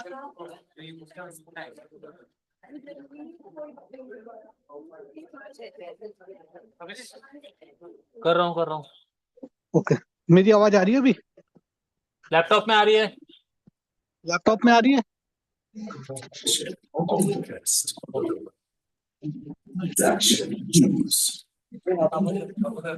किससे आवाज आ रही है तो वो नहीं आवाज नहीं आ रही हाँ सर लैपटॉप में आ रही है आवाज उठाना हेलो हेलो हेलो मेरे को इसे लॉग आउट है तो लॉग इन करो सर उसे लिंक बंद करेगा क्या नहीं नहीं लिंक इन्होंने बंद कराया चल रहा है ना हाँ लिंक बंद नहीं करना ये लिंक यहाँ से उठाओ उस लैपटॉप से बंद कर दो उसको मेरा लिंक कॉपी करो लो उसे उस लैपटॉप से बंद कर देना सर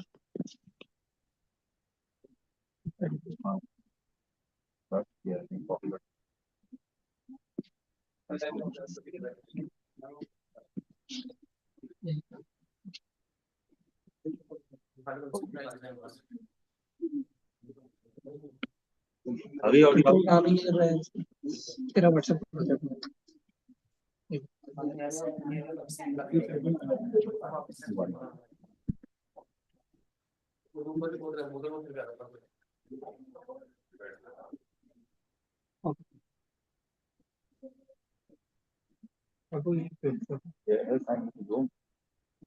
नहीं यहाँ नहीं वही पेस्ट करो रात बाहर का पेस्ट करो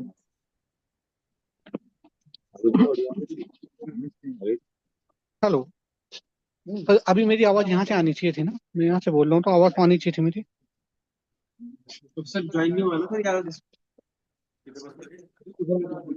किस लैपटॉप में आ रही है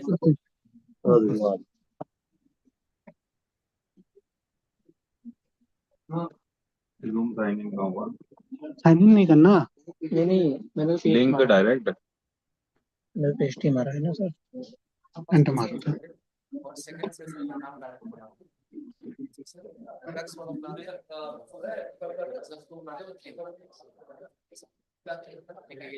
स्पॉट आ रहा है फर्स्ट एक भेजा मैंने और इसी मैंने तो अप्रॉक्सीमेटली का जैसे सेशन ऑन अप्रॉक्सीमेटली चेयरपर्सन और नीचे दो नाम वैसे ही लोगों से मिलेगा सेशन 2 अभी ने हरीश साहब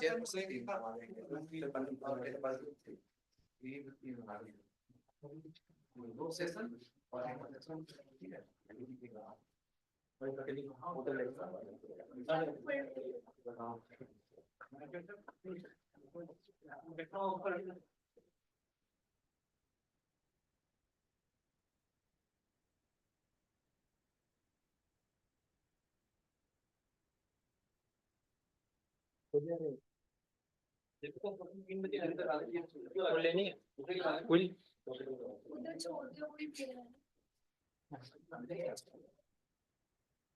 ज्वाइनिंग आ रहा है।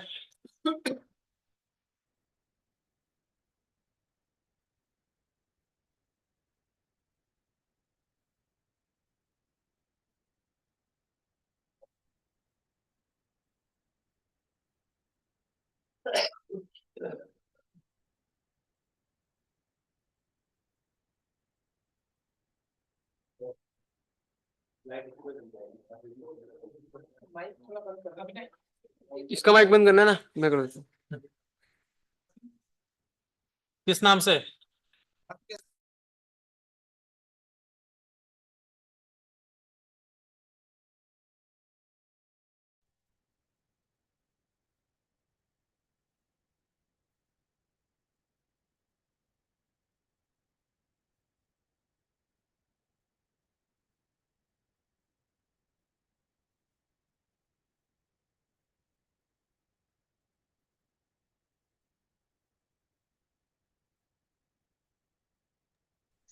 हेलो हेलो समय समय ये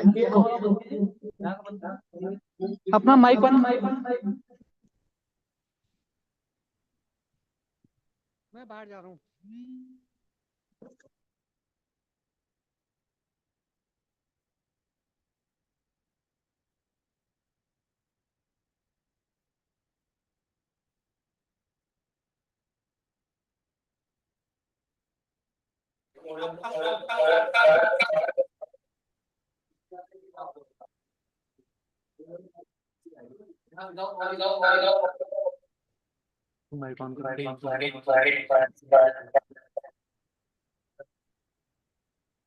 सर आप बाहर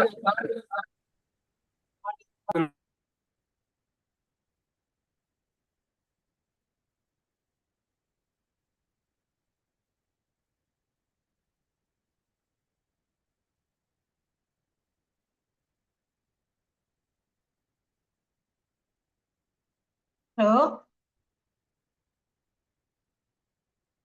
हेलो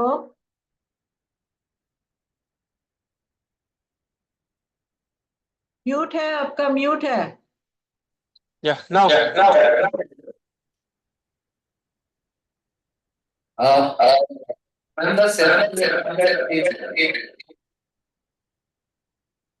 आपके उधर इको आ रही है eco just testing 2 minutes the session will start at 3 p.m. एक बार आप हमारा चेक करा देंगे हम शेयर करेंगे स्लाइड्स अपने हाँ मैम कीजिए आप शेयर कीजिए अभी शेयर करो प्लीज मैम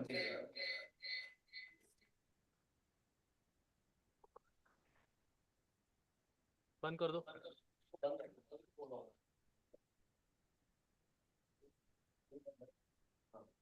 अब नहीं आएगा एक बार देखिए यस मैम आ रहा है अभी चेंज हो रहा है चेंज हो रहा है यस मैम चेंज हो रहा है ठीक है thank you thank you echo पीछे से कट नहीं कर सकते?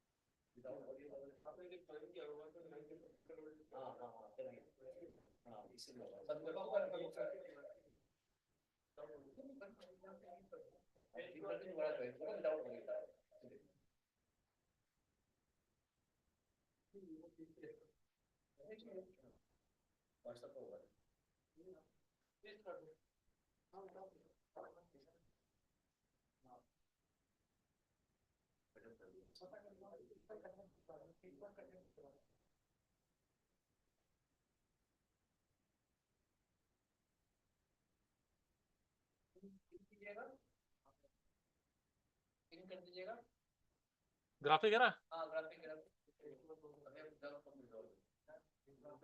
कर दिया।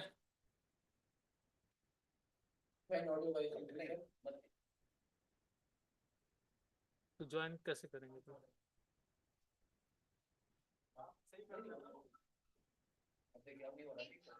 Hello, good morning.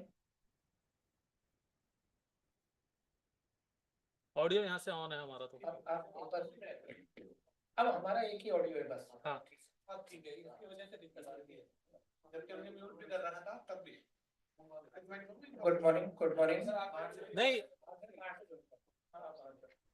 मैम बैठी है, मैडम से एक बार करवा लें दोबारा। Ma'am can you check audio is okay और नॉट? सीमा मैम, आपकी आवाज आ रही है? आप शायद म्यूट है। नहीं नहीं नहीं, मेरे म्यूट नहीं है। नहीं, मैडम का इधर आ रहा है आवाज लैपटॉप तक।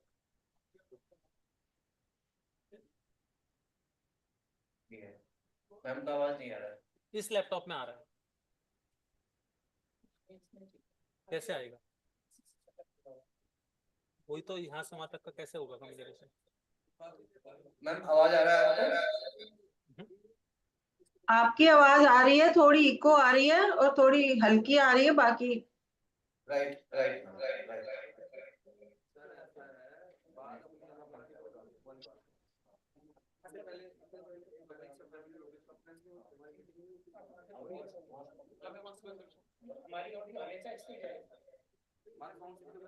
हेलो सर, गुड आफ्टरनून, क्या हाल?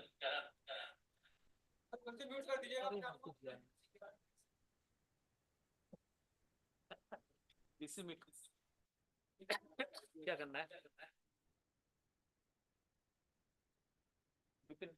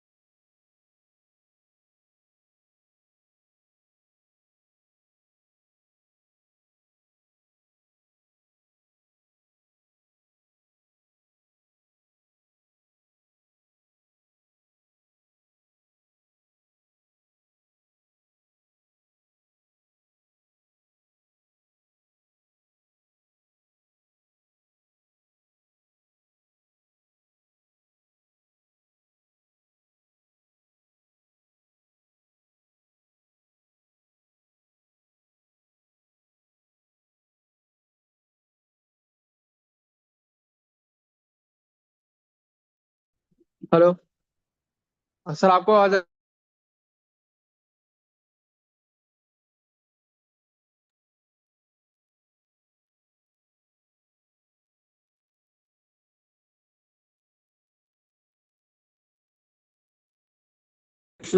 India university? हाँ, मैं वही बोल रहा हूँ। हरीश सर, मेरी आवाज आ रही है आपको? आपकी मुझे आवाज नहीं आ रही है। नहीं हरीश सर, आपकी आवाज नहीं आ रही है मुझे। Okay okay, we are checking checking.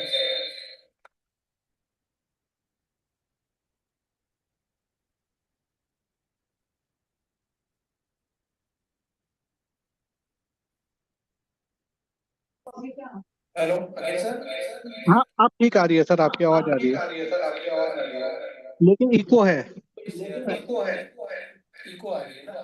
Testing से तो क्लियर है आवाज, यहाँ जो इको है दूसरी। जी थोड़ा इको है मैम आवाज में। अच्छा, सर एक बार मिक्सर में चेक करिए, मिक्सर में तो नहीं है इको।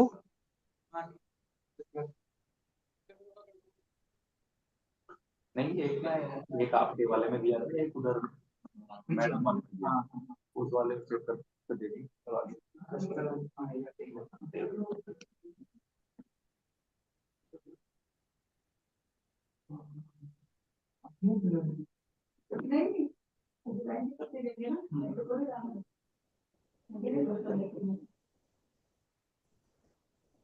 ना हमारा डिस्प्ले कैसा है?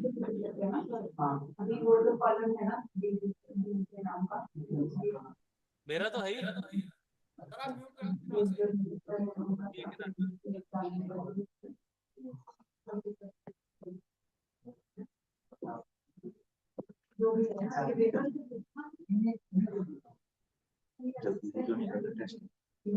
कर तो रहे हैं, पता नहीं।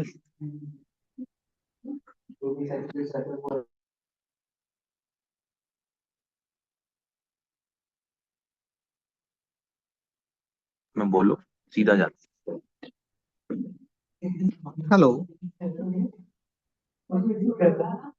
हरी सर, आपकी आवाज नहीं आ रही है।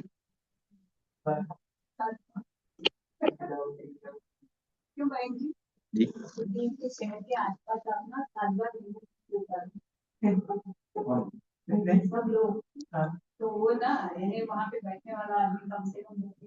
हरी जी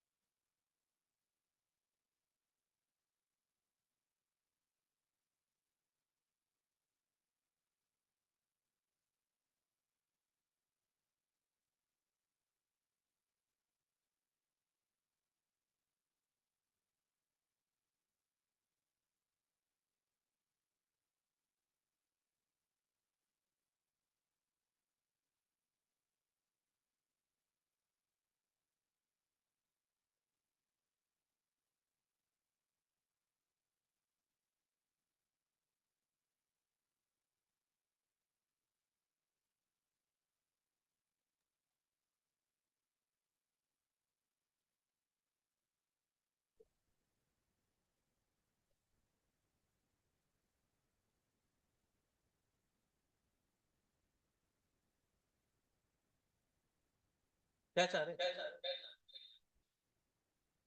इसे तो ऑन करते इको शुरू हो रहा है।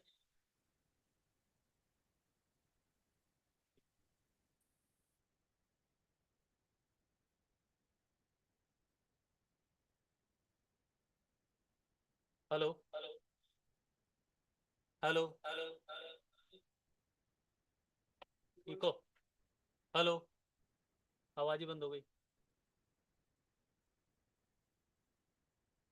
हेलो, इधर आ रही है? ठीक है।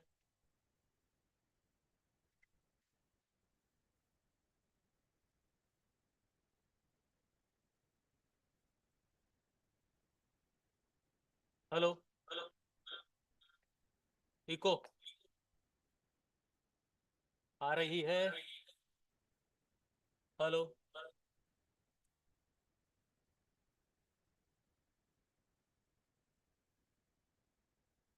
Hello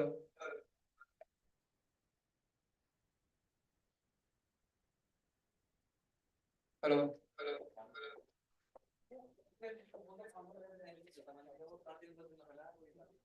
hello hello hello hello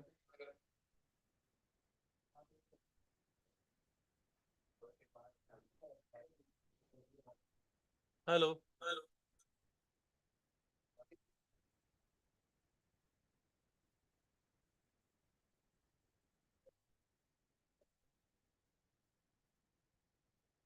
hello hello hello hello hello hello.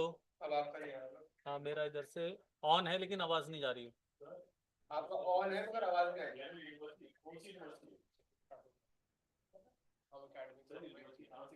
आपकी आवाज आ रही है? कहाँ आ रही? मेरे को आ रहा है। तेरे फोन में? वो कर दिए इको कर दिए। हाँ हाँ वो इको ही तो चेक कर रहे हैं। स्पीकर चेक कीजिए। हेलो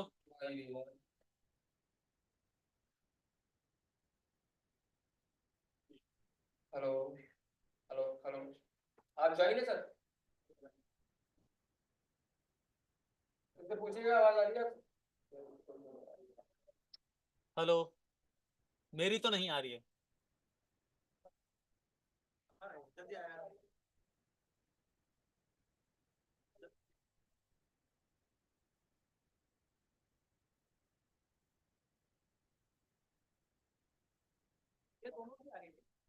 दोनों की आ रही?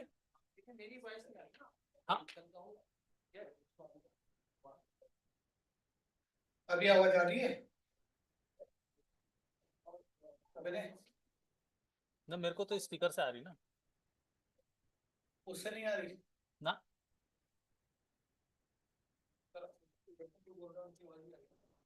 मयंक एक बार बोलना आप। मयंक हाथ ले जाके बोलो। यहाँ से थोड़ा दूर जाओ। मेरा माइक तो खोल दो। किस नाम से? टेस्टिंग।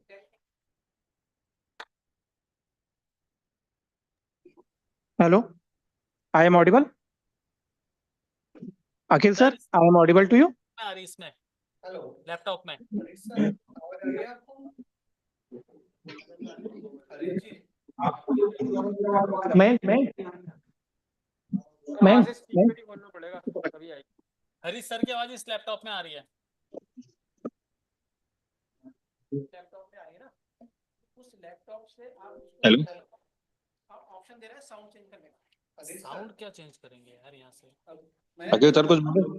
कैसे नहीं नहीं वहां से ऑप्शन जी जी बोलो। यहाँ से कहीं यहीं से देखना। यहाँ पे है कुछ चेंज करने का? लो माइक्रोफोन में स्पीकर देना है, दो स्पीकर तो आ रहा है इसमें खाली। ये है इसमें कर लेते हैं।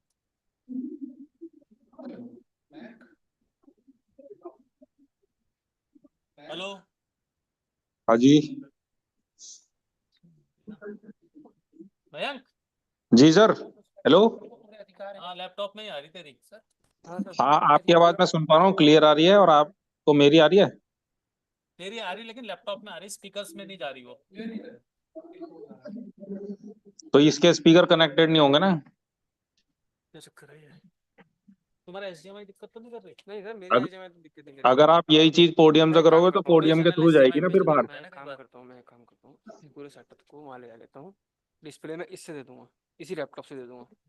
आप अपना लैपटॉप लगा लीजिए, अगर आपके लैपटॉप में ऑक्स की ऑडियो भोजन आ हो गई गया?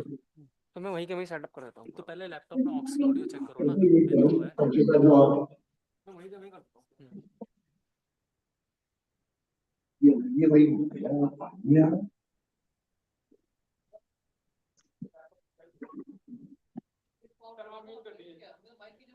किसको म्यूट करूं? ठीक है।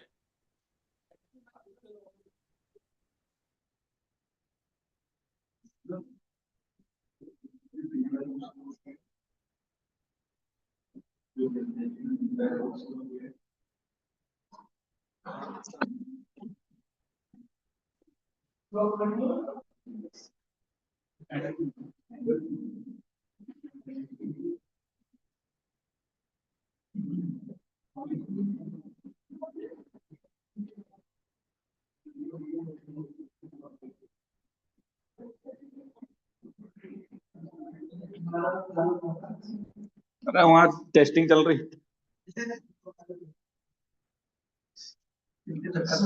सारे बंदे वहीं लगे हैं बस। बस वो उसके बाद 3 बजे सेशन है ना, ये टाइम बीतते जा रहा, 52 हो ही गए। 3 से तो चलेगा फिर अभी।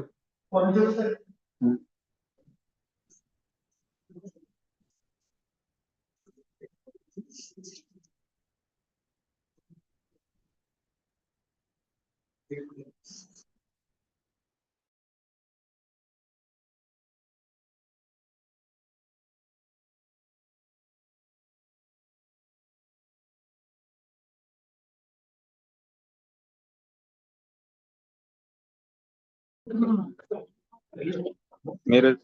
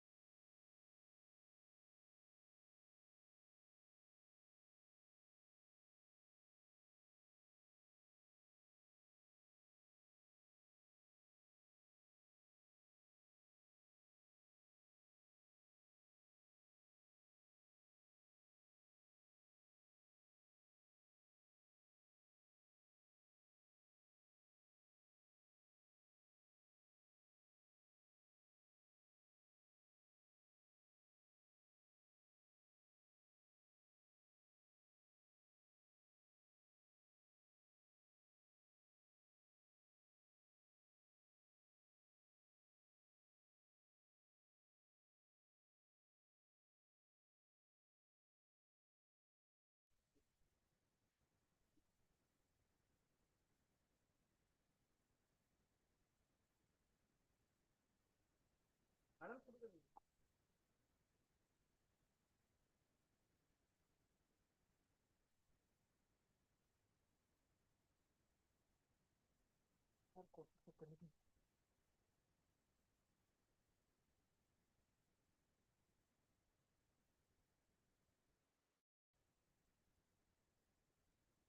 मैम सेल ज्वाइन कर लिए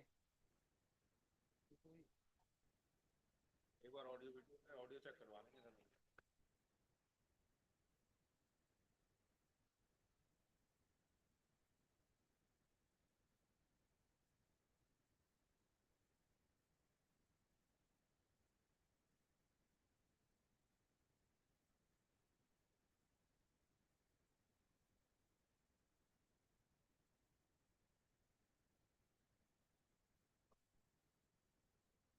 हाँ जी हाँ जी।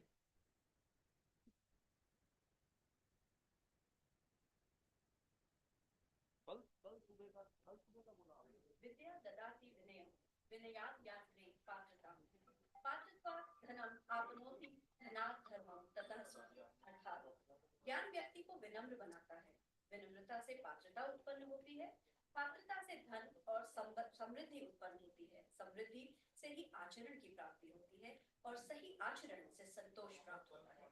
Greetings to one and all. It gives me great pleasure to welcome the distinguished dignitaries to this session, which is called as the Interface with Officers from Apex Bodies. This North Zone Vice Chancellors Meet is being organized by the Association of Indian Universities, AIU, and is being hosted by Graphicura deemed to be University, Dehradun. I, Dr. Sakshi Gupta, would like to extend a very warm welcome to all present. The Association of Indian Universities, AIU, erstwhile Indian Universities Board, is a society that has been actively involved in the advancements of higher education since its inception in 1925. Its primary goals are to serve as a link between the governments and the universities and to represent Indian universities, guaranteeing mutual consultation and coordination between them. Apart of several institutes of repute from the country, also has under its aegis 13 international universities from the countries with Bangladesh, Bhutan, Republic of Kazakhstan, Malaysia, Mauritius, Nepal, Thailand, Emirates, and United Kingdom as its associate members. AIU frequently arranges interface meetings with the heads of apex bodies during the Vice Chancellors meet in order to support and accomplish their goals. Additionally, the heads of the apex bodies through this platform get to share information and their opinions with the Vice Chancellors during the session. I'm extremely proud and elated to introduce to you all our star-studded dignitaries for this session. We've been joined through online mode by chairperson of the session, Professor Me and लेकिन मुझे खोलूंगा तो फिर double app हो जाएगी। Sumaya Vidya Vikas University. आवाज नहीं जा रही देखना एक बार The session आपको आवाज नहीं आ रही Mrs. Pankaj Mittal, General Secretary AIU, and our eminent speakers for the session, Dr. N.H. Siddharangaswamy, Advisor to Administrative Bureau AICTE, and Dr. Seema Jaggi, ADG, HRD, ICAR, again from the Before handing over the session to the chairperson, Professor Pillai, I would like to briefly introduce the session chair, co-chair, and the speakers to you all. And before that, may I please humbly request Dr. Mrs. Pankaj Mittal and Dr. N.H. Siddharangaswamy to please grace the dais.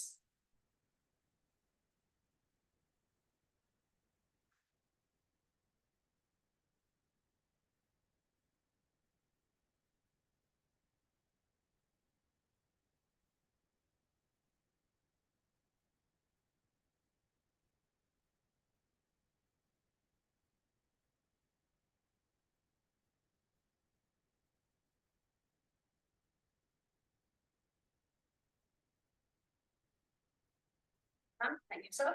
Chairperson of the session, Professor Pillai, is the Vice President of Association of Indian Universities and serving Vice Chancellor of Sumaya Vidya Vihar University, Mumbai.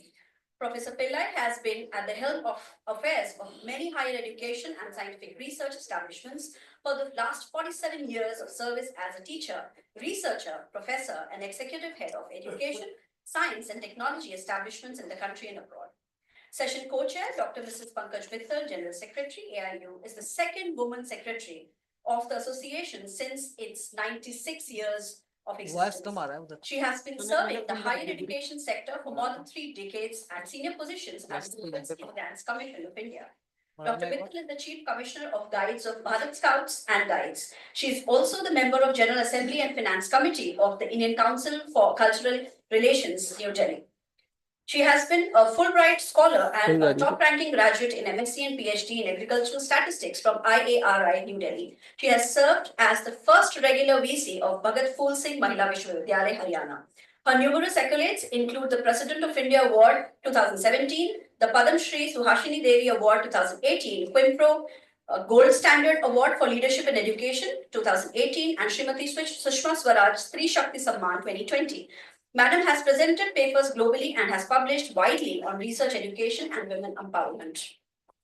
The next speaker, Dr. N.H. Siddhalinga Advisor to AICTE, is presently working as Advisor to Administrative Bureau in All India Council for Technical Education, New Delhi. And Dr. Seema Jaggi, Assistant Director General, Human Resource Development, Agricultural Education Division, Indian Council of Agricultural Research, that is ICAR, since April 2021. Dr. Jaggi has received several awards and honors, and to name a few, are ICAR Punjab Rao Deshmukh Outstanding Women Scientist Award, ICAR Bharat Ratna Dr. C. Subramaniam Award for Outstanding Teachers, INSA Teacher Award, IARI Best Teacher Award, ICAR Lal Bahadur Shastri Young Scientist Award, ISAS Professor P.V. Sukhatme Gold Medal Award, ISAS Young Scientist Award, ISCA Best Poster Presentation Award, ISAS Best Paper Award, SP Dhal Distinguished Publication Award in Statistics by Society for Advancements of Human Nature. May I now request the chairperson to take over the session from here. Over to you, sir.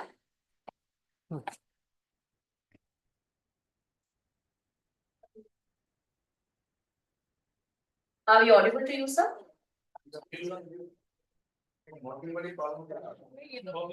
Could you please unmute yourself, sir?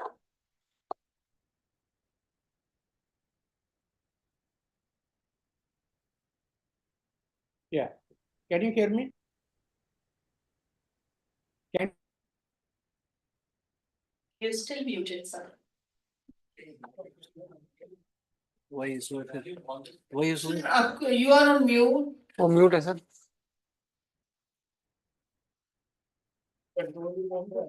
Why is it? Mute नहीं है. Sir mute है sir. Sir का है ना? Sir, are you able to hear me? Just if you can raise your hand.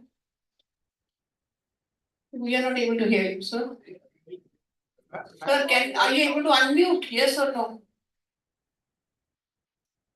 Because the sign here says that you are on mute. तो वो meet है ना वहाँ का वही फेस हुआ है ना. हाँ जी. Seema, can you speak something? I want to know whether we are able to hear. Yes, ma'am. Yes, ma'am. I can hear you very clear. नहीं तो सीमा जग्गी जो unmute है वो भी नहीं सुन रहा. Can you hear me now? वहाँ से ऑन किया. हाँ? Can अब you? unmute हो गए सर. Hello, ma'am. माइक लगाओ ना फिर. लैपटॉप पे आ रही होगी फिर. लैपटॉप से लैपटॉप पे आवाज आ रही होगी. चेक एक मिनट.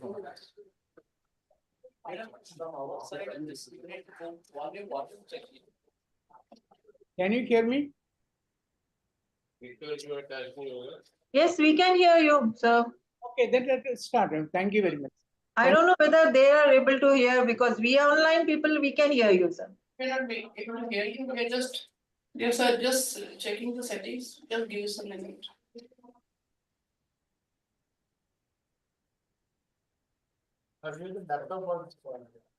लैपटॉप की जो है लैपटॉप साउंड सिस्टम से अटैच है. Now you ask. Are you able to hear? If they are able to hear, sir, please speak something. I want to know whether you are. Can you hear me? Yes. आवाज बढ़ाओ. ये वाला. So please, can you speak? Now we are able to hear you. Can you hear me now? Yes, yes, yes. ये वाला mic होता है. Let us start. Thank you very much for this opportunity. Of course, I want. Mic जो हाथ में है.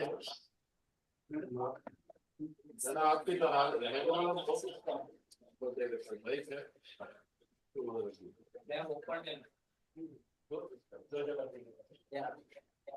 Is there any problem? Yes, sir, we can hear you. उधर से बोलो. Hello.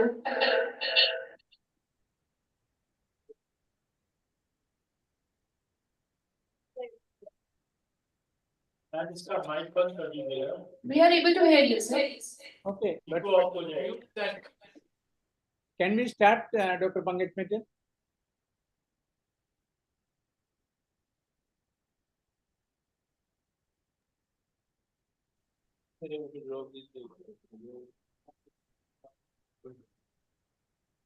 Madam Vice President is asking whether he can start or not. Hello.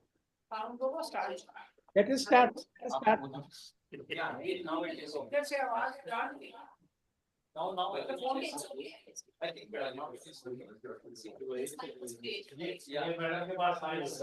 We are able to hear you, sir. You can start now. This mic is clear.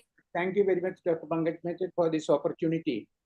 Of course, I wanted to be there physically because of some personal reasons related to health. I could not travel. But anyway, thank you very much for this opportunity. This is a very important session. Dr. Seema Jaggi from ICAR HRD is participating. I think from NAC, somebody is participating from NAC, not very sure. Dr. Siddhalinga Swami from the AICT, he is an advisor there, he is participating. And this is about the,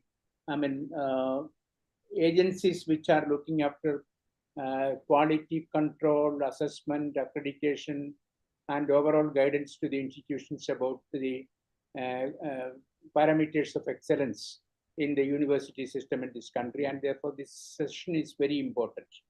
Of course, in all AIU meetings and all in such meetings, we have a session with the heads of such institutions. And of course, they may be definitely listening to our recommendations. So when it comes to the assessment and accreditation, lot of things are happening, lot of positive things are happening in the system, but multiple accreditation, for example, unaware, total, maybe less clarity about the foreign accreditations. These are all some of the issues. So AICT has the National Board of Accreditation looking after the programs in the engineering colleges and management institutions. And the universities do not specifically require, universities which are running programs directly, they do not require an accreditation from the NBA, but students and parents, they prefer an accreditation, and accreditation by these agencies is definitely some sort of an awareness, real awareness to the stakeholders, and therefore there is a need for ensuring quality evaluation, quality assessment, and quality accreditation in our university systems every day. Through different discussion meetings, we come across with criticisms on accreditation also, but ultimately these accreditations provide us a mirror. As a Vice Chancellor, I am telling, provide us a mirror to review, look at this mirror and find out whether there are some areas of refinement which are needed. And this is definitely helping the institutions in a big way.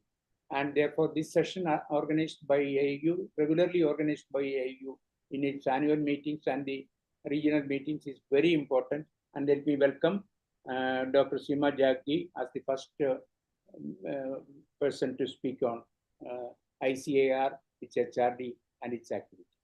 Thank you very much.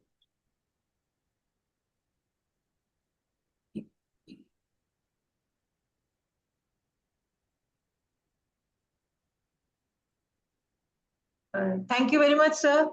Thank you. I hope I'm audible. Yes, very much, very much. Yes, sir. Thank you. Thank you so much. A very good afternoon to all of you, respected chair, co-chair of the session, and the other dignitaries present in this particular session.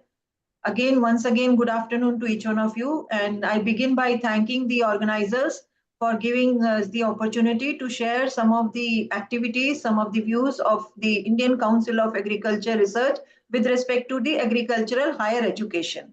So I'll be focusing on what are the various transformative measures which have been taken under the agricultural higher education, which includes the various initiatives, the quality assurance, as well as the technological integration, which is the theme of this particular conference.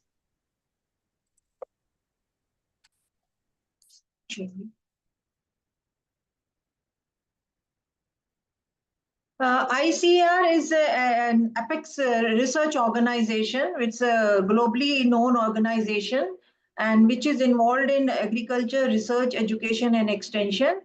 And it works under the different domains, and there are total different research institutes. We have total 113 research institutes spread across the country. Then we have some national research centers, the national bureaus, and for the extension purposes, we have the Krishi Vigyan Kendras, around 731 Krishi Vigyan Kendras. And we are involved in different work like crop specific institutes are there, animal specific, fishery, horticulture, and so on. We on different aspects, we have different domains, we have the research institutes.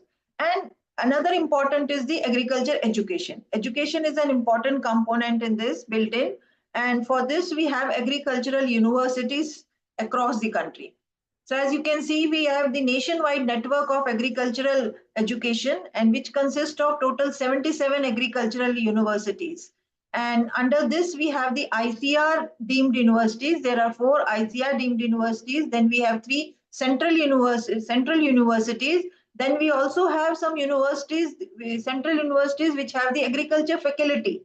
Like we have BHU, we have Vishwabharati University, and so on, which are also a component or a part of our system. And all these universities totally, they offer, if you see here, they offer PhD programs in about 80 disciplines and PG programs in 81 disciplines and undergraduate programs in 13 disciplines. So all these activities which we undertake in the agriculture education division at ICR, the entire portal, we have developed one portal, which is agricultural education portal. The entire information related to agricultural information is available on this portal, which is education.icr.gov.in. And one of our aim is to attract the talent towards the agricultural education. So for which we conduct the all India level, national level entrance examination for 20% quota seats in the UG program and 30% quota seats in the PG and PhD program. These are ICR seats. And the purpose, it started way back in 96-97, and the purpose is to reduce the academic bleeding. Actually, the other universities, they are all state universities and they admit students from their own state itself. So in order to have the mobility of the students to move from one state to another, this particular examination system was started, and also to encourage the talent and national integration and to have a uniform examination standards. So since 2019-20, we have shifted to the National Testing Agency. So NTA conducts the exam, ICR exam on our behalf, and the online counseling for this is done by the ICR.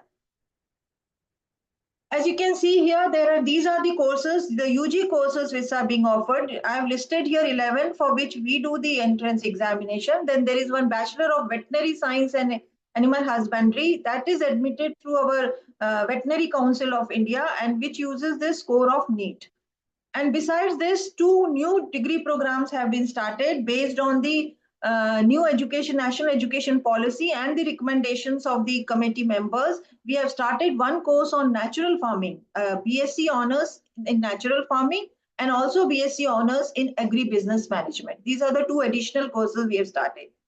And this degree, all these UG degree programs are declared as the professional degree program since 2017.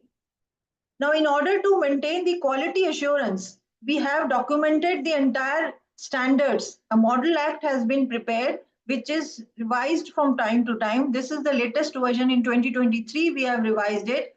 And in this document, we have the minimum standards which has to be maintained by every university, every college with respect to every program. What is the minimum faculty strength? What is the minimum land requirement in order to have the quality assurance? And we at ICR, we have our own board, the National Agricultural Education Accreditation Board. So this board assures the quality assurance with respect to the agriculture programs as well as its allied programs. Now, over the years, you can see that there is an increase in the number of seats as well as the number of applicants applying for the UG program as well as PG and PhD. Since 2023-24, we have shifted now particularly for the UG program, we have joined the Common University Entrance Test. Before that, we were having our own exam. Now, the Common University Entrance Test is conducted, in which we offer any 3 courses like physics, chemistry, maths, biology, and agriculture. So out of this, any 3 they can select, and they can, based on that score, we admit the students. So once we shifted to this CUET in 23-24, there was a huge jump in the number of applicants. Before that, there was around 1 lakh students who were appearing. Because of this, around 5 lakh students, 5 times shift in the increase in the number of students who appeared for this examination. This is the distribution of the number of students admitted in bachelor's program, master's program, and PhD program. One thing to be noted here is that the male and female ratio, that is now almost, if you see in PG as well as in UG and PhD, it is almost same. Almost 50% of our girl students and 50% are the boys. Now, this NEP document, which was launched in the year 2020, immediately when it was announced by our Honorable Prime Minister, we had a meeting and we constituted a committee of the Vice Chancellors of Agricultural Universities. Series of meetings were held, discussions were held with different stakeholders, the different Vice Chancellors, and the final report was brought out. And this particular document, that is Implementation Strategy for National Education Policy in Agriculture Education System. The timeline, when to start, when, all the timeline was mentioned in this document. So based on this, we had for our UG curriculum. Right now, we are ready with our UG curriculum to be implemented. This year, we have already implemented from 24-25 the UG curriculum based on in alignment with our National Education Policy 2020. So in this, the Dean's Committee, the committee which does this is called as Dean's Committee. The Dean's Committee has restructured the undergraduate program, and we have included the certificate courses, the diploma courses, the multiple entry-exit policy, 1-year certificate to a diploma. All these are now built in our UG curriculum program. More and more skill enhancement courses, the vocational education courses have been added into this. This is just a brief about what our UG program is there. As you can see, first year is a certificate course. If a student leaves at first year, if he leaves at second year, is the diploma program, and so on. Till 4th year, we don't have a 3-year UG program. We have not recommended that. The 4-year, initially it was 4 years. We have retained the 4-year UG program as such. And these are the total credit frameworks. The additional things are skill enhancement courses have been added in this. Besides this, the MOOC courses, the online courses, which are MOOC courses, that have also been included into the credit hours of our UG students. And this has been implemented from the current academic year 24-25. All the universities have been informed, they have been told about the various guidelines, and they have adopted this new education policy UG program. This is the new course, Natural Farming, which has been introduced. BSc AG Honours Natural Farming. The entire course curriculum has been developed. Besides this, in the normal BSc Agriculture course also, 1 or the 2 courses on natural farming have been included. And the distinguishing feature of our course curriculum is it's very dynamic and uniform. All the agricultural universities, 77 agriculture universities, follow the same course curriculum which is developed by ICAR. And it includes these skill development courses. It has an industry connect. In the final year of the UG program, the students are given the opportunity to visit some of the industries. They go to the villages, they interact with the farmers. So it's a rural agriculture work experiences there, and they have some project work, they have some in-plant training. So this is the unique feature of this, our agricultural education. Then we have some experiential learning units as well. The students have the choice to select what experiential learning unit they want to join, and in that unit they are taught right from the beginning till the end, till the marketing of this, till the packaging and the marketing of the product. These are some of the experiential learning units, which we call it as The overall, this program is called as a student ready program. Ready is Rural Entrepreneurship Awareness Development Yojana.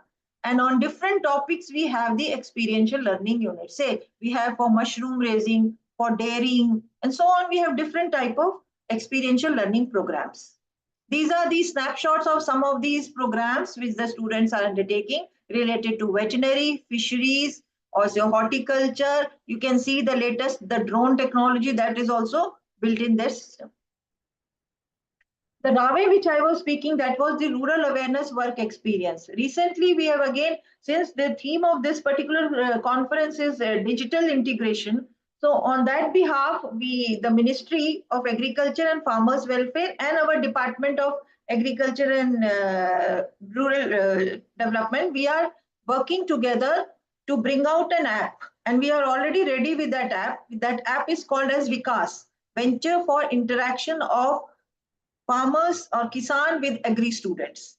So in this, what the various government schemes, the central government schemes related for the benefit of the farmers, when the students will visit to the farmers, they will ask the questions, what are the benefit they are getting, and this will, whatever we get from the feedback which we get from the farmers, that will help in further strengthening all these schemes. So it's an online mobile app has been developed. Right now we have included about 12 schemes in this, but we have the option, we can add more and more number of schemes into this particular app. Now, when we talk about this agripreneurship, we have developed some guidelines. Guidelines have been framed for the certificate courses, for the diploma courses, and also for the skill development courses. What should be the minimum requirement? A 10th class student, what type of course they can do? A 12th class student, how is?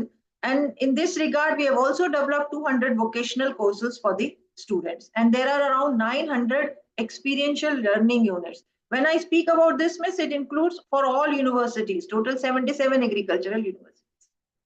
These are some of the incubation centers which have been established in different universities. I have just highlighted some of them. Like we have here in Parbani, we have GB Pant University, there is an incubation center. These all incubation centers are on different topics. You can see here this particular in Gandhinagar Kamdhen University, it is on dairy product development. So this way we have number of incubation centers. We are in the process of developing more such incubation centers in the other universities as well.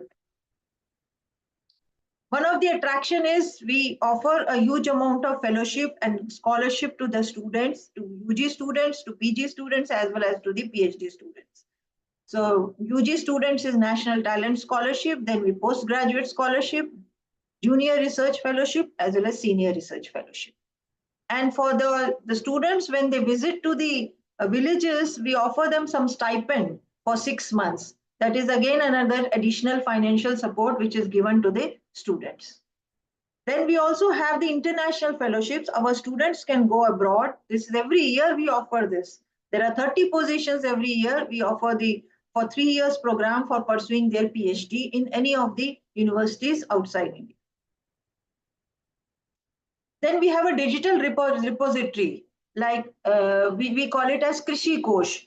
All the students who pass out masters as well as PhD in all the agriculture universities, they have to upload their thesis on this particular thing, Krishi Kosh. And this is very useful. The students' complete thesis is available, in the soft copy of the thesis is available on this Krishi Kosh.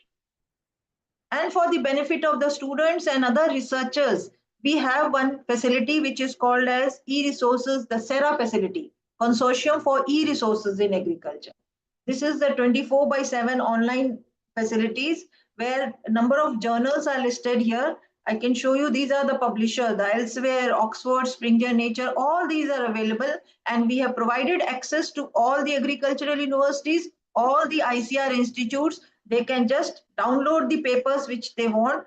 Basically, now we have these 8 publishers which are uploaded on this particular SERA facility. Then we had another very important program, World Bank funded project, which we call it as National Agricultural Higher Education Project.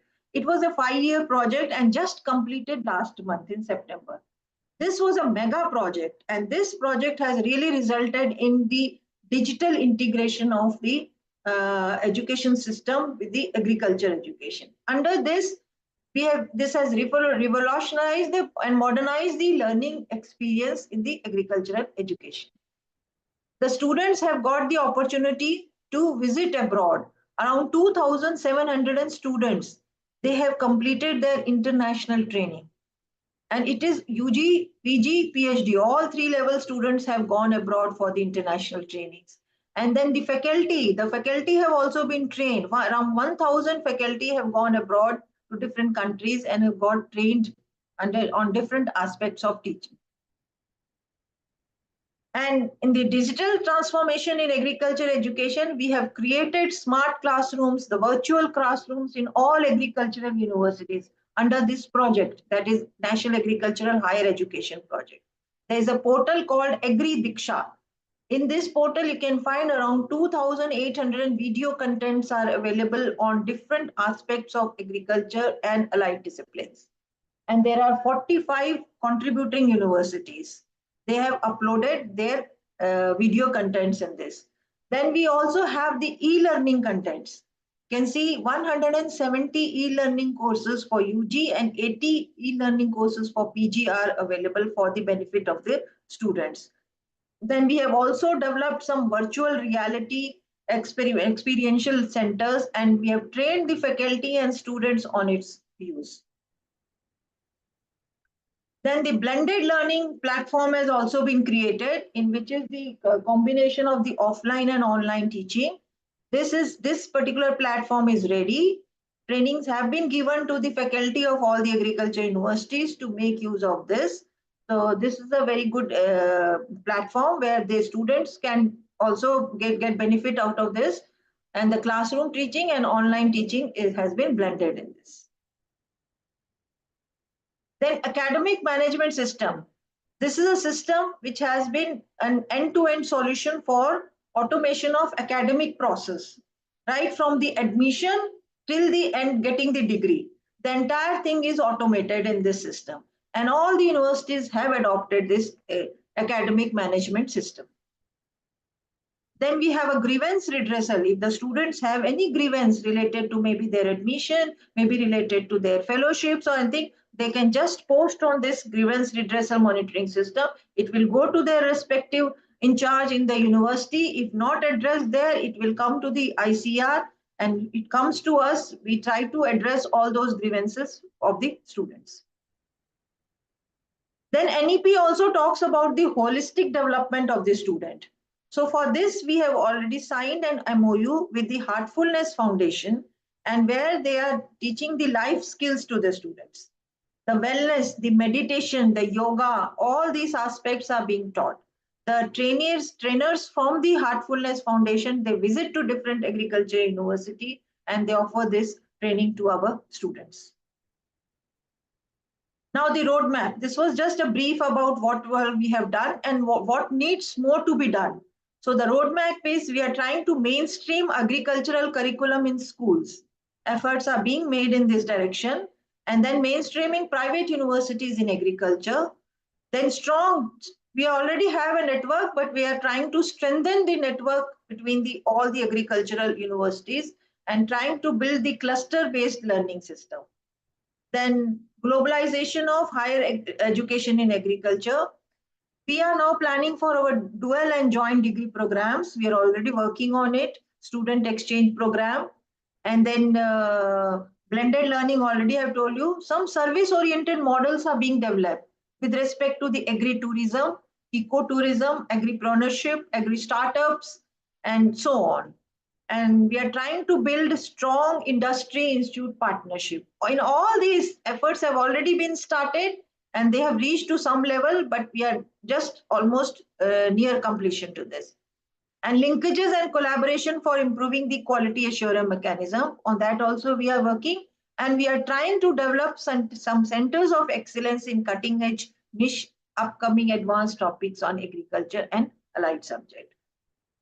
These are the snapshots of some of the school students who visit to our universities. They visit to our institutes just to have a glimpse to see what are the agriculture and related disciplines. This is the last slide where we have started a magazine which is called as AgriRise magazine. It's a student-centric magazine. All information related to the students is published in this magazine. It's a quarterly magazine. Every 3 months we are publishing. For the last 1 year we have started this. So complete information for the students' benefit. Thank you so much. Thank you once again for giving me this opportunity. Thank you. This was just in brief I have shared some. Thank you, Dr. Jaggi. Very, very comprehensive presentation covering all the important innovations. Lot of things in technology integration, experiential learning, interaction with other universities and other institutions, encouraging private university system also.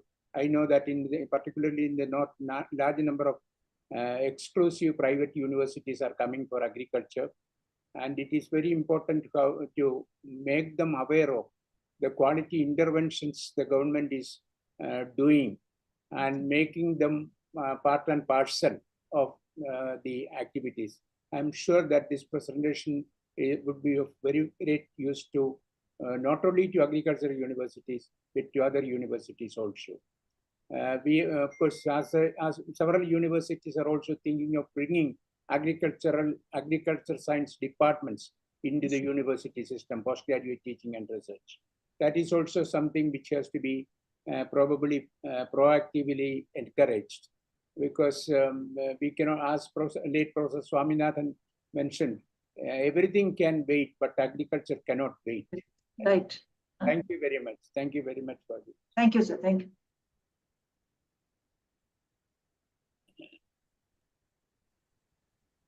So now the next speaker is Dr. Siddhalinga Swami from AICT.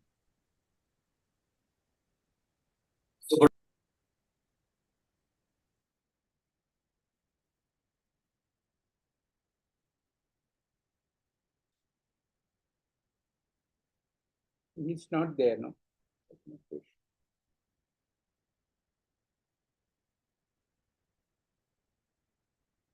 Anybody from AIU, please help us. Dr. Siddhalinga Swami is.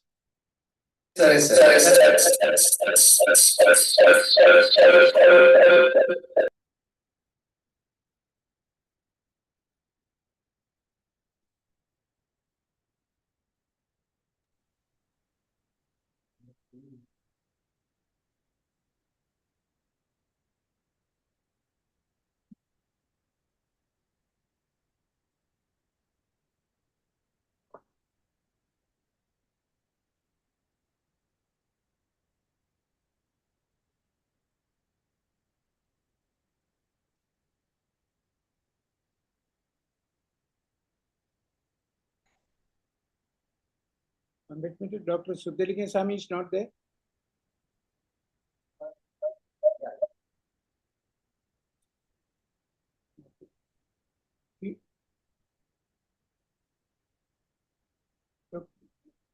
This will be the last. Okay, so he's making the presentation. Okay, I cannot see him. Okay, let me. That's all right. Thank you. Please go ahead.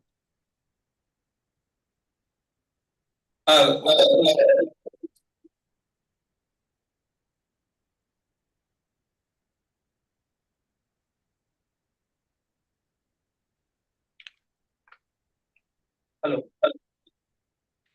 Yeah, good afternoon.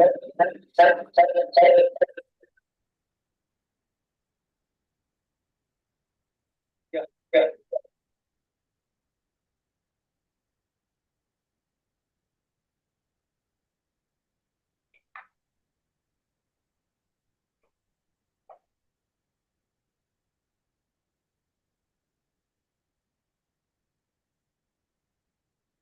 So good afternoon.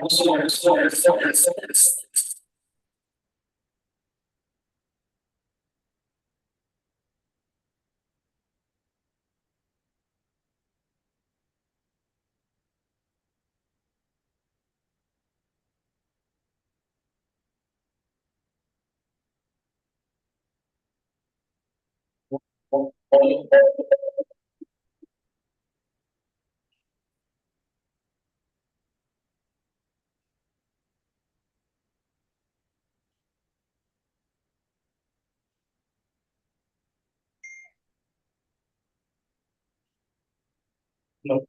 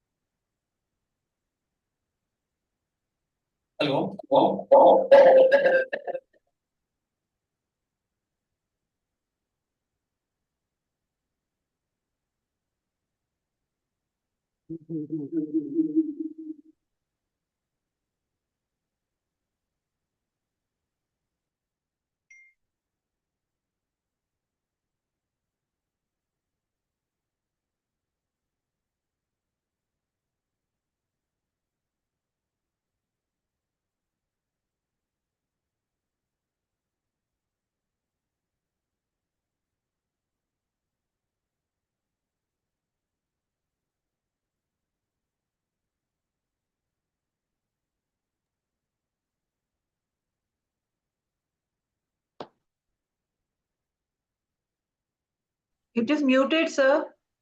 It's on mute. Yeah.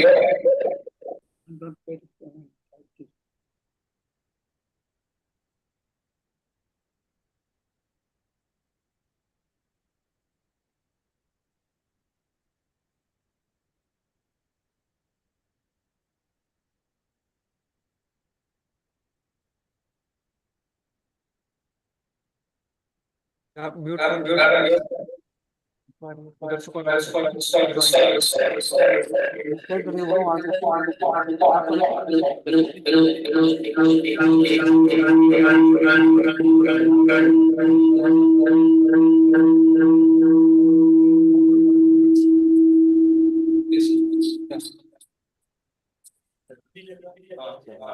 Sir,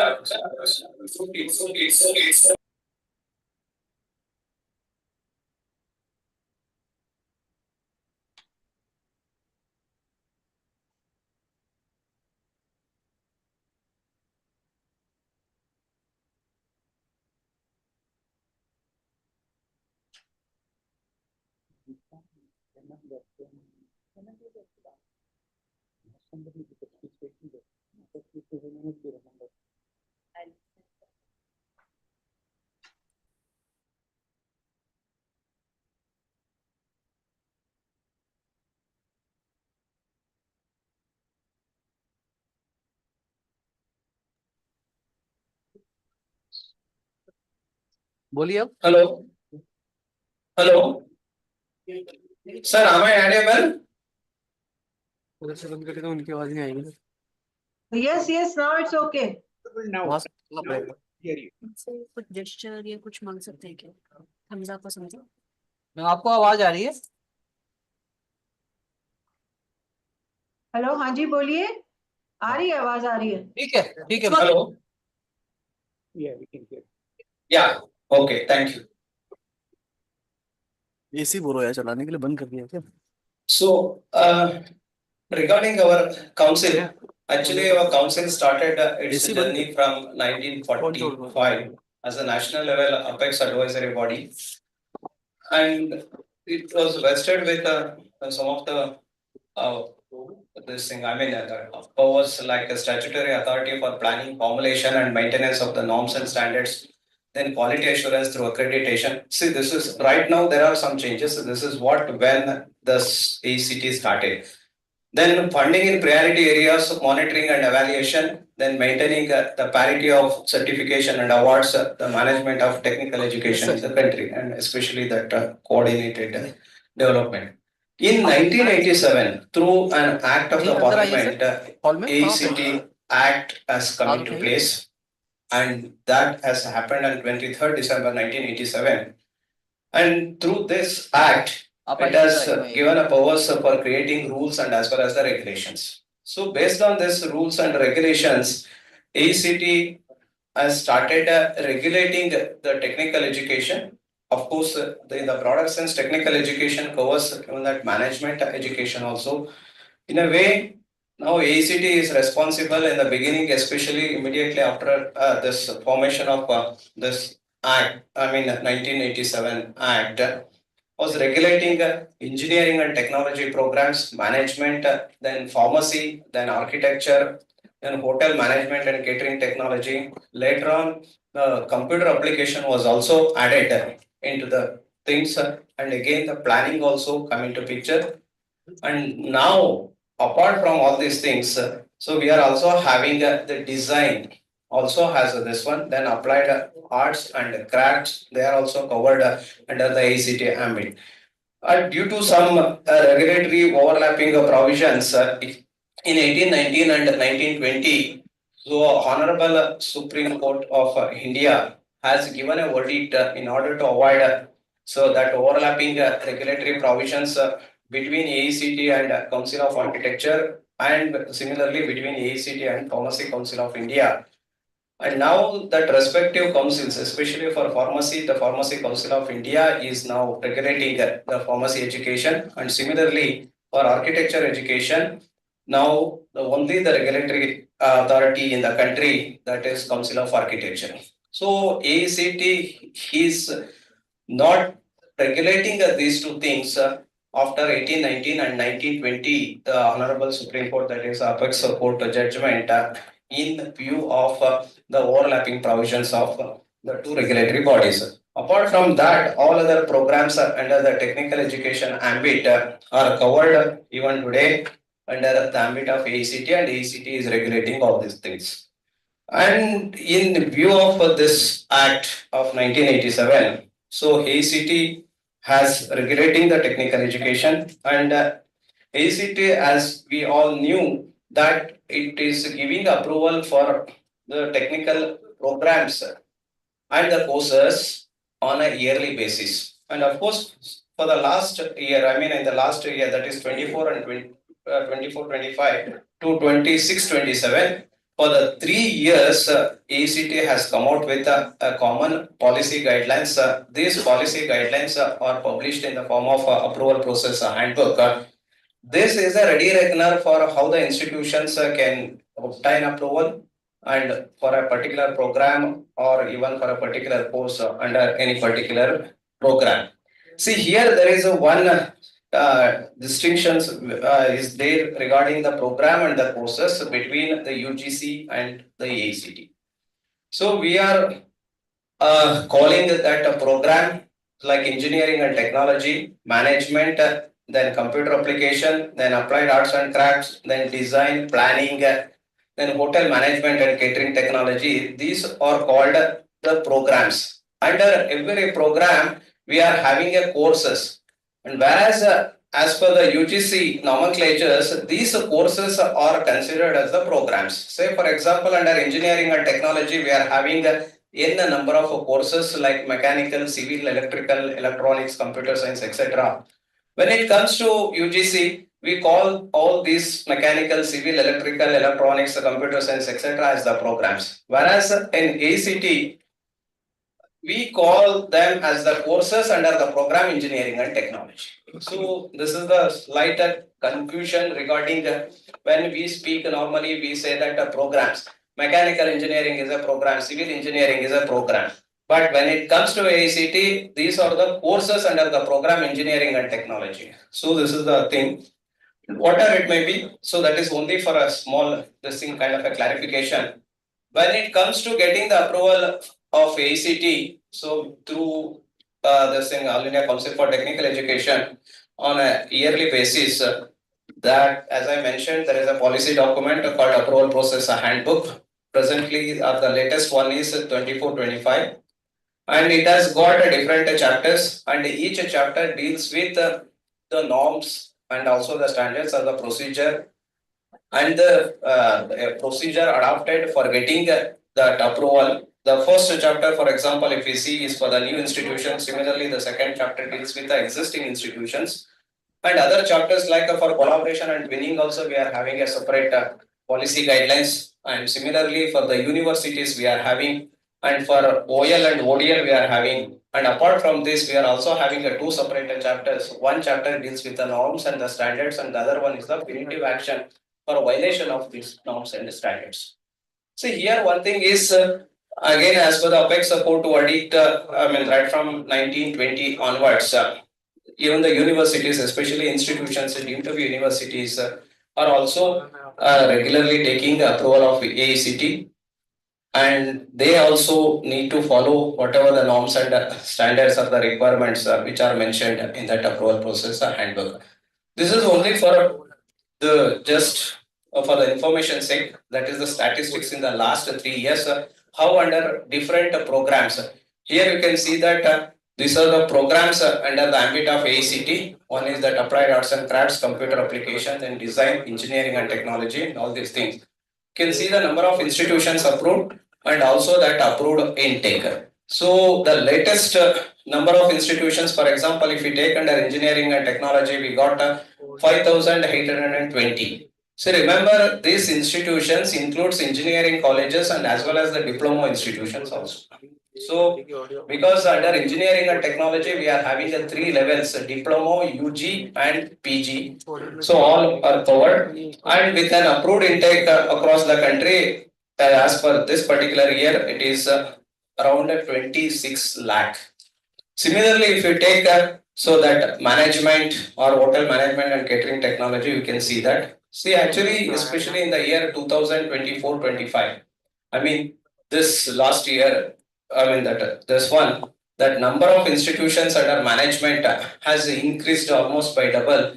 This is mainly because in the year 2024-25, for the first time, BBA, BCA, and BMS courses were also brought under the ambit of AICT. Means any institution running these courses or the programs, they also need to take the approval of AICT, because BCA is covered under that computer application and BBA covered under the management. Earlier, AICT used to grant approval only for the PG level programs or the courses corresponding to these two, that is management and the computer application. And yes, madam. That is the last one is 24-25 and that previous 2 years, last 3 years.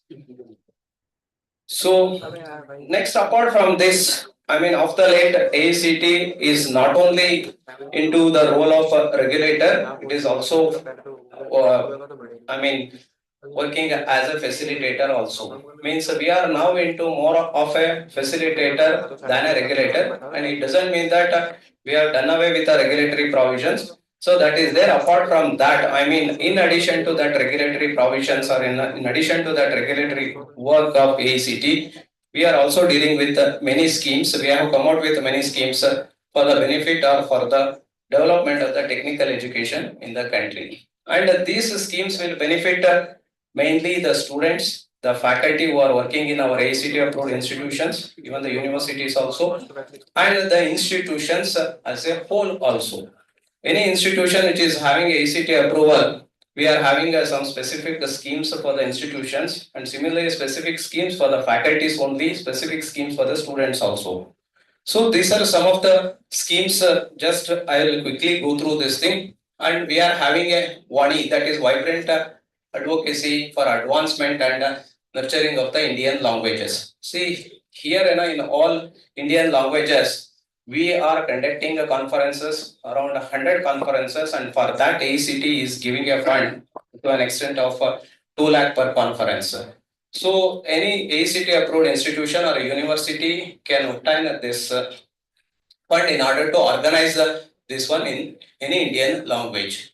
Then we are having a Atal FDP scheme. So especially during this COVID, this particular scheme has got a very good response, and that number has created even this thing, I mean, Guinness Book of Record also. I mean, the number of faculty who got trained under this Atal Academy, I mean, that faculty development program has crossed, I mean, that number has in terms of lakhs. Earlier it used to be in thousands only.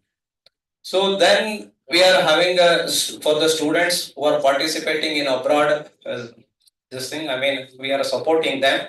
For that, we call it as this support to the students for participating in competition abroad. This competition is not only related to education, even that co-curricular or extracurricular activities of the students also.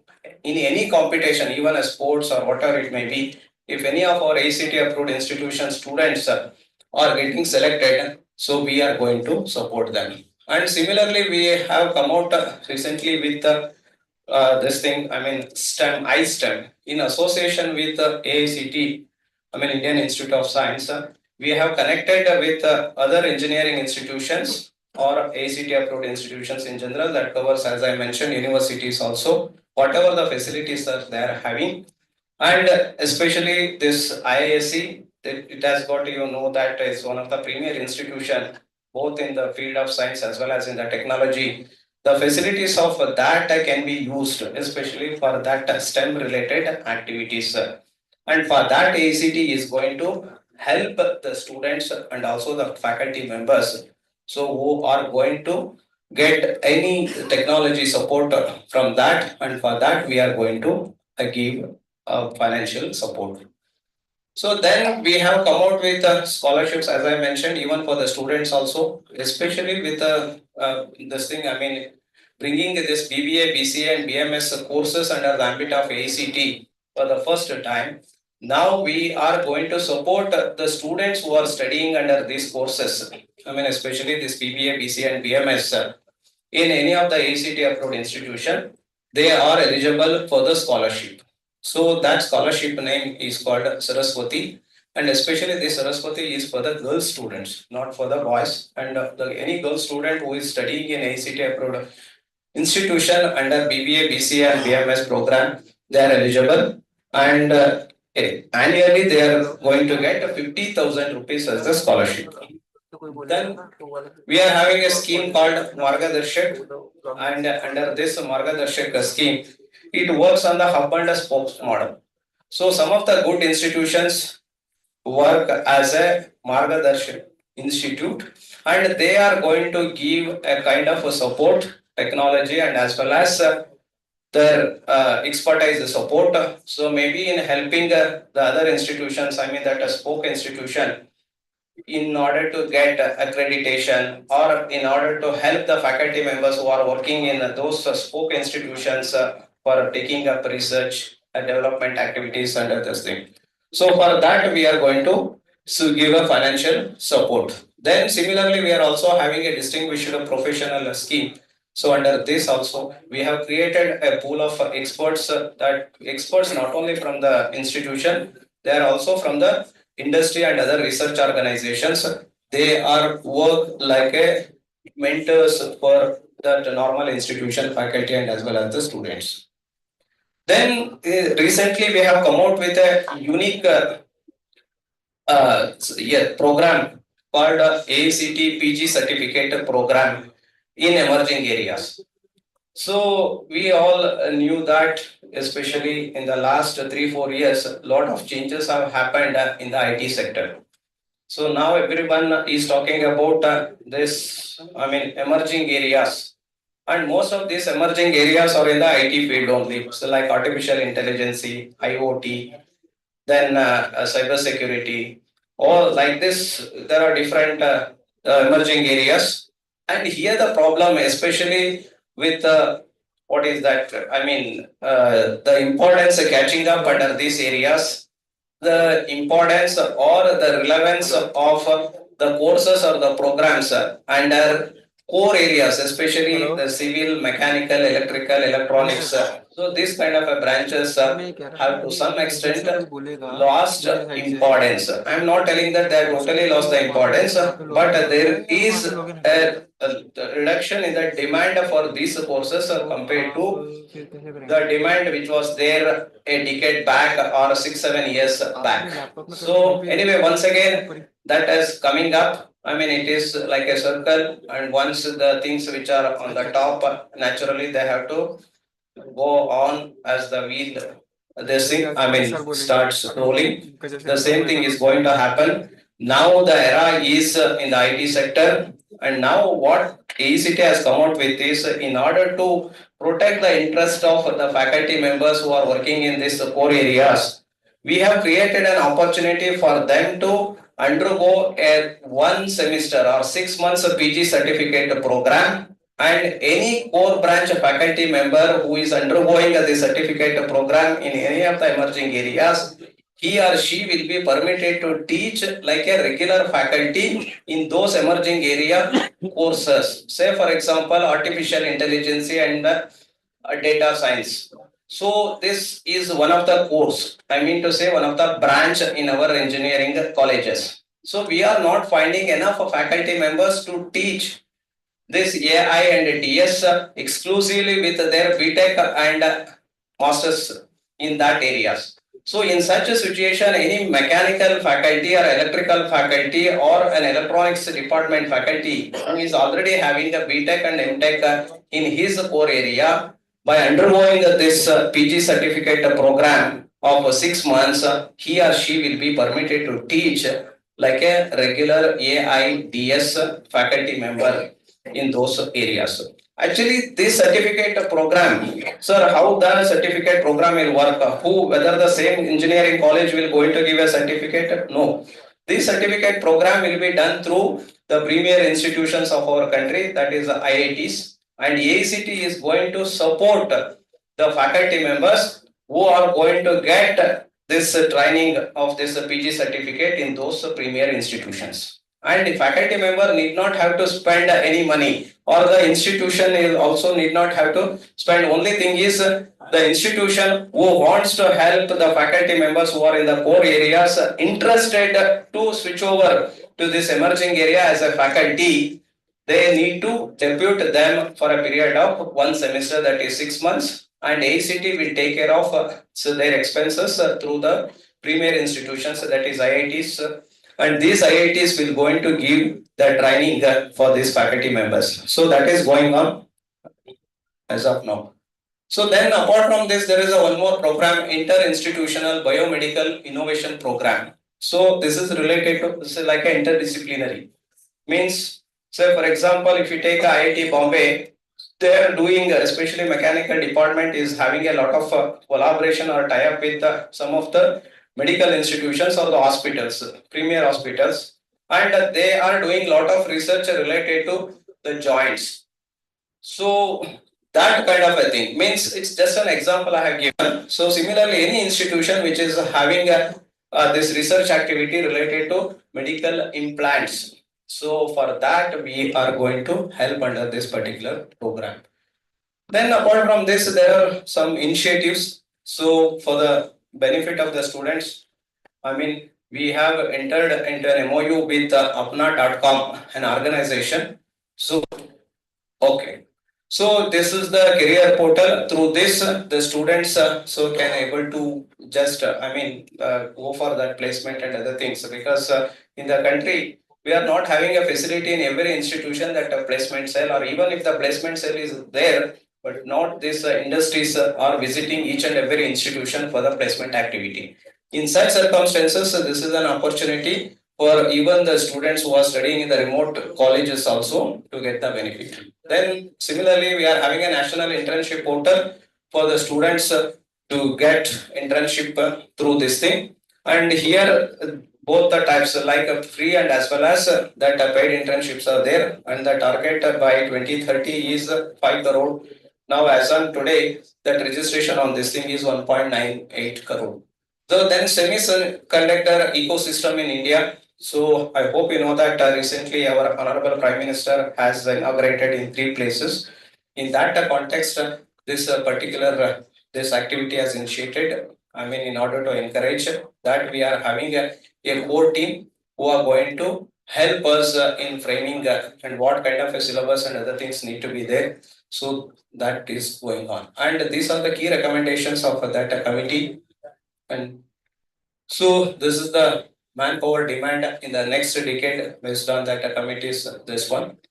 I mean, especially in that semiconductor area. Then there are full-time specialized courses. Also, they have recommended like a BA, BTech in electronics engineering, VLSI design and technology, then diploma in IC manufacturing like this. So then that similarly, they also come out with these books, and especially under this Anuvadini, means all the technical books are translated into different Indian languages. Now all these books are available in e-Kumbh portal also.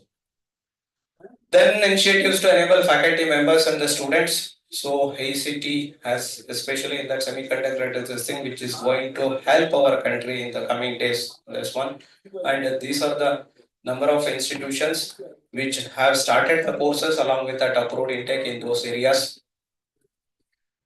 And then we are also created a platform for this thing, competitions in that related areas. Then establishment of center of excellence and many fab labs, especially we are going to support, AICT will support to an extent of 50 lakh for establishing a small center of excellence or a mini fabs with an equal matching grants or the funds from the institution to create an kind of a centers for this thing. And these are the faculty members who got trained in that last 3 years. So then short-term activities proposed for the here. We are having a MOU with many organizations, including NILIT, CBSE, and other sector skill councils for creating that opportunities for the students and as well as the faculty members to enhance their skill sets in the recent this thing. Then this study in India portal, ACT approved institutions, especially that quality institutions. I hope universities are very much aware of this one.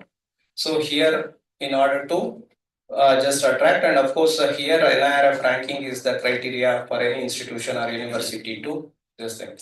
And we are having a one important concept like our fab lab earlier.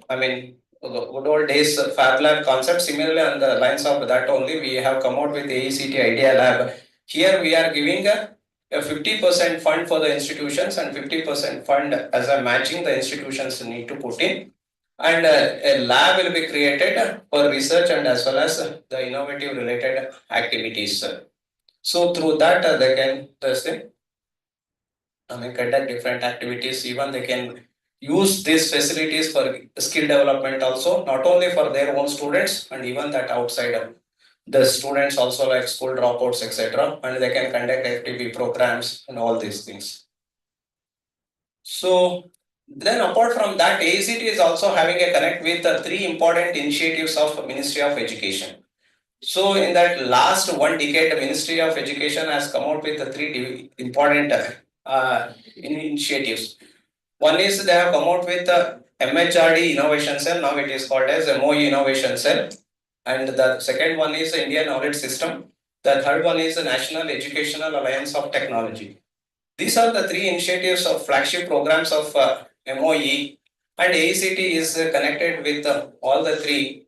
And as far as this innovation cell is concerned, it operates from our AICT office only. And these are the activities. Even earlier it started with creating this one, innovation cells or the innovation councils in every institution of the university in order to nurture the innovative related activities, especially kind of startups or entrepreneurship kind of activities, etc.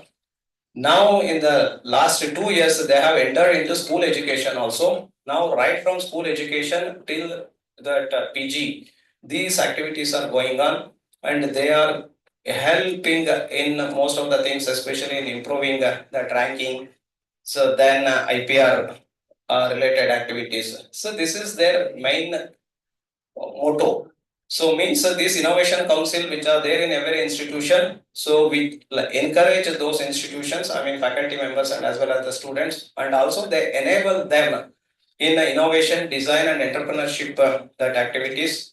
In order to identify which are that best things, they also conduct hackathons, means they engage them in that national level competitions. And finally, whoever is going to come out successfully in that activities, they are finally given an opportunity to get converted that into a kind of a startup or a workable model kind of a thing.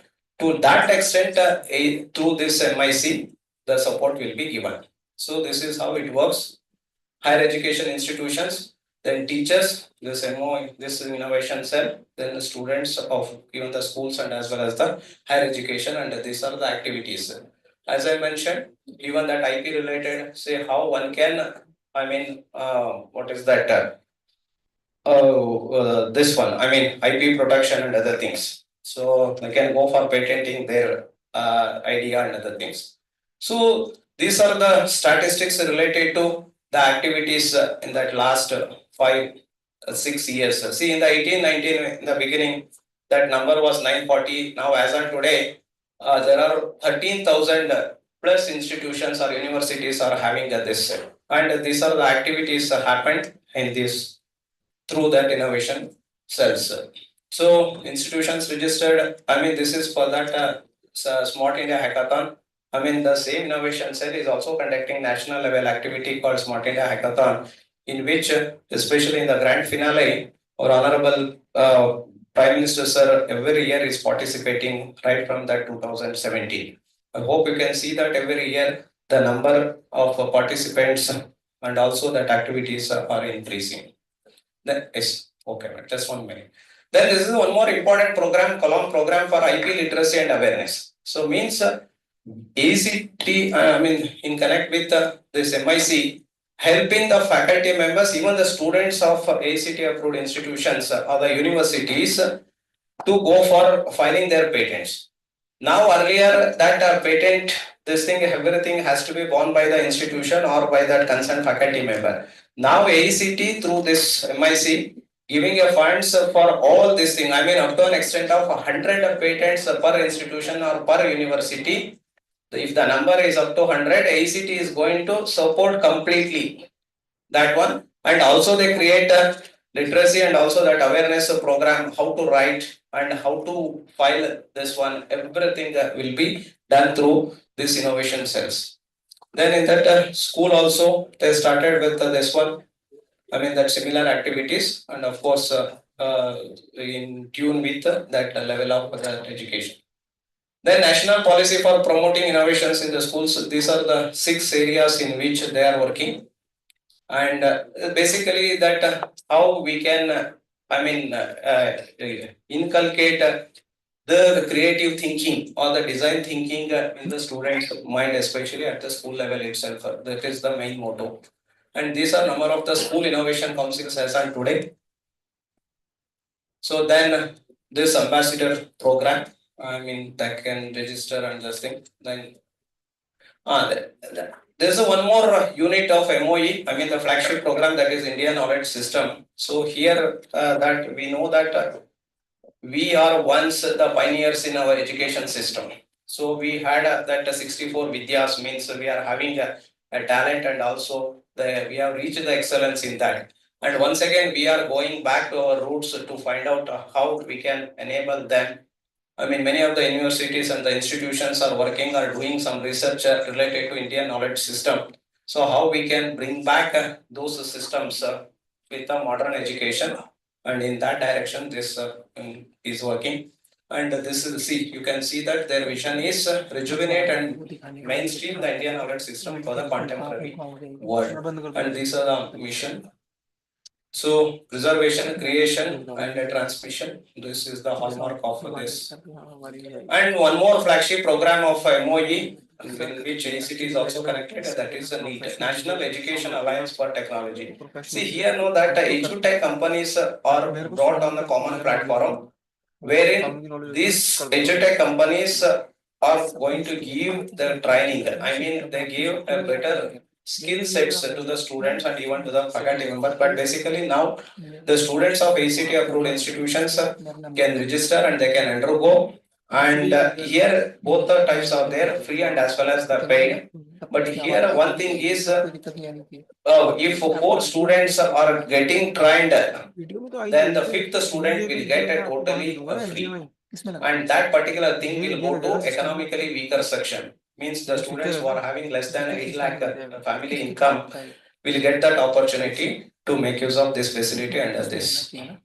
So then collaboration with other organizations, ACT is having a MOUs with more than 100 organizations, government and as well as private organizations. So examples like we are having a collaboration with Google, Amazon, Adobe, Microsoft, and even premier institutions like IITs, NITs, and ISIS.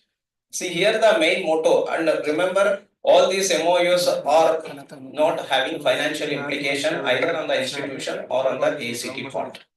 So it doesn't mean that where there is no money involvement, the quality of that particular program is poor. It is not like that. So here they are having their own this thing. Only thing is they are using our institutions and faculty members or the students, especially these companies, as the brand ambassadors. So they are going to get a benefit when the institutions level, when the students are studying, if they are given a kind of a training, later on after the placement, the company need not have to waste 3 months to 6 months period in upskilling in order to fill the gap between that industry and academia. So that thing is happening at the institutions level in collaboration with these companies, and companies are effectively making use of this. Instead of spending money on this, guys, later on after hiring, they are spending a part of it and giving them a training and before they are placed. This is how it works. So, and one more thing is, so we are having this one, a kind of a roadmap actually, that we had this thing, what is that? Short-term policy, national policy. Now, once again, we are coming out with a policy like that agricultural, this one ICAR. We are also means a roadmap for that next 1 decade. So, what are the activities that is going to be announced very soon, and once that is made public and will be just notified into our website. So it is called as a perspective plan. So this perspective plan will give a kind of a direction or a roadmap, not only at the national level, even for the every state also, in which state, in which district, what kind of students or in which particular area the courses need to be started or courses need to be run, so that once they complete the education in those courses, they are going to get a fruitful or they are going to get employable. So it is something like a study of this thing, based on this National Skill Development Corporation, and they have done a lot of this thing. They have identified the gaps, and based on that, ACT has come out with so this document, and that will going to be this thing. We call it as a perspective plan, the similar to their roadmap. So that also will going to be notified. So if any questions, I'm happy to take the questions.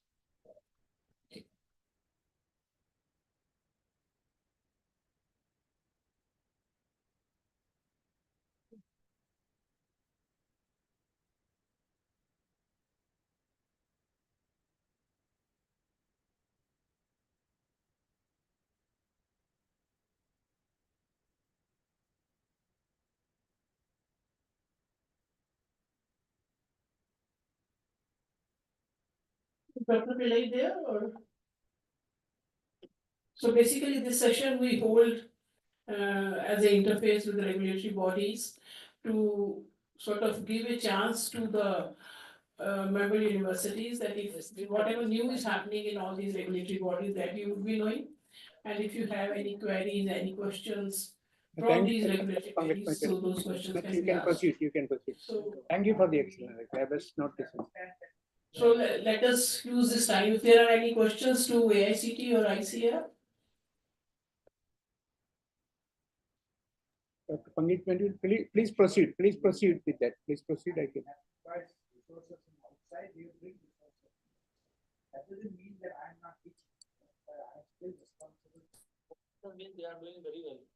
Yes, it was a very good presentation by both ICR as well as the ICT. A lot of work is being done, and when we see the presentation, then only we realize that how much is being done in various sectors. It was a very good presentation. So, yes, of course. Of course, we'll be sending all the presentations. They'll also be available on the AIU website, and all the presentations will be shared with all the member universities.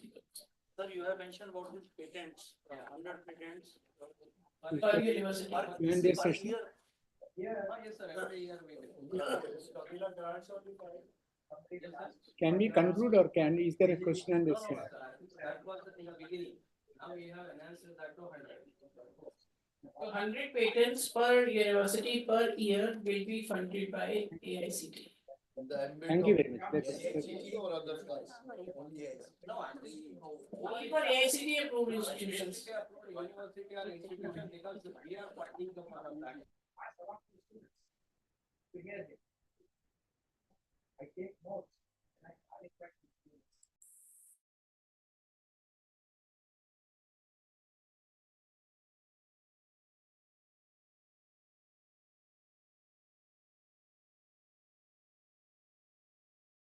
From ministry also. Process will be the same as the other. Yes, yes. You can apply and that. Yes, yes. And people, they are. That is one. Only thing is a limit is up to 100. That's all. Are we able to connect? So is Pillai there? No time Is he, sir, are you able to hear me? Dr. Pillai, are you able to hear me?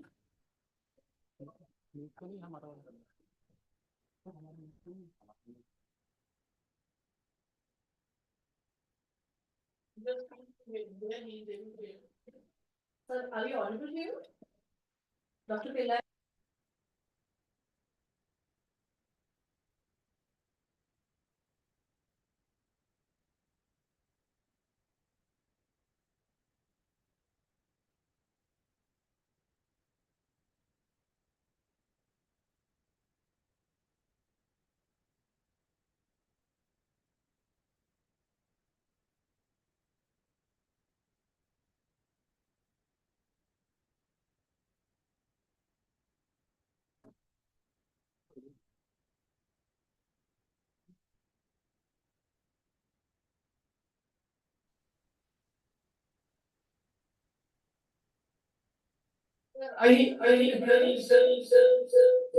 Dr. Pillai?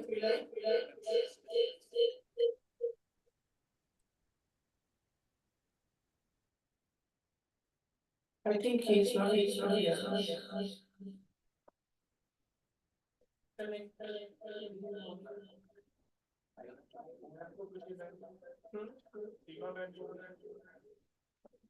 Question is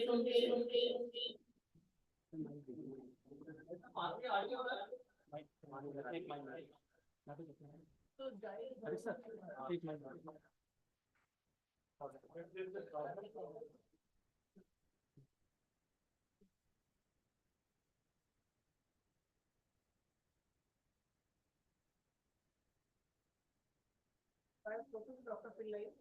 So he says because he is not able to hear, so I can conclude the session. So I would like to thank Professor who has very graciously shared this session.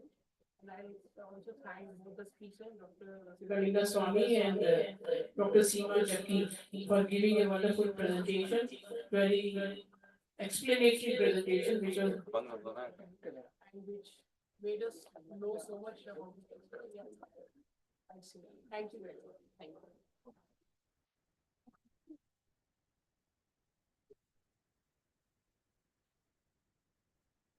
I would like to thank all the speakers, session chair and co-chair.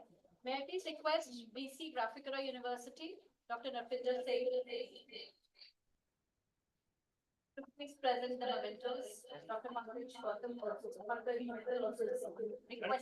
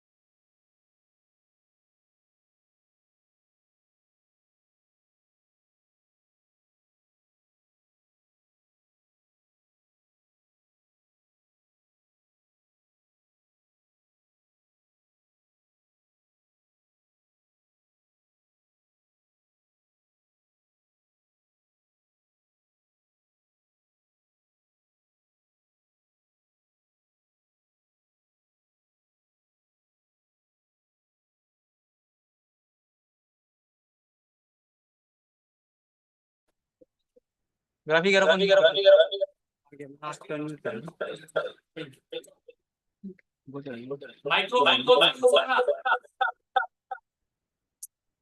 Sir एक minute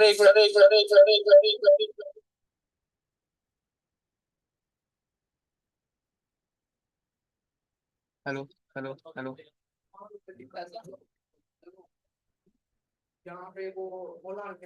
sir अब आप join कर लो, check कर लो। नहीं, microphone कौन सा चलेगा? Microphone वही चलेगा, ब्लैक अच्छा हेलो, वो देखना, वो अभी ज्वाइन कराना, एडमिट करना भी करना है। टेस्टिंग के नाम से आएगा। आ गया।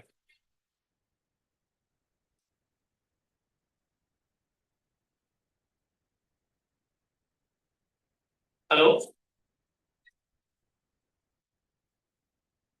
साउंड बंद। टेस्टिंग को अनम्यूट करना। टेस्टिंग को अनम्यूट कर दो। मैं कह रहा ये आपने म्यूट कर दिया था इसको, टेस्टिंग को। हाँ, आस्क टू अनम्यूट करो।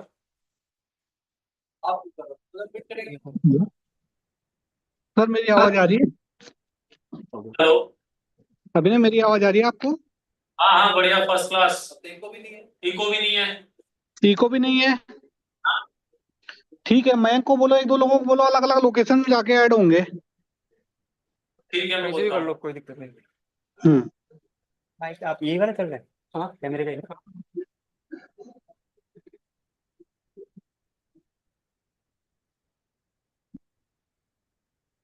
लो, देरी हो गया, मैं काम कर लेंगे अभी।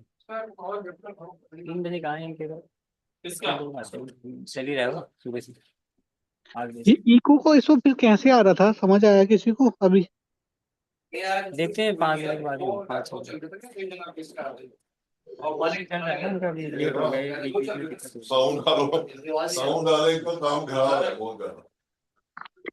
हेलो, देखता हूँ अभी तो। नहीं उसके अंदर कॉल दिया जैसा अडाप्टर था वो अंदर था, लेकिन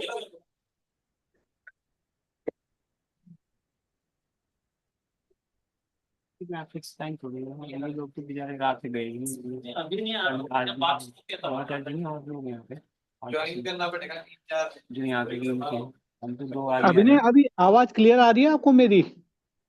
हाँ हाँ बिल्कुल क्लियर है। क्लियर आ रही है। बिल्कुल क्लियर है। तो ढूंढ रहा हूँ मैं, कहाँ है वो? सर माइक में बोलिए। हेलो, बस अब लेते हैं।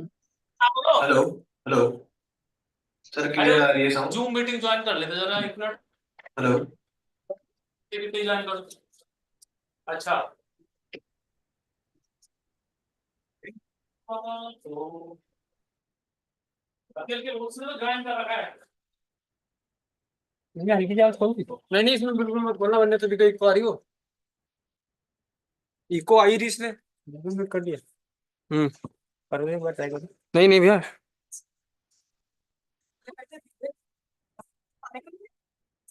क्या चीज को? चाय कॉफी। अच्छा, ठीक है, हो अभी जाएगा। हमारा मेरा सेशन है। हाँ सर, तो हो ही जाएगा सर। चाय कॉफी खाओ है ना? लेकिन 2 कैमरे नहीं दिखाऊंगा मैं, सेंटर कैमरे से रहा उससे रिकॉर्ड कर रहा है ये। सेंटर कैमरे से घुमा देंगे पहले, आपने उधर से दे दिया।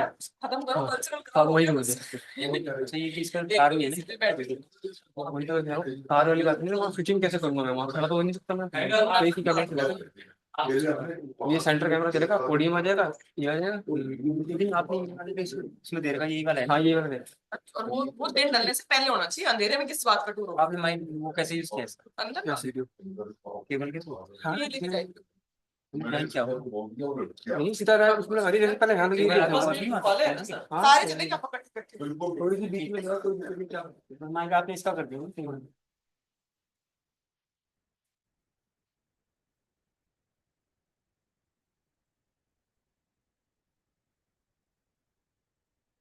एक बार आपको पढ़ाओ। क्या हो गया? क्यों चेक हो गया ये काम? क्यों सर चेंज किया करा, हमने चेंज किया सेटल करिए। कैमरा कैमरा वहां से ना आएगा, सेलेक्ट नहीं लगा था। नहीं नहीं ये सेक्शन नहीं अभी हमारा मास्टर क्या है, मास्टर को ये है मास्टर ये मास्टर को चल तो हुआ रहा है हाँ उसको एक्सेप्ट वो करने के लिए एक्सेप्ट वहां से मतलब सर साउंड ऑडियो वीडियो सब जाने जाता अच्छा अब ये था कि पहले आप वहां से ले रहे थे यहाँ से ये कर रहे थे इसको डबल हो रहा था वो इसलिए लेकिन पहले भी आगे तो विकेट तो फिर बहुत गंदा हो गया जो प्रश्न अच्छा नहीं है घंटे तो हमारे से खराब हुआ डिले हो गया कोई कनाडा से इंटरनेट का क्या इंटरेस्ट है इसमें डिले से आपके देखो वो नागेश्वर साहब आपके वेटिंग पे रहे उसने सब नीचे बोल के भी देखा था मुझे जॉइन करने को लेकिन नहीं कर पाया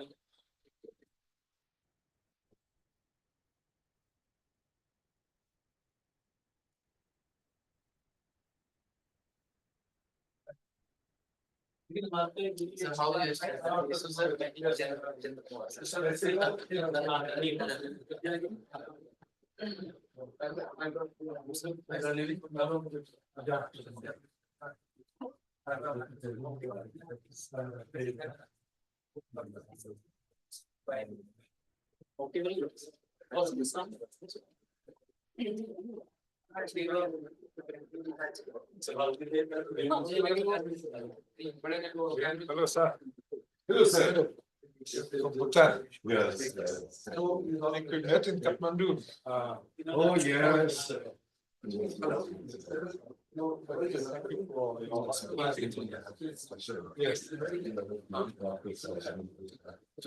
जोगी वाले से हुआ था ना इसमें आखिर में तो बहुत इधर से लेके अपनी होगा कुछ पहले वाला करा तो भाई यहाँ के नीचे से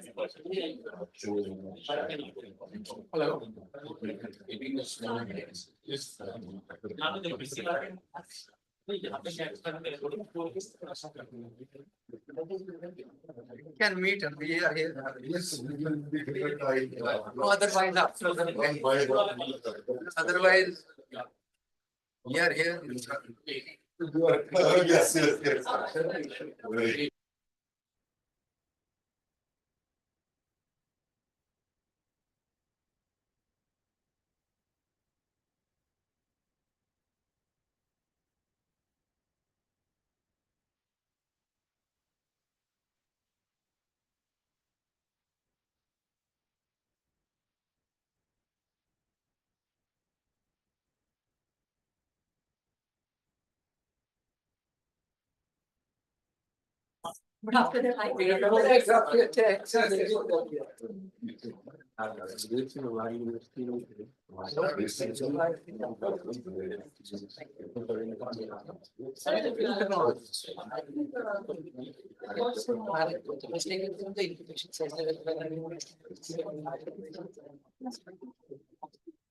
It's a pleasure having you on campus. So he is going to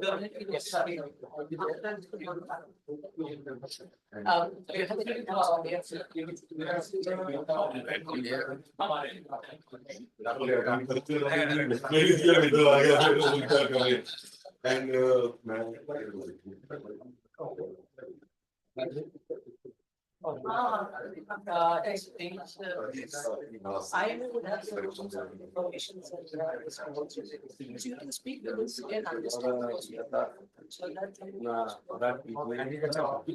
yes,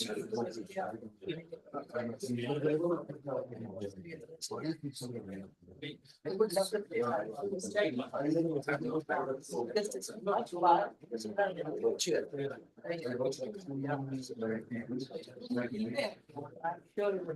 I surround I've been touching better handle safe hands.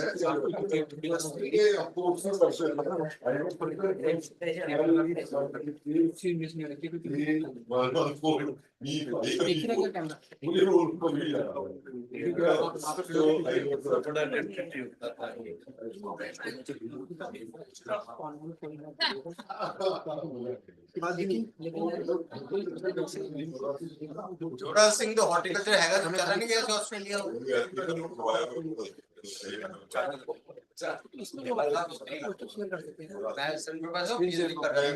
मैं को मार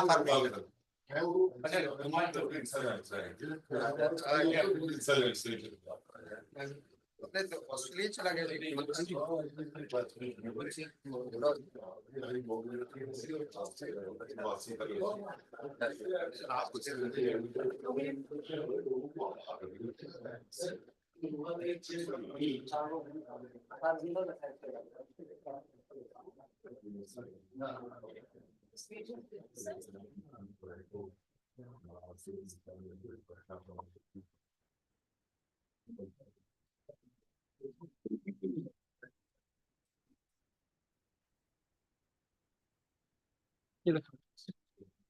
लो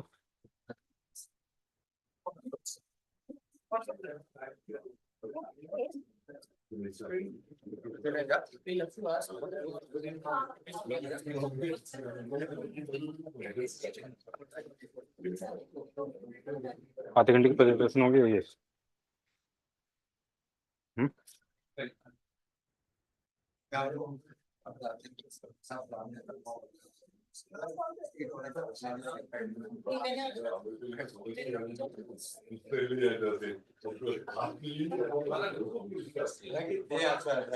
आ रही है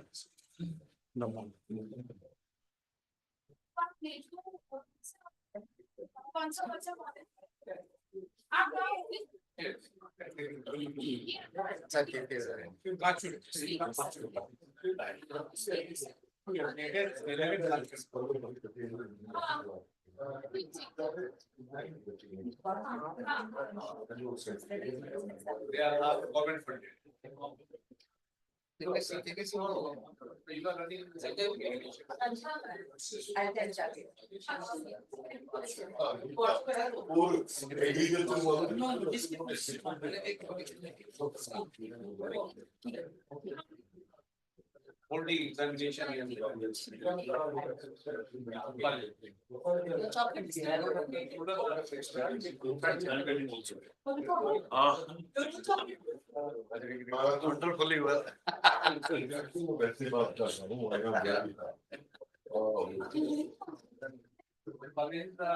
Please सही है ना तो हो जाए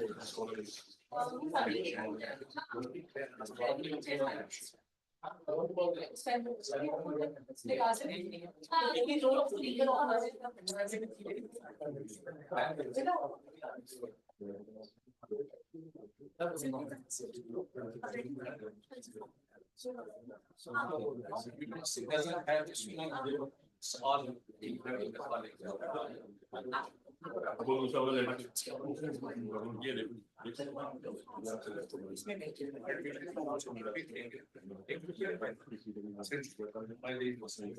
but exams plus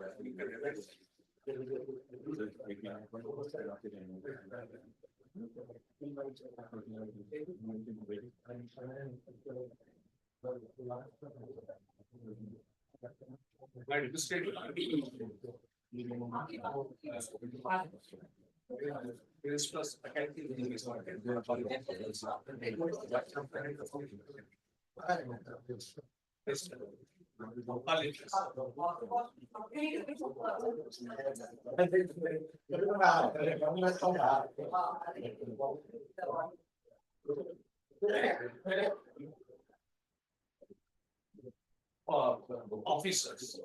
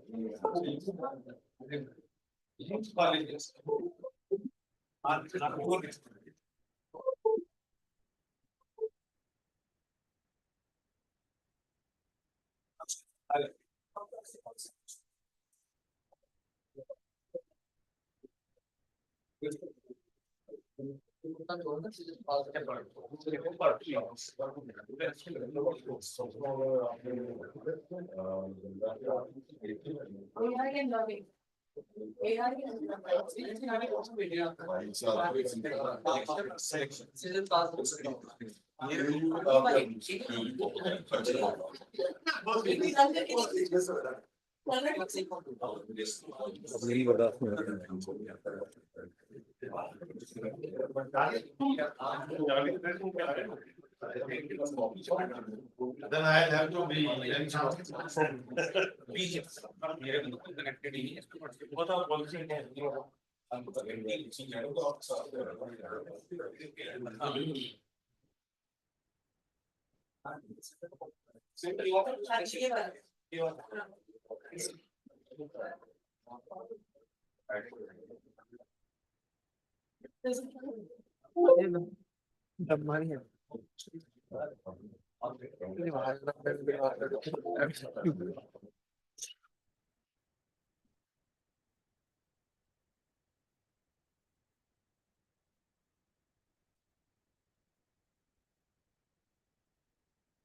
से कम एक वो लेकर कौन ले जी अमीर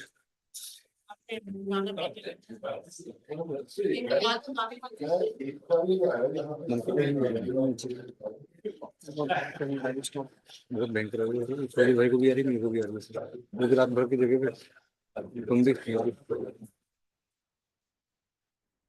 मैं तो समझ गवर्नर सबको निकल गया मैंने कहा काम कर हाँ मैं नहीं सोचता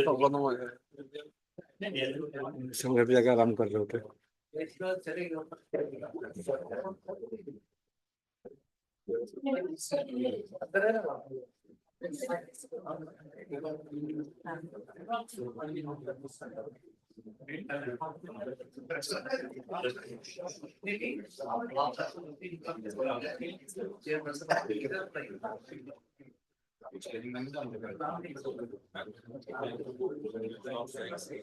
एक घंटे ऐसा सुनो है वो बढ़ा दूं मैं इसकी रेवोल्यूशन बढ़ा दूं और से आधे घंटे का है बढ़ाऊं या कम करो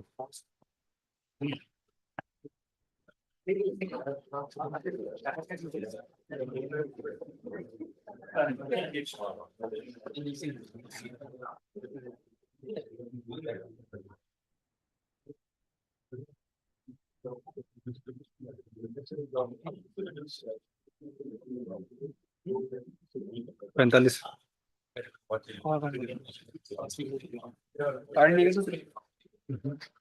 कार्ड फुल हो गया एलपी में कर दूं एचक्यू में जा रहा फिर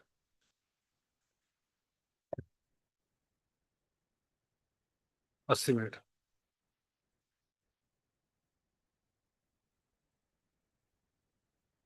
Good evening, everyone. So, with the permission of Honorable Arpinda Singh sir, may I start? So, I would like to welcome you all to the second technical session for this particular event. The title for second session is Integrating Emerging Technologies like Artificial Intelligence, Virtual Reality, and Augmented Reality in the Learning Process. So AR and AI are two terms that we might have heard a lot many times over the last, I would say, 5 years, and we are constantly hearing those terms. So what do we mean by augmented reality, right? So we'll start with AR first. It is a form of technology that allows interactions and that allows to enhance the reality portion of the activities that are there. So in a way, you are augmenting or you're enhancing the visual appeal of the real things that are happening. And we can use AR-based technologies in education and learning for achieving so many things. There can be interactive classrooms, there can be question answers, there can be activities that are there. We can do simulations, we can do sample experimental studies by using AR-based labs, AR as well as VR. Another important technology that we are going to talk about today is AI, artificial intelligence. And I don't think I need to explain AI to anyone. It is a set of technologies or an umbrella of technology that is basically aimed at mimicking the human behavior, right? How can we make machines automated as well as intelligent And in due course of time, I think we are going to reach that term was mentioned today, absolute intelligence. So it will surely take time, but I'm sure that in due course of time, we are going to reach to that particular milestone as well, especially looking at the breakthroughs that LLMs have made in the last 2 to 3 years. So we feel like we can grow by leaps and bounds in the next 1 decade, and how the educational institutes respond to that fast change in technology is instrumental. So yesterday only I was looking at this one particular reel, and there was a lady who was mocking, and she was saying that, you know, there was a child, AI, computer science with AI. Now that child has like 10 different siblings. So we have with data science, we have with cyber security, we have with this, we have with that. There are 10, 12 different specializations, and the technology is changing even before we are able to implement a structured framework as well as the syllabus. हम कुछ कर पा रहे हैं उससे पहले technology change हो जा रही है. So how do we tackle that? That is one important point. With that, I would like to invite the Honorable Chairperson for this particular session, who also is serving as the Vice Chancellor for Graphic Era deemed to be University, the institute that I represent. A brief bio about Professor Dr. Narpinder Singh. He has completed his BSc in the year 1982 and MSc in 1984. He has completed his PhD in Food and Technology in 1981 from Punjab Agricultural University, Ludhiana. He has awarded Research Fellowship in Engineering Technology by UGC during his PhD. He has been Fellow of National and International Academic Associations, and he has also been awarded as Highly Cited Researcher in recognition of exceptional research performance demonstrated by production of multiple highly cited papers that ranked in top 1% for his field and ranked by Clarivate 2023. He is also in the top 1% researchers in the same field, and he has recently been awarded with the Priyadaranjan Scholarship and the award for that. So he is the shining star in the research caliber of our university, and I would like to invite him as the chairperson today for this particular session. The speakers for this particular session include Professor Atul Khosla ji, Professor Sameer Sahasrabudhe ji, and Shri Srijan Pal Singh ji. I would just read a brief bio of all the speakers, and I would request them all to please join me on the stage, on the dais, as and when called. I will start with Professor Atul Khosla ji, Vice Chancellor, Shulini University, Himachal Pradesh. So Professor Atul Khosla is the Vice Chancellor for Shulini University. He drives new initiatives at Shulini, initiating partnerships with industry and top global universities, starting new innovative academic programs, transforming a traditional system to new methodologies of pedagogy, initiating skills-based curriculum, and building one of India's most dynamic and cutting-edge educational technology platforms. We can clap a bit louder so that we wake up.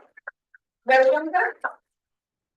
Another speaker is Professor Sameer Sahasrabudhe ji. He is the Professor of Practice, Humanities and Social Sciences at IIT Gandhinagar, Gujarat. He has completed his graduation from Government School of Fine Arts, Aurangabad, and PhD from Yashwantrao Chavan Maharashtra Open University, Nashik. We welcome sir on the stage. And last but not the least, we have Shri Srijan Pal Singh sir. He is the founder for Dr. APJ Kalam Center for Livable Planet Earth and Sustainable Development. And IIM Ahmedabad Gold Medalist in 2009, who worked initially with the Boston Consulting Group and United Nations World Food Program. He left his international corporate career then and worked as an advisor and officer on special duty to the 11th President of India. And I don't need to name him, but I will. Dr. APJ Abdul Kalam sir, from 2009 to 2015. He was associated with Indian Institute of Space Sciences and Technology. With Dr. Kalam, he was instrumental in designing the PURA, providing urban amenities in rural areas scheme, the space-based solar power project. He also worked advising the 11th President on Kudankulam Nuclear Power Plant, Neutrino Technology for Society, the What Can I Give mission, and many other schemes, which are of national and international repute. He was instrumental in bringing various PURA complexes across India, benefiting over 12,000 villages in total, across a single knowledge platform as envisioned by Honorable Dr. Kalam. The PURA policy now operates under the name of Dr. Shyama Prasad Mukherjee National Urban Policy, on whose advisory board he was nominated as a member by the Government of India. He has written 15 books, including 3 as co-authors with Dr. Kalam. His books have sold more than 400,000 copies and have been translated into 12 different languages. In 2012, Dr. APJ Abdul Kalam and Shrijan Pal Singh founded the Kalam Foundation, where Shrijan was appointed as the managing director by Honorable President Kalam himself. After the demise of Dr. Kalam in 2015, Shrijan continued the visions of the 11th president by running under the banner of Kalam Center, where he is now serving as the CEO and the founder. For his commitment to the missions of Dr. Kalam, he is often regarded as the intellectual successor of Dr. Kalam. He is also a member of research board of Deen Dayal Research Institution founded by Nanaji Deshmukh and whose first chairman was Shri Atal Bihari Vajpayee ji. So we have the biggest stalwarts over here on the dais, and I would now request the chairperson to start with the address followed by the respective speakers, and then we are open for the discussion as well as the Q&A. Thank you.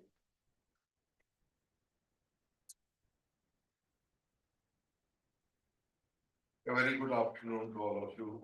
Dear friends, today we are going to have a very important, the session of integrating emerging technology like AI, virtual and augmented reality in the learning process. I would see how the change I would like to describe. When I was doing PhD in 89, we measure only one, like protein content. Then slowly we emerged to amino acids.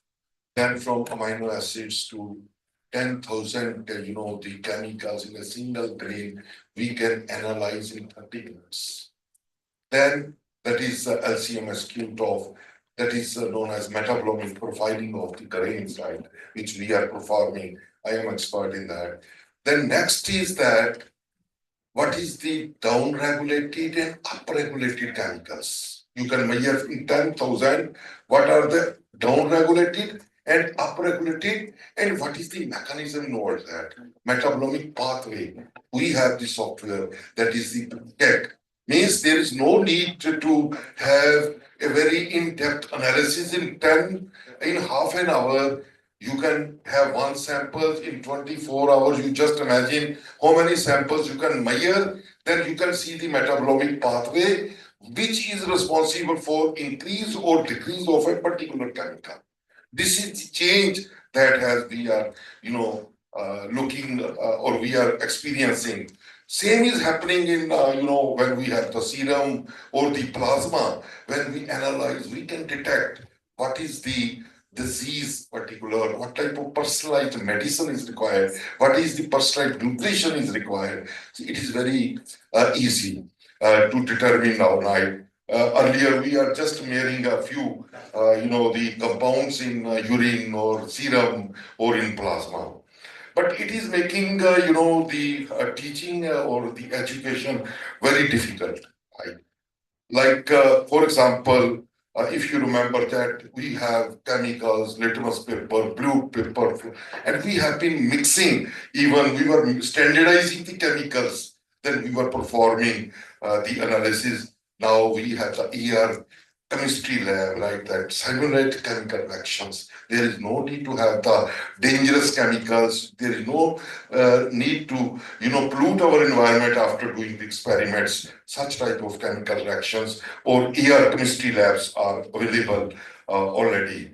If you talk, I remember when I was studying botany or anatomy, like most of the time we were asked to make the human body, right, each part, and we are practicing, and we have that the question in our in the final exam. But now the anatomy studies like ER apps are available. Human anatomy atlas is available, right? See what we are using in our medical college, right? So you can have the 3D models of the human beings, and you can see each anatomical structure, and you can also simulate the dissection. Because whenever I don't remember there was a movie in that Munna Bhai or something, when he said, I want to become doctor, and they were not able to get a dead body. And the people brought one person and said, we can cut him, right? So not required all these type of things now, right? In engineering, if you talk about in mechanical engineering, again, 3D modeling is there, PTC.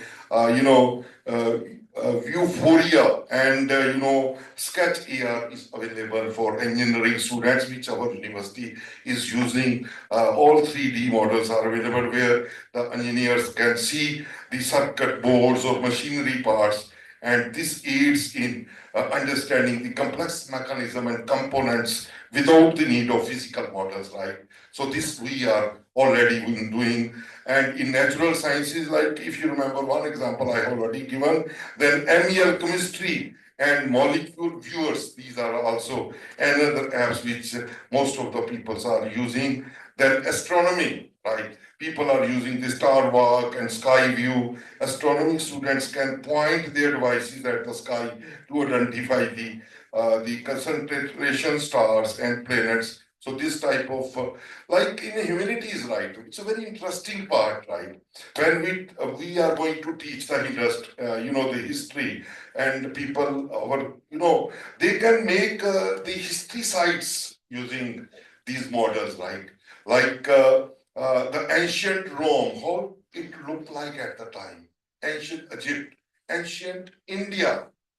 These type of things are being used. For example, AR application can recreate the historical sites, whatever you want to. You want to show Panipat ki ladai kaise hui, for example, right? These type of things we can teach the children. They will get interested in that.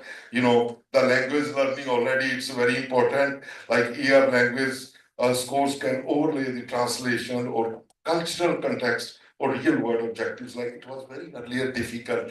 French kaise padhe, German kaise padhe. Now it has become very easy how to pronounce and how to interact. Like you can have interaction with that. You ask the question and the answer is given by the models which are available. Then the business and economics, we have the virtual business simulations. ER-based business simulation allow the students to practice management skills, right? It is very important, right, which we can do that. Then arts and design, right? Instead of having a shoe when you make, then virtually you can have the model, you can change the color, you can change the design, you can change the texture, color, shape, right? So this is possible, and then you can select the style. This is what the people have been choosing at international level, right? So ecology and conservation AR apps also are available, but I tell you, in Indian context, we have to collect the data. Everything is not fit what is being done in the America. Like we have separate ecology set. For example, if horticulture crops, we want to have that. Like I just gave you one very good example. I was traveling in Canada, right? And they have thousands of lakes. And when they allow the people to harvest this salmon, they know how much population is there. If that is the overcrowded, they ask them, okay, harvest that. This is how they are, controlling the population of salmon. One pig farm I visited, I tell you, and there is a disease, I don't remember if the tail of the pig curled down, right? Then it is symptom of a particular disease, right? So they were having the 1,000 pigs, right? And they have the monitor system, only one person was handling. They can easily identify that which pig is going to have this disease. They segregate, they remove that. This is also in cattle, like in our country, we are not having the precision farming here, right? They know each and every cow, how much it has drank the water, how much it has eaten the feed, and how much milk is coming, whether it's chromical or not, what type of selection means, what type of, male or female is to be selected in order to have the best, Similarly, for crime scenes, like we are teaching law and criminal justice, we can have a number of such, examples. Like this is all, I am expecting that in the coming years, the system will change, and it would be easy to make the students to understand that. But it is also challenging for students, teachers also, that if somebody is teaching from America, right? So naturally we'll say, okay, online he will show everything, right? So it will be very tough. for the teachers. They have to be keep themselves up to date, right? I just want to mention that I keep on traveling during my career of 36 years. I have worked in UK, USA, China, Japan on various fellowship, and I was able to publish good publication because every time I go outside just to learn the new things, right? New instrumentation, new interpretation. That's why till date I am able to publish very good journals because I have updated my knowledge. So this is very important for our teachers. Like we must encourage our teachers to update their knowledge if they want to have the good prospects or good job and good salaries. Right? Thank you very much. So we have very eminently, the speakers. Right. After that, we will have the interaction, and after that, we will visit. We will have first video of our facilities, then we visit all the instruments or the various labs in medical college and hospital. Thank you very much.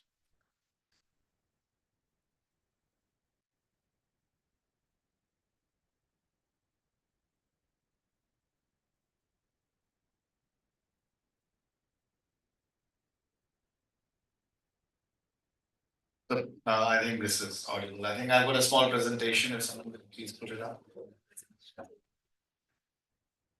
Thank you very much, Narpinder ji. This was extremely insightful. Thank you, Dr. Mittal, for inviting me. I almost sent my avatar rather than coming all the way. I was in Australia when he called me. Anyway, jokes apart, thank you very much. It's a fascinating topic. The topic is so fascinating that most of us don't even know what's going to happen in the next 3 years. So I'm going to take a pot shot at my belief around what's going to happen and what we should do as leaders. And we're all education leaders here. What can we do to ensure that we sustain ourselves, but more importantly, we're able to give the learning for which we exist. So the topic of my presentation is AI and learning, and I thought I'll make it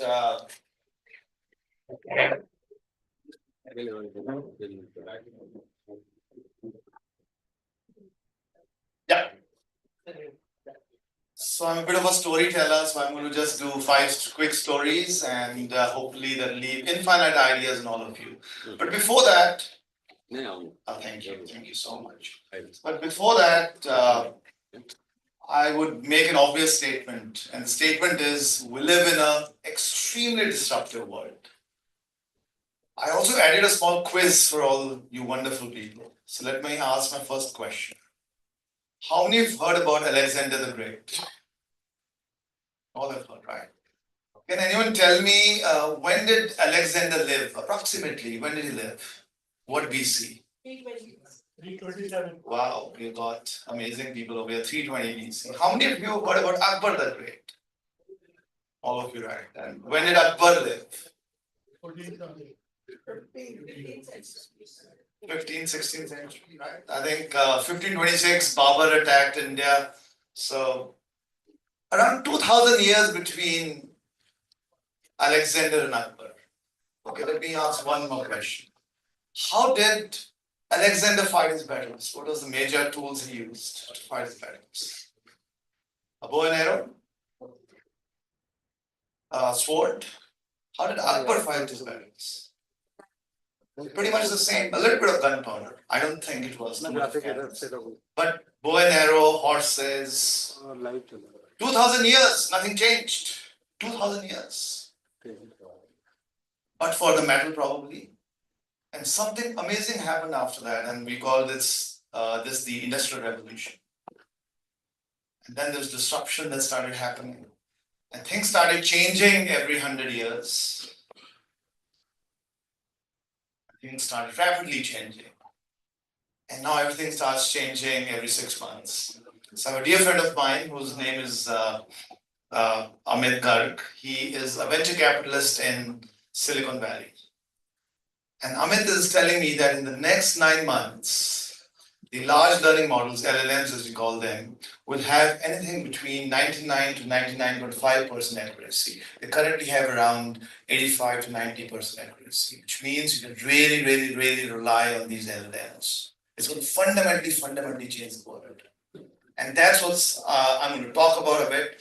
I'm going to talk about, like I said, 5 stories, interesting stories, which hopefully will resonate. The first one, and I'm going to go back probably 40 years or even more, when I was 13 years old. I'm going to talk about Star Trek, Mr. Michael, Sinclair, QL, and Commodore +4, and I'm going to connect the dots. So when I was 13 years old, there was a television serial that used to come called Star Trek. Some of you might have. Captain Kirk, Mr. Spock. And they did some amazing things. They would ask the computer questions, and the computer would answer. And that's what I thought what a computer does. So Mr. Michael, who was my school teacher, at that point of time got a computer called a Sinclair QL. This is 1983, small little machine, and used to play video games in it. And when we asked him, how does the computer answer our questions? He told us that, oh, I don't know how to program it.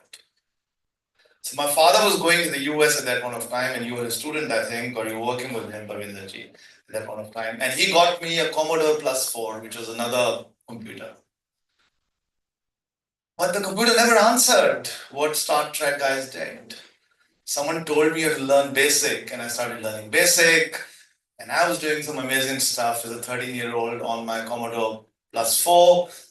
I was doing sine, tan, trigonometry, solutions, etc. But the computer still could not solve what I thought a computer does, which is ask a question and the computer answers.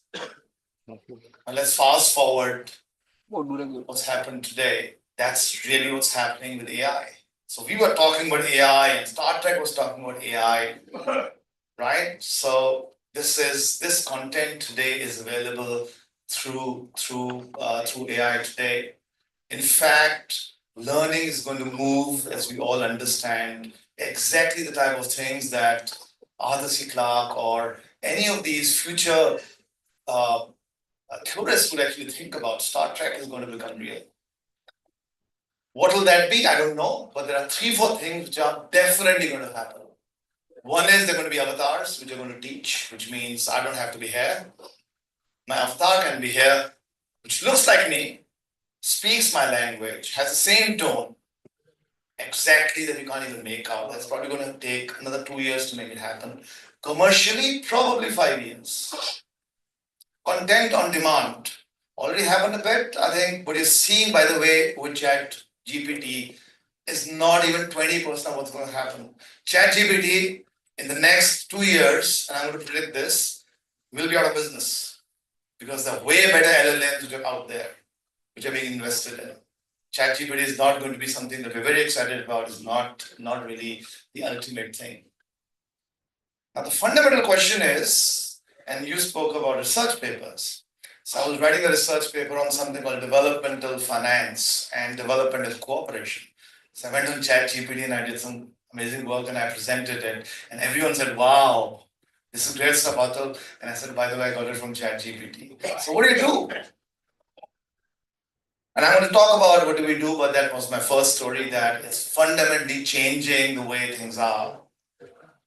Suresh, Dajaram, and Sikandar is my second story. Suresh came to Shulini when we started 20 years ago. He used to be a gardener. He used to be a Mali, as we call it. Today, he's doing his PhD. He did his undergrad, he did his master's. So did this guy called Dajaram, who's probably 70-year-old today. They joined something called Indira Gandhi Open University. And they had that fire in the belly, and that's why they were able to do it. I think probably 1% of people like Suresh and Lajaram were able to educate themselves. Now with AI, virtual reality, all the sort of good stuff, augmented reality that we're talking about, everyone will become a Suresh and a Lajaram. They will be, like I said, content available on demand, wherever you are, high quality content, which is immersive, which talks to you exactly, or probably better than teachers talk, because teachers are good. Sorry guys, we all know that. So what happens now if teachers are being replaced? So what happens? What happens to universities? What happens to colleges? And my belief is this is where campuses will change, universities will change. You don't need to be in a university to be in a classroom anymore. We heard the Honorable President of Graphic Era speak about it. So what do universities do? In my opinion, universities will start becoming gurukuls, dispersing happiness. So the ecosystem will become very important for university campuses. They will have to become inspiring places. We actually learning by doing. So your campus will have to become very, very important, not this classroom. Because this classroom will become completely redundant. So the spaces that you create outside, and I was speaking to a dear friend in the morning and I was talking about Churchill. After the Second World War, there was a question in the parliament, in the British parliament, what do we do? And he made a speech, Churchill made a speech, put the flowers in place, put the gardens in place. So let's put gardens in our universities. I know it sounds nothing related to AI, but let's create inspiring spaces when we think about learning. Learning is going to be peer-to-peer, person to person, rather than a monologue from a teacher to a student. I'm a follower of Yogananda. Spirituality will needs to come into the classroom, into learning. I think we spoke about that. So how do you bring an Indianness into a learning? And finally, I'll take a minute talking about Sambhu Chetri. I think we've got a friend from Bhutan. So Sambhu used to be part of the good governance team of Bhutan and he used to head that. He's now Dean of Happiness actually. So bring happiness into your campuses. Create a school of happiness. So my dream is that like we have a school of chemistry in every university of the world, we should think about creating a school of happiness in every university of the world. I think there's some experiments which are happening with happiness, flowers, spirituality will become buzzwords in campuses. Okay, so we spoke about how learning will happen, we spoke about how people will learn, we spoke about what will happen to campuses, what will happen to teachers. When I started at Sholini 15 years ago, I had a bunch of very arrogant engineering faculty who didn't look at me. They would look at me and say, what do you know? Luckily, I went to IIT Kanpur, so I could bullshit my way around. Not that I know much of engineering. But there were people who were not ready to change. Today, all these guys don't have jobs. There's an article recently, I think in India Today or Indian Express, which said that 80,000 engineering faculty in Telangana are selling bhaji or something.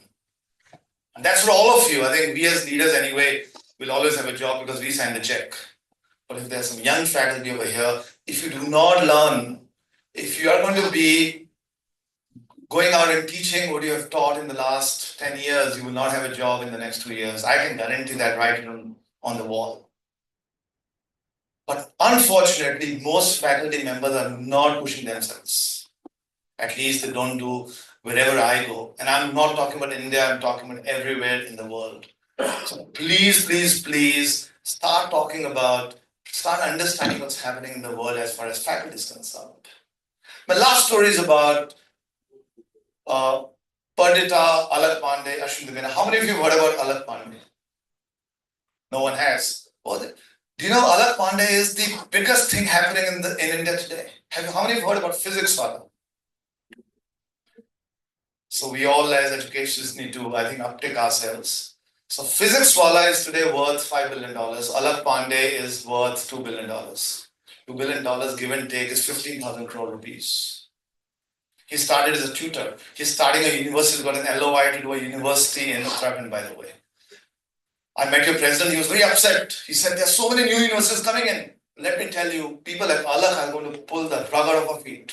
Our competition is not going to be with other universities, are going to be with people like Alak and Ashwin Devena. Ashwin Devena is the founder of a company called Emeritus. Anyone heard about Emeritus? Again, a billionaire, built it in 3 years.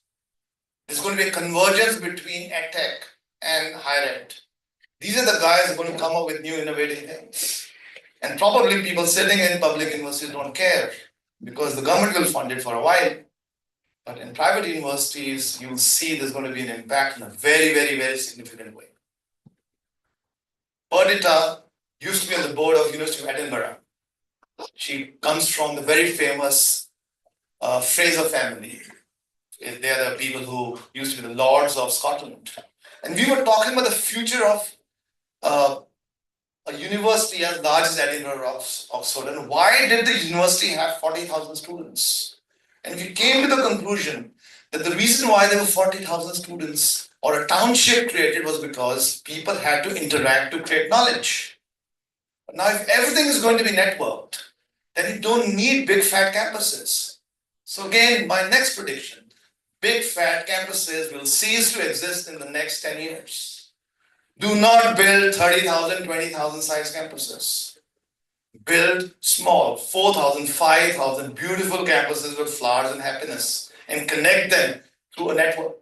That's what the government will also have to do. So, okay, these are all predictions. So what do? You'll say, okay, Atul, you've given us nice, interesting things. So how is this linked to AI? What do we do about it?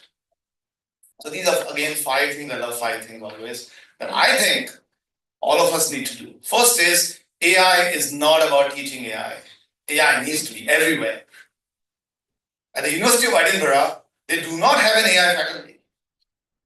It's embedded inside every faculty. If it's fashion, there is AI embedded inside fashion. If it's science, or you spoke about it, it's embedded inside science. It has to be part of our culture, just like communication skills, soft skills, etc. is part of it. AI is part of that. In the morning, someone asked me, I think there was an interview, they were asking me, what do you think about AI? How difficult it is? And my answer was that it's like a mobile. Everyone uses the mobile today. And no one thinks about how you use mobile. That's exactly the way AI is going to be used. Very quickly, folks like us sitting in these beautiful rooms will create UI UX, where it's going to become very easy to use. And it's not going to be that difficult. So make sure that you start talking about AI every day. In every meeting, every faculty has to start talking about AI. There'll be different facets of that. You spoke about it in science. Wet labs are passé as an example. Who uses wet labs anymore? No one. No one will. But fundamentally, that will change the way science is done as an example. Collaboration will increase. So AI everywhere, make it multidisciplinary. Be flexible. There's a talk about, I think the spelling mistake, sorry, it's linear. Move away from linear thinking. In a world of disruption. Curriculum, board of studies, redundant.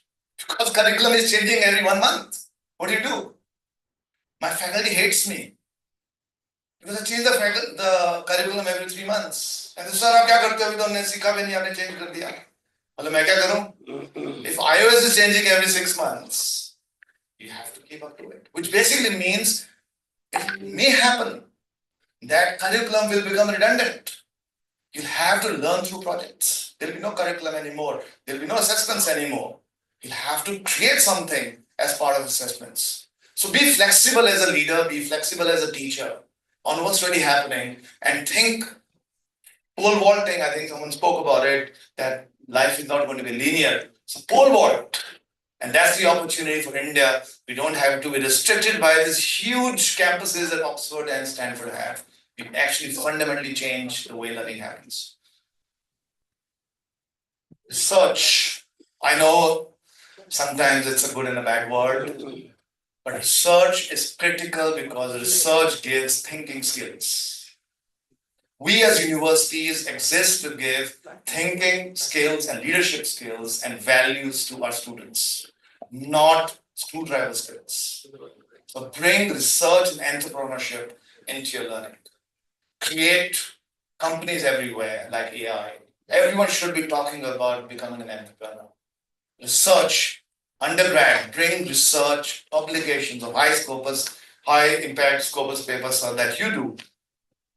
We also have like you Graphic Era 23, 2% Stanford faculty. What makes me very proud is that 2 of them are undergrads and 4 of them are doctoral students. That's the power that you need to have. How do you bring research at the undergrad level? Keep experimenting. I think all of us keep on getting emails. People give a visiting card. I think my friend from JECO, which is a microscope company, gave me a visiting card. By the way, we already had their product, so don't need to buy it. But I'm sure you keep on getting bombarded by all these companies all the time. Keep experimenting because we don't know what the right answer is. Keep implementing one or two new things to keep your faculty excited about it. And there are new exciting things happening, but don't go with mom and pop answers.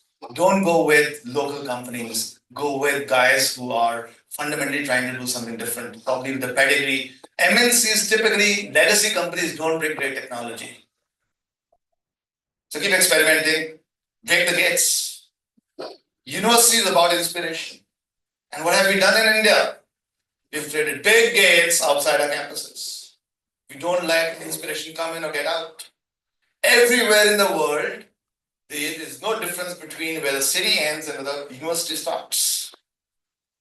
I've broken the gates actually. And my request to all of you is break your gates. Let people come in. My director of operations hits me, he says, security ho jayegi, ye ho jayega, wo ho jayega. I said, I'll take the risk. Because that's going to change. I know it's not about AI, it's about learning, but that's where learning is going to happen when our students go to the community and go outside and they start sort of giving learning. And finally, as you start thinking about implementing all these different things, and technology is going to be very important, open your pockets.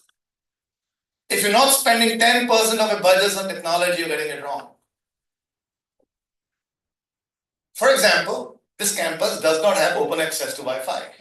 And that's the first challenge with the leadership here. So if you come to Shulini, anyone can just log in and you've got 2 Gbps open bandwidth. Why would you not do it? So my motto is Wi-Fi from the classroom to the playground to the bed. It's like oxygen. So you can't put passwords in oxygen. Because everyone has to breathe. Like break the gates, invest in technology. Liberally invest in technology. 10% is very sizable number. We probably do 1 or 2% of it today. So that's my last thought for you. Open your pockets, invest in technology, keep experimenting, and hopefully we'll all build great institutions. Thank you very much.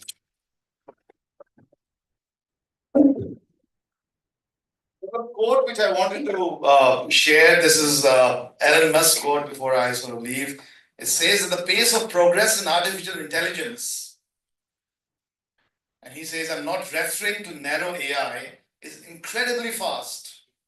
Unless you have direct exposure to groups like DeepMind, and these exist in Silicon Valley, you have no idea how fast it is growing and at a pace close to exponential. Next 2 to 3 years, we're going to see exponential change, and we all need to be ready for it. Thank you. Thank you very much. Dr. Atul, I don't know if you remember me. We visited Jalandhar along with your father. Yes. Okay. Thank you very much. Very nice talk, very inspiring talk. Now, may I invite Dr. Sachinpal Singh to deliver the talk, please.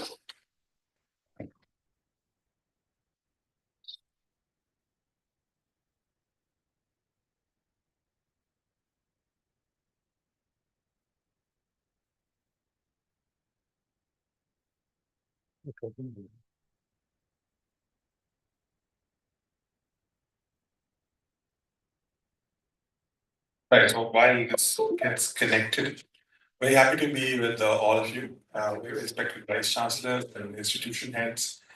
And I greet Dr. Ravinderji, who is very much the person behind all this, and of course my fellow speakers of the dais. What I will do is, let me try to, I'm more of a practitioner in terms of VR and AR space. So I would like to first just take you through, sort of where Professor Atul left us, and then I want to show you something, things which we have made, and through a very multidimensional approach, actually multinational approach, which we have made in Kalam Center and also a part of an initiative within Kalam Center, which is Hobby Lab. So, right. So I'll take about a short time to just explain to you the context of it, and then I will ask my friend Ujjwal to actually show you. So he'll show you how a headset-based lab works. He'll also show you how a computer-based gamified lab would work, and that is something which we are already implementing across India and across the world. Now this is सबने सुना है, पुरानी बात है. 90% of Indian students are not work ready. Yeah, old news. Really not much into it. But let's dig a little bit deeper in this, and these sort of things will keep happening. Emphasize it. Yes, okay.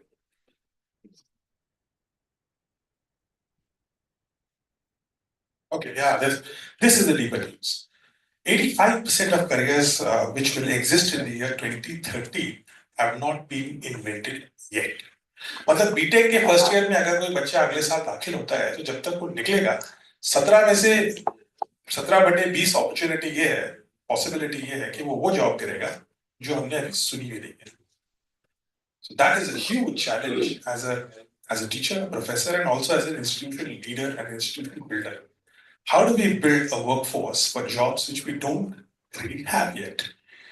And that is also an opportunity, by the way, for India especially, and we'll come to that. But let me move ahead. So Dr. Kalam was deeply concerned, and also, he was a man who would take challenges. So he saw this as a challenge. And this Advantage India is the last book of Dr. Kalam, which we co-authored. This came in 2015, the year he passed away.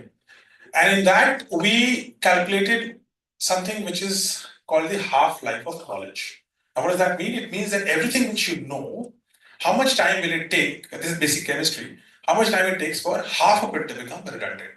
Now, we're talking about not languages and other things. We're talking about the cutting edge of technology. And 2015, when we did write the book, the half-life of knowledge back then was 13 months. What it means is that in almost little more than a year, everything which we know, half of it will become redundant, would be proven wrong, or something better would come about. Take a guess at, now I'm writing a sequel to it. What is the half-life of knowledge today? Take a guess. It has to be less than 13 months. That's true, right? So how much do you think? 1 month. Very challenging. मतलब हर महीने आधी चीज बेकार हो जाती है. That is a Mahabharat. So, okay. So, 1 month is, well, you're not that far actually. It's 5 months. So, redundant ho jati hai. So, for instance, a new product will come onto it. And that is the problem of it. So, knowledge जो बच जाती है 50% वो wisdom बन जाती है. और जो बाकी 50% चली जाती है वो half life में उसको replace करना पड़ता है. और challenge यही है. If you're not willing to unlearn, this is a time which will be very difficult. Because unlearning has become extremely important, especially in the age of AI and the kind of tools which happen. I never subscribe to an AI tool, and we run a massive setup of building stuff. I never subscribe to an AI tool on an annual subscription. It makes no sense. Weekly है तो weekly ले लीजिए, monthly है तो monthly ले लीजिए, क्योंकि एक महीने बाद कुछ नया उससे अच्छा आ जाएगा, सस्ता भी होगा उससे. So that is the kind of thing which is happening. Now let's move ahead on this. I don't think whether you can see this or not, so I'll just skip this slide, and this is a part of one of the books which I wrote. This is called essentially it's a timeline of how things are going to. This is the leap of future. But I'll move forward on this. I will not. These are basically things which will happen. So I will skip on that because I have to save time for what we have to display. But I think Atulji has already talked a lot about human and AI. But I just wanted to tell you a few more things which I think are very relevant. Creativity is no longer a domain of humans. So we can't exert absolute dominance that because we are creative, we will beat AI. ChatGPT writes better poetry than a lot of us can. It can write shairi very well. You should try it. It can write in multiple languages, and ChatGPT, as Atulji was saying, was still a bacha.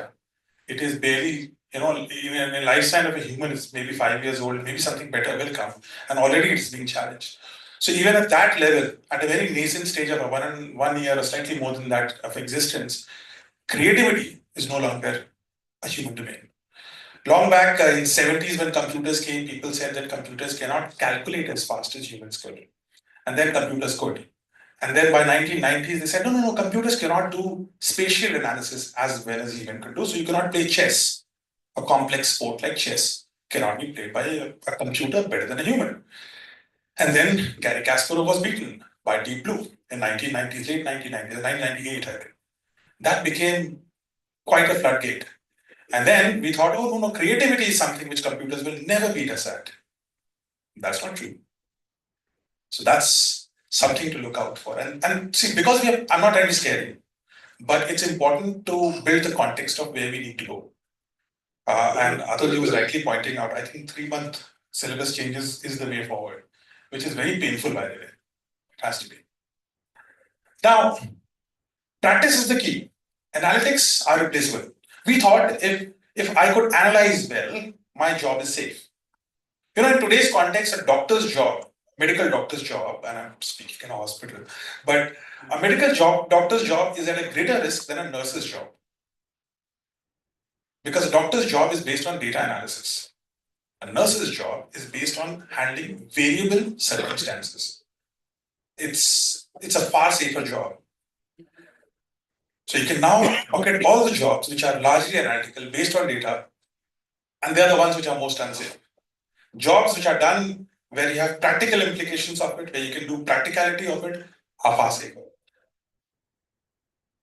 And then the mother of all, computers don't have emotions. Now that is disputable. So I'll give you one, I don't know whether you heard, I'll give you two very quick stories on this. Have you heard of this software called Lambda?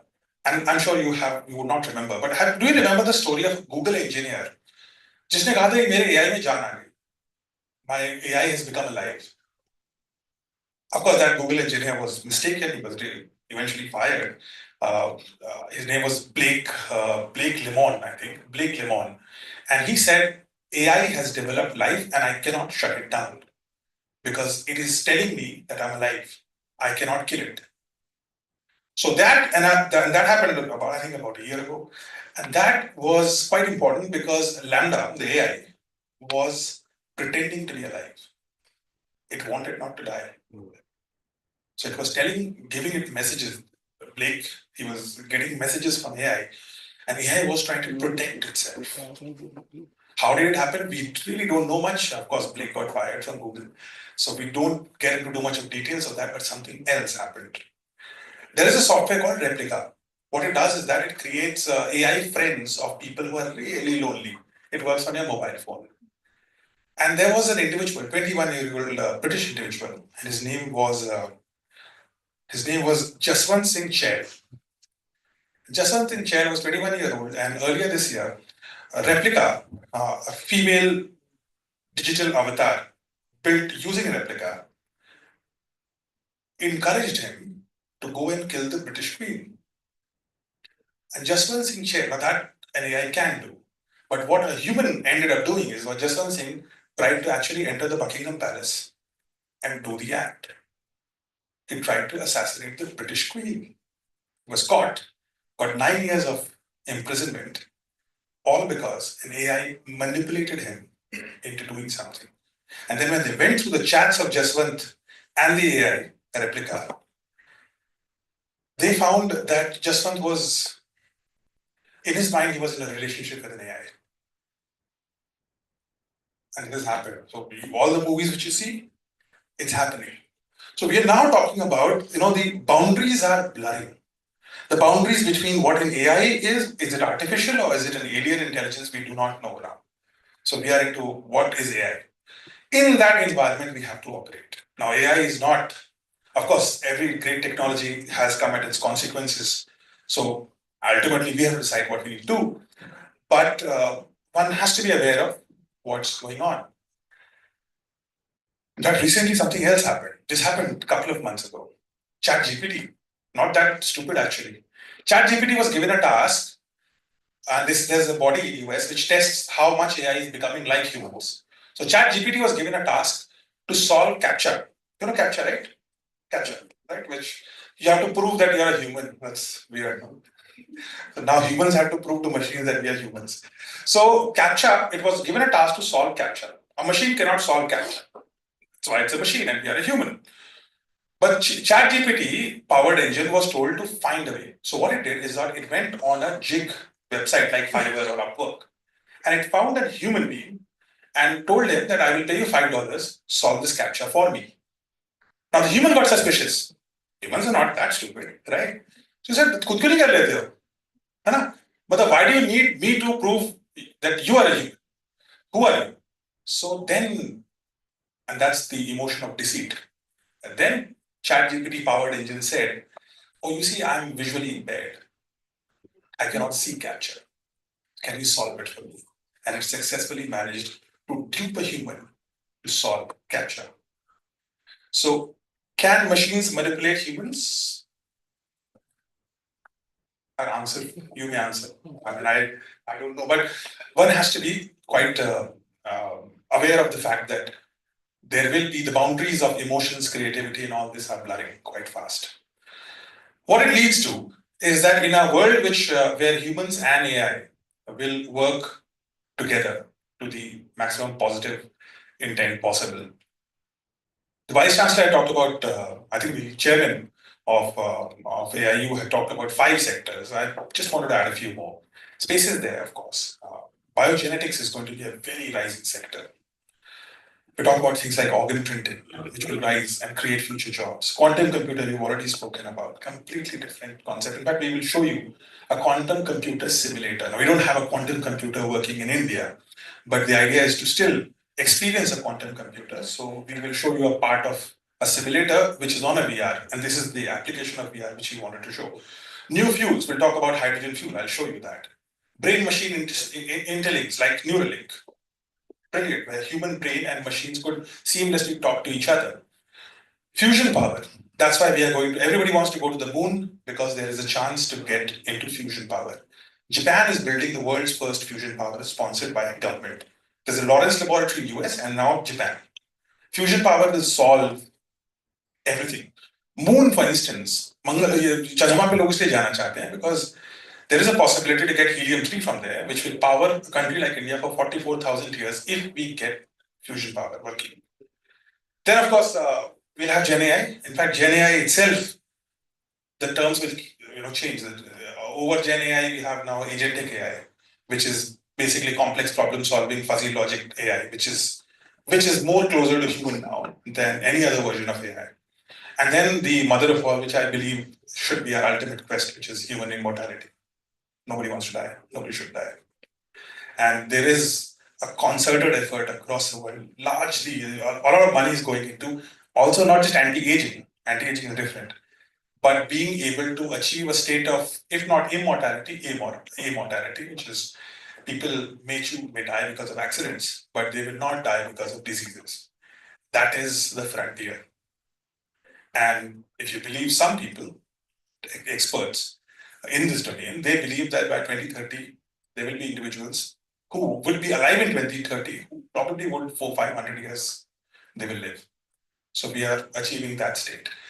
So the inflection point of death itself. Now, these are the sectors which will propel a lot of jobs, entrepreneurship, and opportunities ahead of us. The problem is, none of these sectors can be taught. Because some of them are pie in the sky, they are still futuristic, they're still 5 years away. And some of them are extremely expensive to teach. There is no laboratory of fusion power which exists other than 2 places in the world. There is now hydrogen fuel coming in India at a few places, but yet to be operational, at least on a commercial level. We don't have Neuralink in India. We do not have, of course, nobody's immortal yet. And quantum computer is something which is, again, not something which you can experiment in India.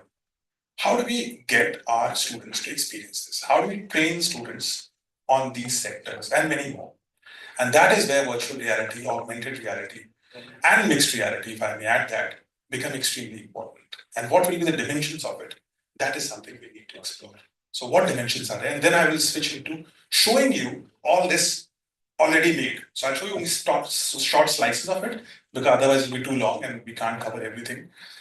So things like access to remote labs. I will show you today CERN, the Switzerland lab. Now, very few people, I'm sure some of you might have been there, but none of the students are able to visit it. Can we make students experiment in CERN and do particle physics and hadron colliders and create God particle? Can we create complicated experiments? I'll show you that. Can we experience the future, like a working quantum computer, which still sort of does not exist? Can we create industry clones? Can we map an existing industry and give it to students to practice and learn, so that when they go there, that 90% bracket के 90% बच्चे ready नहीं है future के लिए, industry current industry के लिए ready नहीं है, that part we can tackle.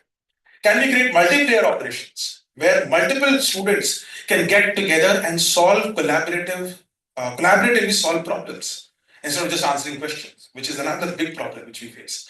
Can we create those team-based? I will not be able to show you that because we don't have multiple devices, but that tech does exist, and we have already done that. So multiple children can operate a nuclear power plant.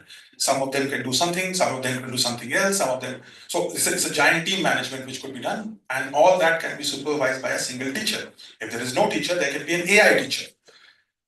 Then case studies, management case studies. I think the Vice Chancellor was mentioning about case studies in management. That can be done.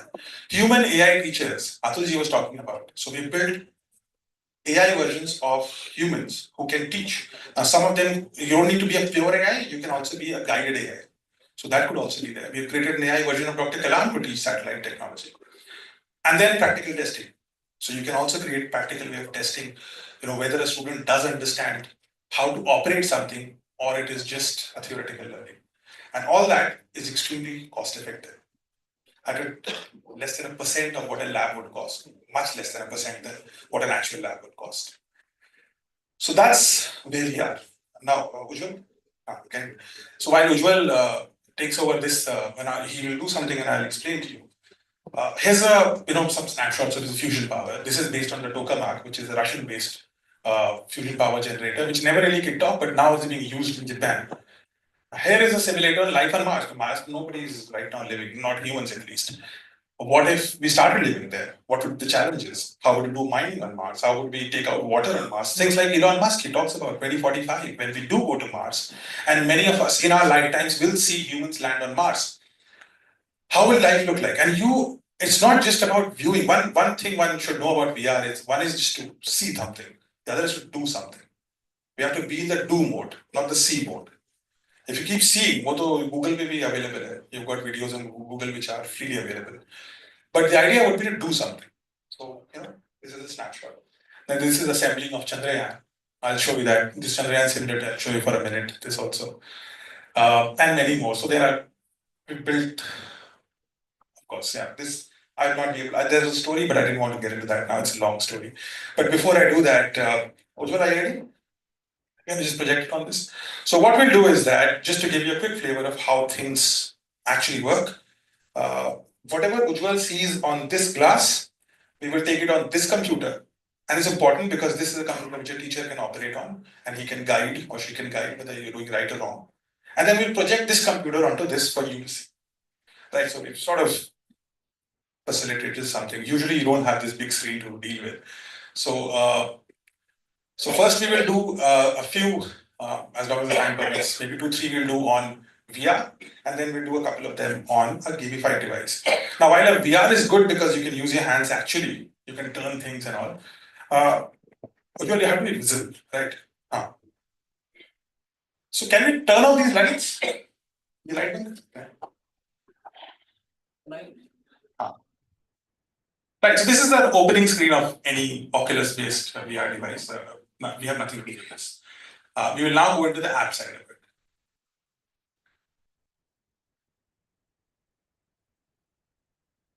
So which one is first? Now, the voice we are not going to do because I'm going to talk, but there's an AI narrator with Ujjwal. So Ujjwal is going to hear that. We will not. Now, just a second. So this is a quantum computer. So this is one of the stages of a quantum computer. What we have done for the purpose of today's display, I've basically condensed many missions into one so that I can complete this in 2 minutes. I need to move on to the next thing. Usually it's much longer. So of course it puts on the glass, protected devices. I've removed some of the protected devices so that we have only 2 of them. But broadly that's how it is. And then getting into the no disinfectant for the shoe. At this point, we start asking questions so that you can also real-time test. There's only one question here, but we can do much more. These questions are all programmable, multilingual, and they can also, somebody, if they want to hear the question, they can also do that. It's in the ear, and it could be done on a clone voice.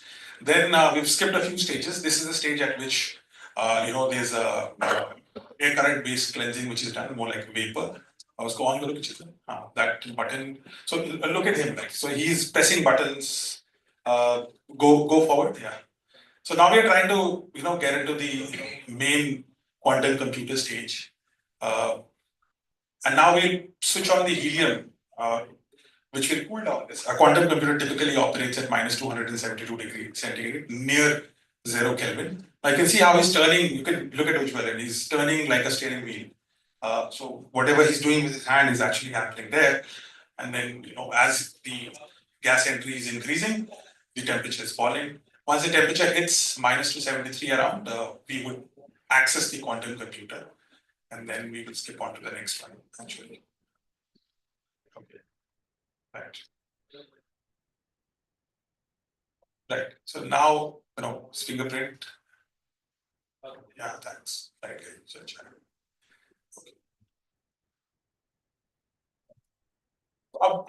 Now we're entering the main quantum chamber.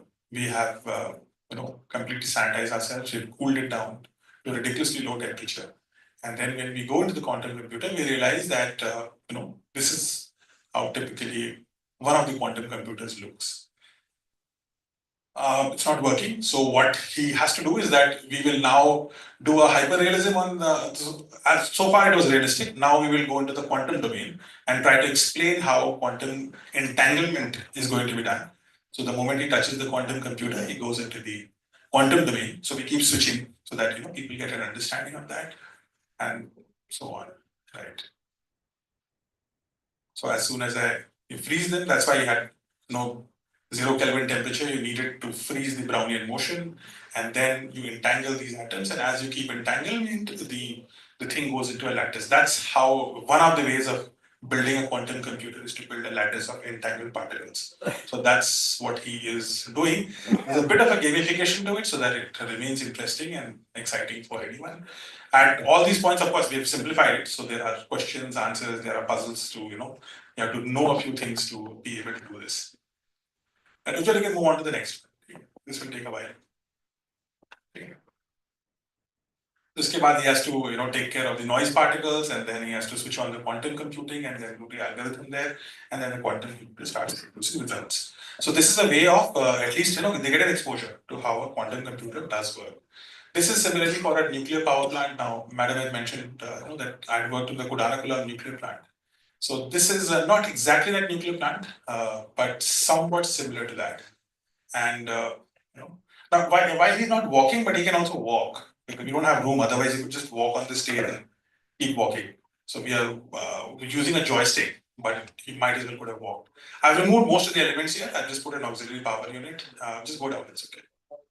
Right. So this is one of those generators which operate in case of emergency. Fukushima did not have it on the ground, on the floor level. It had on the ground level, and that's why the Fukushima disaster happened. This is what we sorted in Kodanakulam. This is the reaction chamber. You have these. These are how real things look like. So they have these metallic casing in which uranium is put, and then there's one more part, and then we're done. So basically assembling the reaction chamber. Now again, we've simplified a lot. Now the boron rods have to be put. We've removed a lot of boron rods, otherwise it will take a lot of time. But the idea is we've removed, about 30%, about 70% of the boron rods, made it simple, put it up, right. So once the boron rods are ready, now I think now you can skip to the go up. The rest of the things we can do later. Okay, goes up, back up. He's set up the nuclear plant, turns it off. Okay.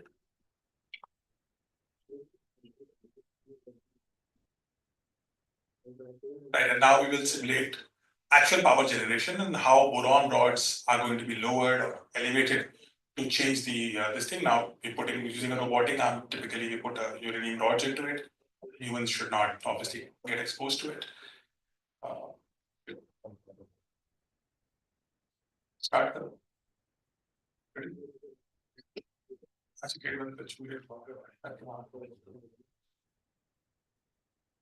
Start the reaction and then we'll go on. We'll focus on something else. Okay. Right. So this is one of the, so there are three types of reactors. This is a liquid filled reactor, water filled reactor. and then as the reaction happens. And now we can basically using that lever lower or elevate the boron rods. Based on that, the temperature and the power will keep changing. There are certain challenges. Then there'll be a fire incident here which he has to tackle. There'll be an overloading incident here. There'll be a tsunami incident here, and he has to tackle. Same things which happen in real life. So this is a simplified model of what actually happens. Go to the next one. Can you move on to it's okay. Computer will have. Okay, yeah. Sun तो हो गया. Sun नहीं लगना चाहिए. बस बाहर से दिखाना है, पर अंदर जाके we just finish it. That's much longer, right? So this is one of the labs at CERN. Again, we have replicated. There's an antimatter factory. There is there are many detectors. There are 5 detectors. This is one of the detectors in the 27 or something kilometer long tube. This is one of the detectors. Now here he has to basically take care of this. There will be circuits which have gone bad. He has to mend them. He has to find the right fuse to put it there, and then eventually make it ready for a particle collision. And then particle collision happens in a different domain altogether. It goes there. You have to cycle in CERN, and you go at a place. You change the magnets so that the bending is proper, and you can create different particles.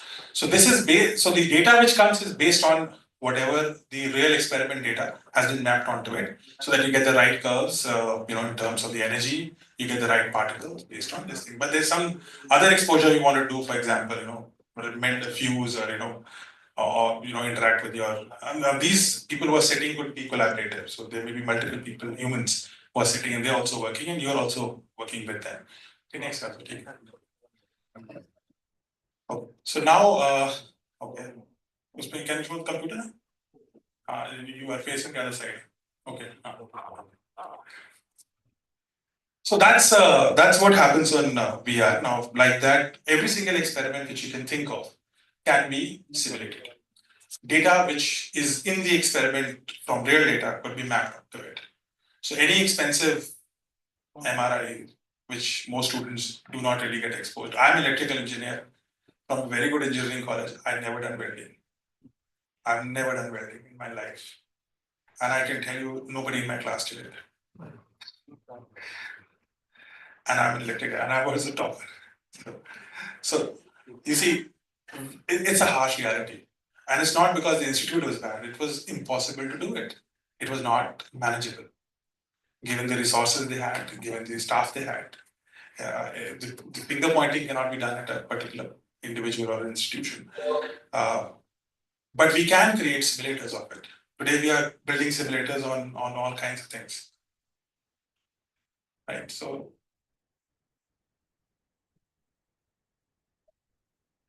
I'll show you this one and then I'll take a pause for this.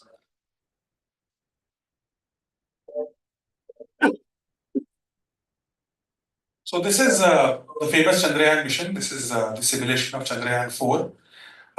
Again, we've done this. The landing part, you had to control it to the extent a human can in a Chandrayaan 4 mission. And then I'm showing you only from the part where you have to use the Pragyan rover and what ISRO was doing back then and will do in 2028 when we again go to moon. And this is a hyper-realistic simulator of moon's surface.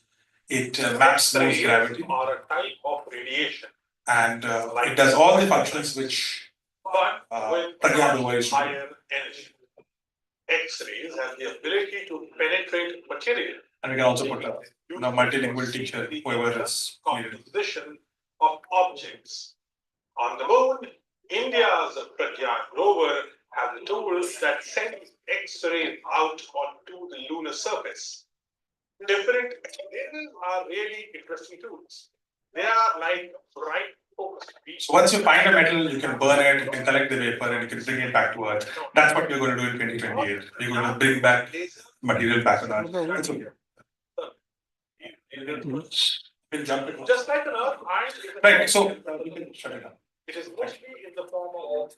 Okay. So that was from my side. I wanted to just show you that things exist. This is all made in India. This is all made by Indian students coming out of maybe some of your universities. Brilliant chaps. And I don't think we need to look to West to build such solutions. We have enough capability and talent within our own country to do so in a very cost effective and high quality manner. Today we are using these tools to teach not just children and students in India, but also abroad. And that's the opportunity of India. The opportunity which is that not only we can use this to train our students on things which are going to change the future of the world, but also use our technology to become a global, whether you call it Vishwaguru or Vishwamitra, depending on, the Prime Minister calls it Vishwamitra. We can be the Vishwamitra, which teaches the world on what is going to happen in the future from the eyes of India. Okay, so thank you for your time, thank you for your attention. And,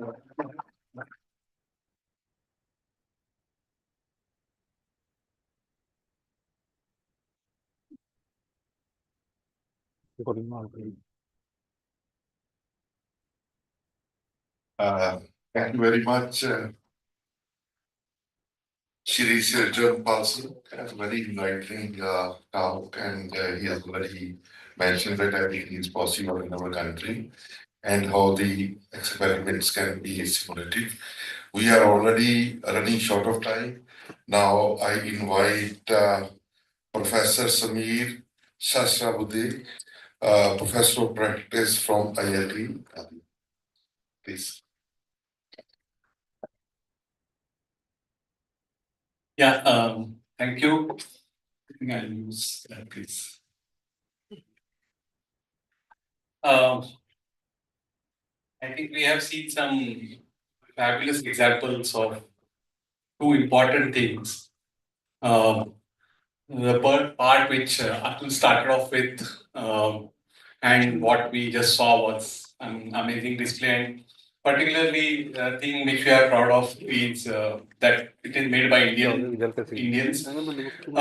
So I had decided that I will speak the last because I was going to talk about the third question, which comes naturally after what Atul was talking about, how things are going to unfold, and what Sijan was showing, what is going to happen. The part was how teachers will react to it and how we should actually be reacting to it is what I am going to just touch base upon. I don't have any slides, so maybe you can just take your chairs this side and it is very uncomfortable. So I have been interacting with a lot of teachers over the last 7-8 years, and I do a lot of faculty development programs and teach the teacher kind of programs. And through that experience, I have realized one important thing as the advent of AI was happening, that teachers initially had a very interesting reaction to AI, as if like I don't know वो मराठी में वो कहावत है कि आप आँख बंद करके दूध पियोगे तो ऐसे नहीं है कि मतलब so even if you turn a blind eye, things are not going to stop. So the first realization that even if you are not looking at it, your students are looking at it. Is a very hard hitting realization. And the moment you stop looking at it, then you are going to be behind your students and they are going to be ahead of you. So वो एक time होता था जब library में किताबें limited होती थी और प्रोफेसर्स को एक्सेस पहले होता था और वो उनके पास होती थी, तो क्लास में बच्चे आते थे और वो किताब में से जो भी पढ़ाया जा रहा है वो ओवरहेड प्रोजेक्टर पे दिखेगा. So there was no copy, so everyone used to copy in their notebooks by hand. So now that access is not just open, but it is multifold to the students. So इस side में ज़्यादा knowledge है, collective knowledge अगर देखा जाए तो. And then how am I going to be even catching up with that? So that will be a biggest task in my opinion. And the second one, which I realize is that the fear of how to assess is also gripping a lot of teachers. जो कि मुझे मतलब दिखता है, evident हो जाता है कि teachers are really worried कि कोई भी क्वेश्चन में सोचूं ये तो anyway क्वेश्चन का आंसर तो ढूंढ ही लेंगे और फिर सबमिट ही करना है उनको और कुछ करना नहीं है. So what is that I should be doing in that case is a challenge which I feel is correct, but not the only thing. So we have come up with certain options for to overcome that, and I just realized that they can be helpful. So, for example, I teach a lot of creative arts things. So I'm an animator and I do animation. So I teach animation.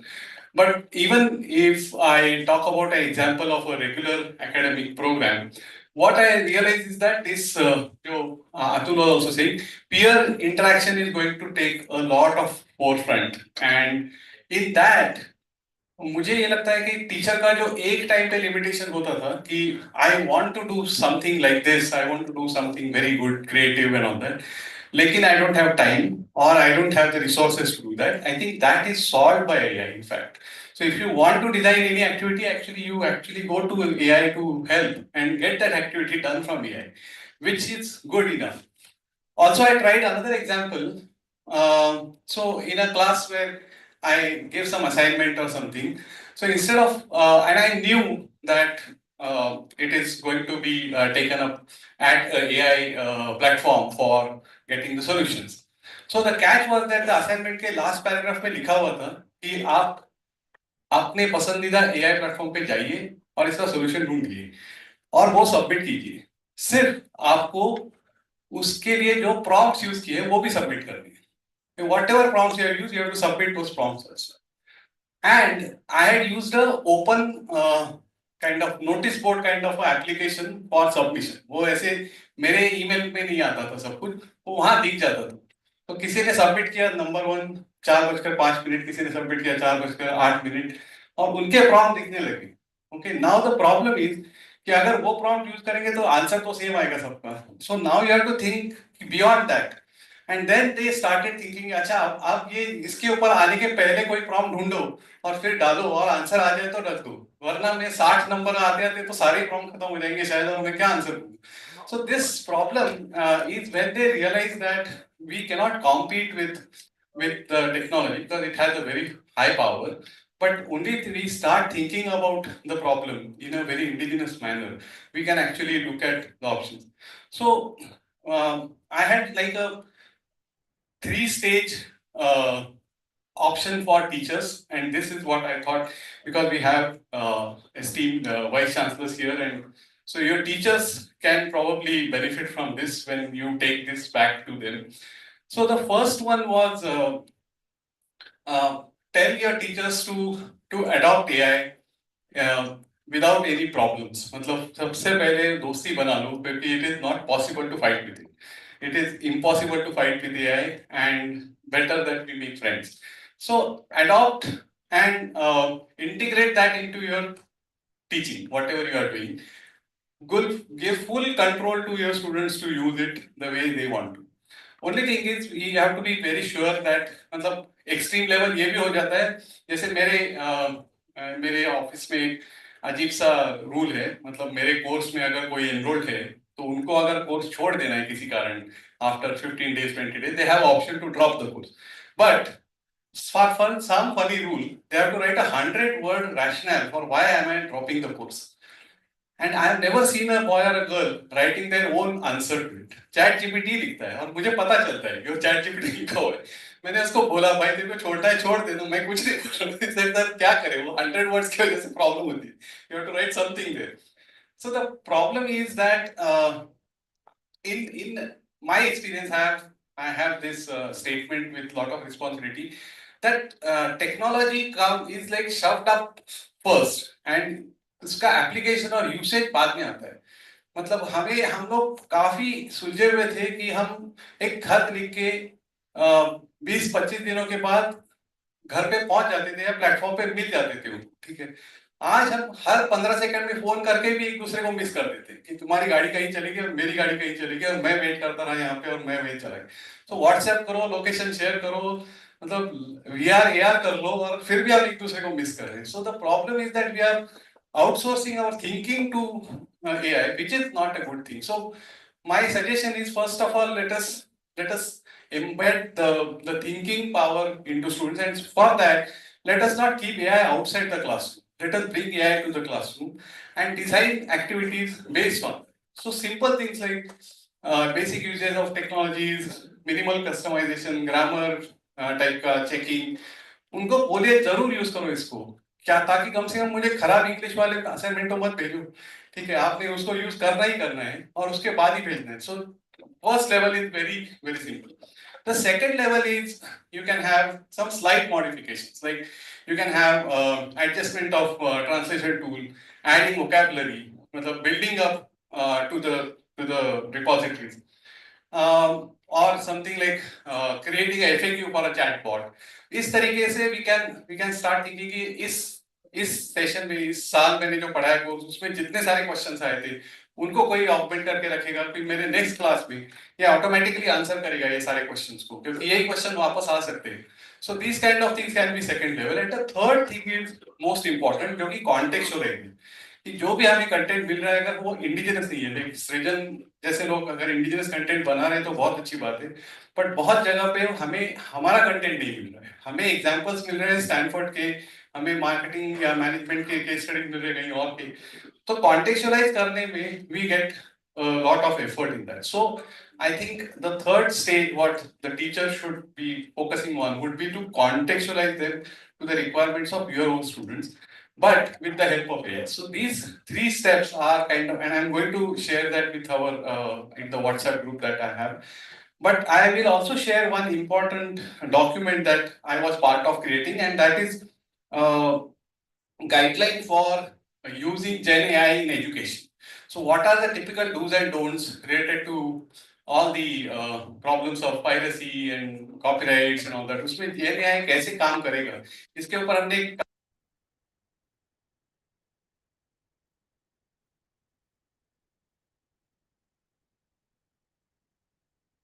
let me know your feedback about that. So I'll stop here because we are already overshot.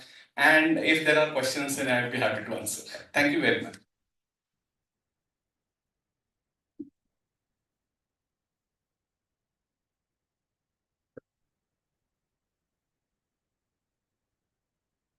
Thank you very much, Professor Smear. We had a wonderful discussion, and Dr. Atul, I was really very sorry because I was not able to recognize, because I met him around 3.5 years ago, along with Professor P.K. Koslais. I know him very closely when he was working in Himachal Pradesh Agriculture University, but you have also changed a lot in 3.5-4 साल में आप happiness की बात कर रहे हो, मुझे लगता है आपके ऊपर भी stress है ना? Because he is talking about happiness lab and other things, but you have changed a lot. When I saw you, you were very, very active running in that, field, but I think very wonderful talk you are given, and he has mentioned that we are using AI in everywhere, right? Second, the talk was given by Shri Sirijan Palsi. Has already mentioned so many opportunities, not only in area of AI in other areas. And the most beautiful thing he mentioned that there is no need to go abroad or invest. Everything is possible here, right? There is great opportunities, and we are capable of doing that. And really, Professor Smear has also given very wonderful ideas. But I would like to close. अभी मैं ये सोच रहा था भी जैसे doctor Atul ने कहा course curriculum is to be changed right every 3 months. Like there is a question like in many universities, board of studies, board of control, right?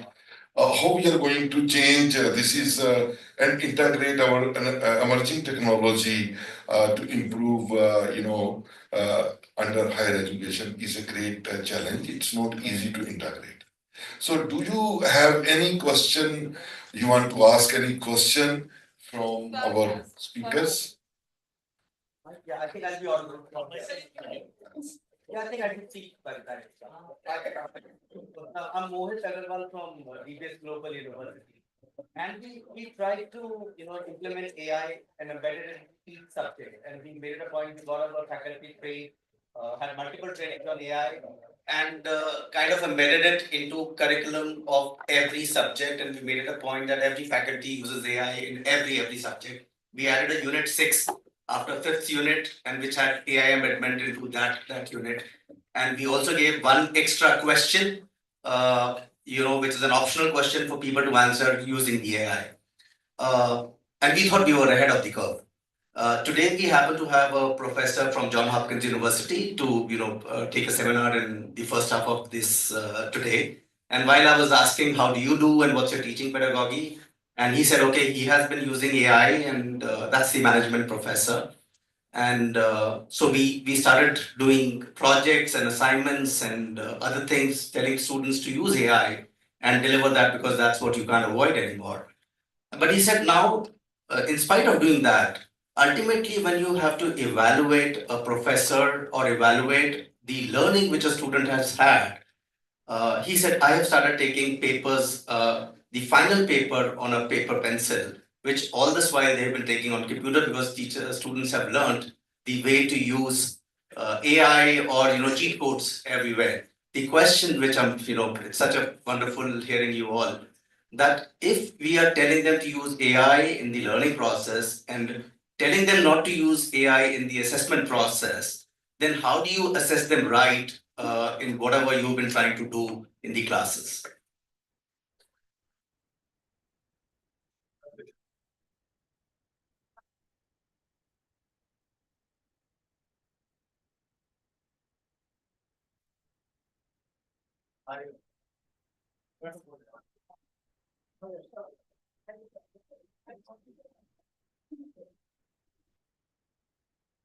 I'm going to go back to a teacher parent meeting I had with my small son, and the teacher told me, आपके बच्चे की handwriting ठीक नहीं है.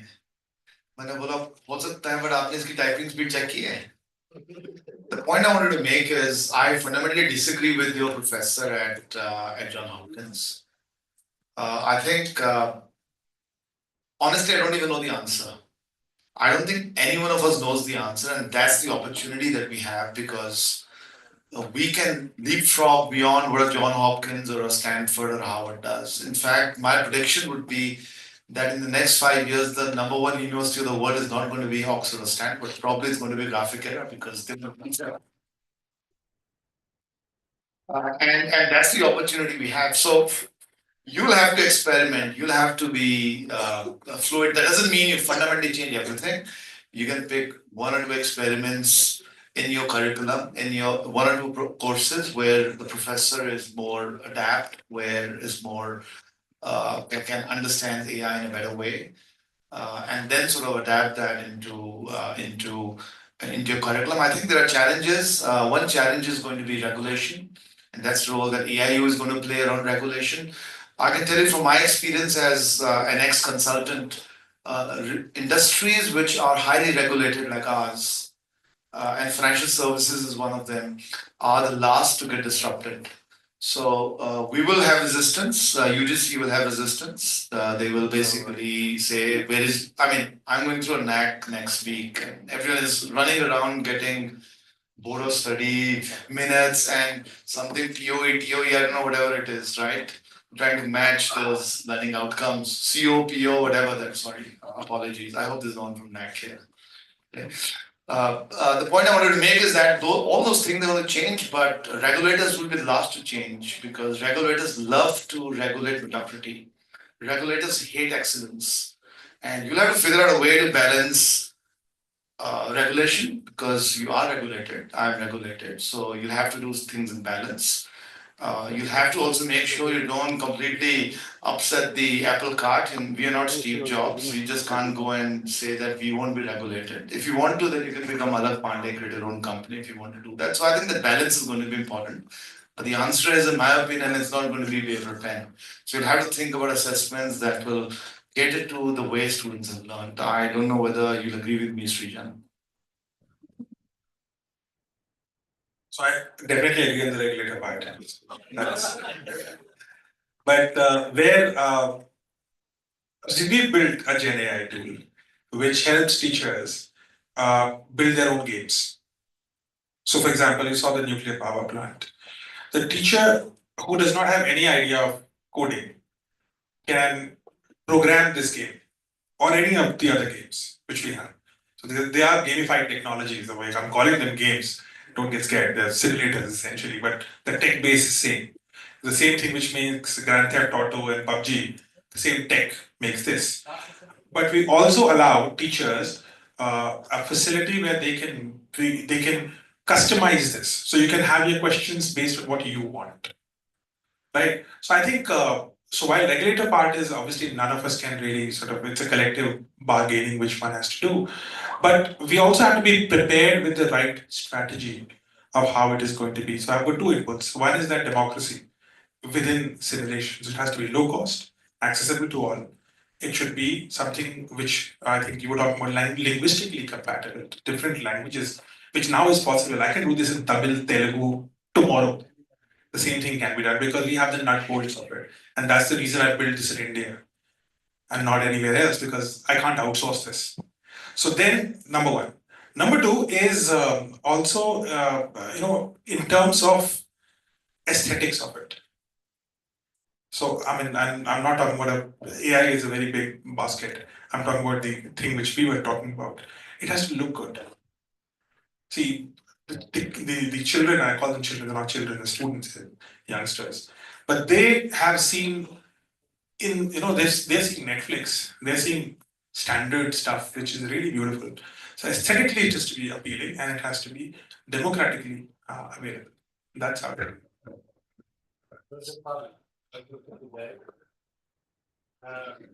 World is facing a number of problems related to environment.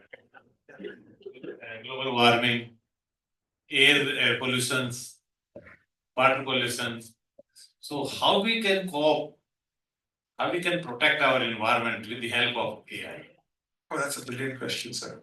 In fact, when we ran out of time, what Ujjwal was trying to show you was a simulator of a hydrogen fuel. I live in Delhi. This month, I'm going to breathe the worst air in the world ever. History of humanity. Every year we meet the standards.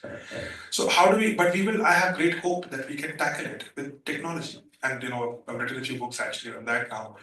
So one of the biggest solutions, for example, and I'm just putting this as a basket case, but there are many, I'm putting this in one basket, but there are many such baskets I can create. This is air pollution I'm talking about. Now, if I look at this hydrogen fuel, for instance, and India is committed to it, 34% of pollution in Delhi happens because of vehicle emission. And first time I saw a bus was in Iceland, and that was 12 years ago, 13 years ago. Dr. Kalam was alive back then. And I saw this bus which runs on hydrogen, and water comes out, that's all. Now we can build simulators for that and train a workforce. India is committed. India is one of the best countries in terms of tackling climate change. So it doesn't look that visible, but our carbon intensity has gone down by 40%, which beats the world standard. Right? Now we need to train workforce in this. And it has been a very indigenous industry which we can build out. So we are building, and today the product which Ujjwal was about to show you, the hydrogen fuel, is used by government of India to train people in an industry which is going to happen next year or the year after next, when hydrogen fuel will be in your cars. By 2026, you'll have hydrogen fuel cars. But we are training using this tool a workforce of the future. This is the kind of thing. But again, we are using energy. Generally, hydrogen at present prepared by electrolysis of the water. Yes, so we use. Can we use the plant? If we see the process of photosynthesis in the plant. Yes. So plant split the water into hydrogen and oxygen. Right. At the normal room temperature, at the normal temperature. If we able to get that technology imitate from the plants. Brilliant, sir. So we worked on a technology long ago. It was not my product. Somebody else was testing, but I was a part of the Mars mission. And we were testing it in a mine 2 kilometers deep in a place called Whitby in UK, where we were putting a Mars simulator. It's still there. And the product is now on Mars. It is called Moxie in situ generator. It's a Mars oxygen generator, which uses a chemical process, kind of thing which you're mentioning, to convert carbon dioxide into oxygen. And you can do it with solar power, potentially, later on Mars. So the way we will create oxygen on Mars is exactly what you're saying. We can't grow plants yet, but we can create Moxie generators, which we'll place in a grid, and they will convert carbon dioxide into oxygen. That's how we will live on Mars in 20 years. That's there. So you build that. That's there. You're absolutely correct. You're hitting the future where it matters. And this is well researched and we have built it. So you do assemble a MOXIE generator in one of the Mars simulators I was showing you. So, correct? I'm not an expert on hydrogen, sir, but I can tell you, I've been traveling quite a bit of the world, visiting some best practice universities. So there's a lot of work happening on something that they call photocatalysis, which is how do you use light and biomaterials to create hydrogen and oxygen or water. So that work is happening, and where AI comes in is that a lot of that work is happening not in wet labs, but actually happening through simulators, which you were talking about, right? So AI is playing a big role in the way experiments experiments are going to happen. So it's bringing the cost of innovation down in a very sizable way. I think one last thought which I'd like to make over here would be the power of talent. Please try to understand that the world is going to change fundamentally in terms of research. Just like if you look at the tech companies of the world, India has now become the research center for the world. All deep tech research is actually happening out of Bangalore today in a very significant way. And I can tell many stories about this, but it's already starting to happen. You will start seeing global universities leveraging Indian talent for research in a very big way. Just like we've got global capability centers of Google and Meta and others in Bangalore. Definitely expect that to happen in the next 3 to 4 years, where Harvard and Stanford and others will actually have research centers doing deep research out of India. And I think that's the opportunity for all of us, because we need to train our talent not to become the clerk of the world, which we are doing at the moment, doing basic stuff, but actually becoming researchers, working on deep tech, working on deep issues. And that's where, again, simulations like StreetGen will come into play, because they'll actually be learning to do all of this sitting out of here, and then getting jobs in pretty high-tech situations with some of the best universities, the best companies in the world. Thank you very much. I think 1, 2 questions. Okay. So everybody can write questions, so at least one can include them, so that we can wind up the question. So I have a very fundamental question. And the question is that to be human being, means Homo sapiens, are blessed with having one mind with 3 minds. That is triune mind, we call it. That's a reptilian mind, inspirational mind, and intuitive mind. Can AI have all these 3 components of mind? Like what I say, a reptilian mind, it's basically a mind which is pure and fight. Second, inspirational mind, which comes with a lot of practice and experiences. And intuitive mind develops only when you are divine and you have reached to the divinity. Like Guru Nanak, he was not a learned person, he did not have AI, but his intuitive mind was so developed that he could hear the message direct from the Lord God, and he could just utter that poetry. So when we use AI, are we not somewhere becoming a hurdle in the development of that intuitive and inspirational mind of human being? We are becoming slave of the technology which has been developed by someone else. He has developed it. But in the bargain, what has happened, others become slave of that technology and they have stopped thinking about it. Their inspirational mind and intuitive mind has stopped thinking. Isn't it wrong, bad, in connection with the AI? That's a very deep question. And as much as it is a technological question, it is a philosophical question. AI is the first tool which we have ever developed in the history of our species, which is in many ways smarter than us. Everything which I built, for example, this pen, it is basically a tool, and I am the agent. I think, this writes, analyze for permanency. Every single tool enhances some capability which you have, and does some task for you. It's a tool. Now we are at and it is disputed, but a lot of people believe that we are at a point at which we are no longer the agency. We are becoming the tool. When an AI is going to determine whether I will get a loan or not without any human intervention, am I the agency or am I the tool? A very classical example of this is a system called Cosmos, which is a legal AI, which is used for passing judgments in US. And judges use this in many states, it's allowed, in many states it's not. And there's a typical case where a person who just ran away from police was pronounced guilty, but Cosmos assisted the judge in telling how much punishment to give. So the judge, the Cosmos said, gave him 7 years. 7 years for running away from police, which was a 3-day sentence. 3 days to 7 years, you could get any punishment. And there was a huge hue and cry. This is 2019, I mean, not even ChatGPT era.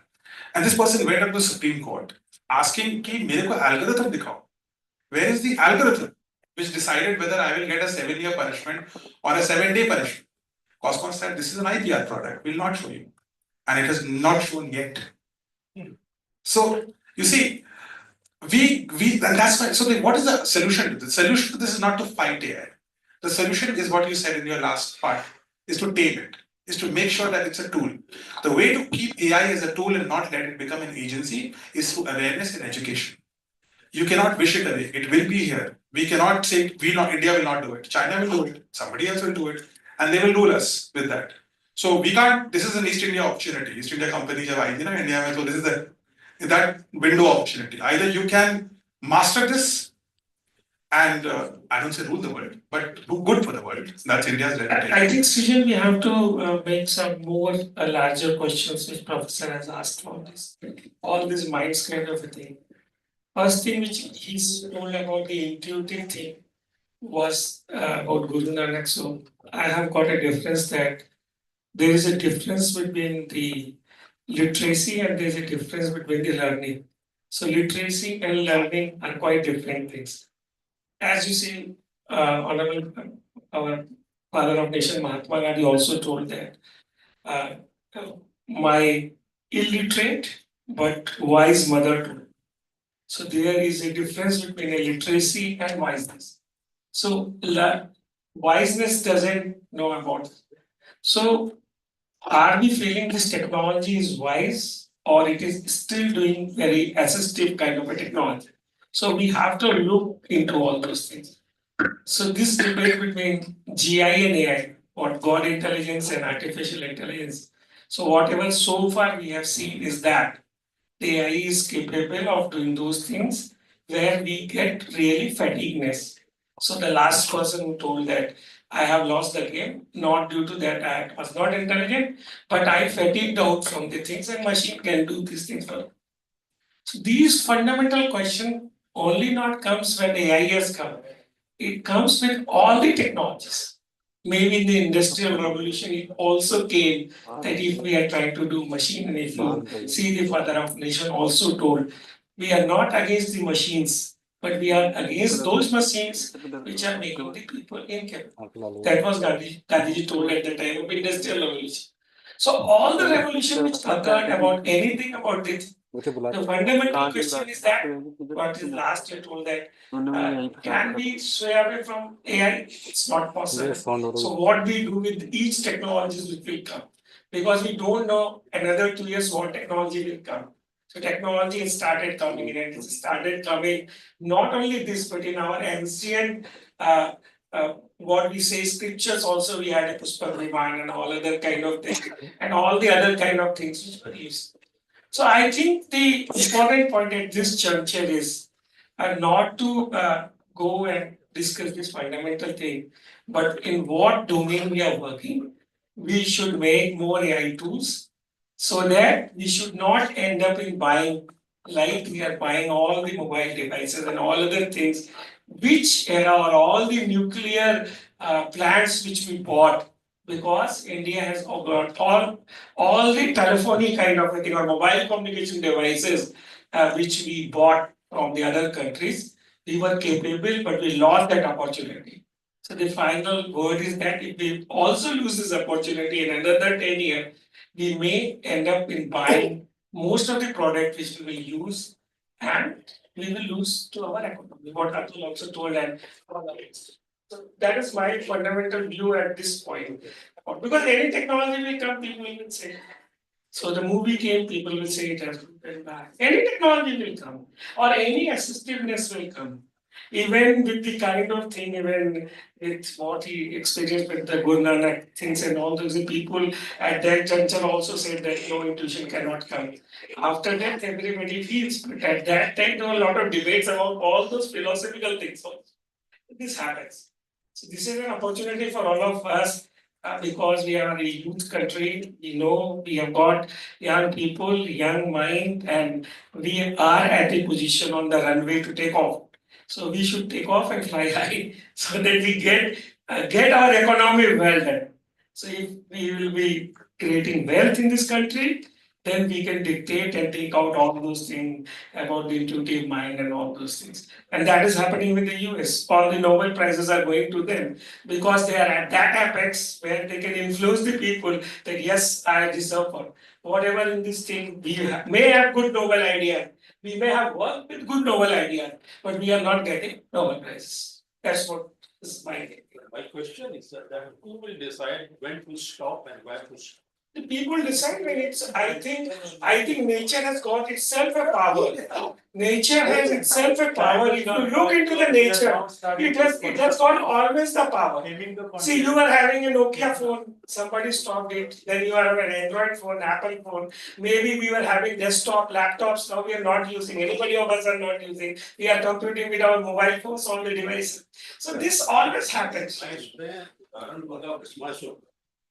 वो तो भस्मासुर की तरह हो जाएगा कि जैसे आप अपने सिर पे रखो। तो अगर कोई भस्मासुर होगा तो कोई शंकर भी होगा ना जो उसको खत्म करेगा। खाली भस्मासुर ही थोड़ा और पे ला सकता है। भाई जितने भी रावण की या किसी की एग्जाम्पल है तो भगवान ने तो उसका एंटीडोट भी बनाया है। So somebody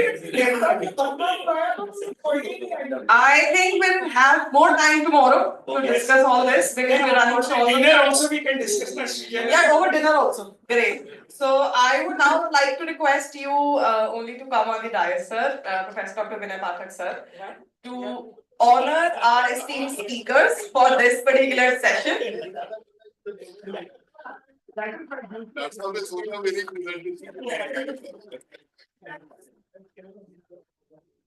I would request Professor Dr. Narpinder Singh, sir, and Professor Dr. Vinay Pathak, sir, to please honor our esteemed panelists for this particular event.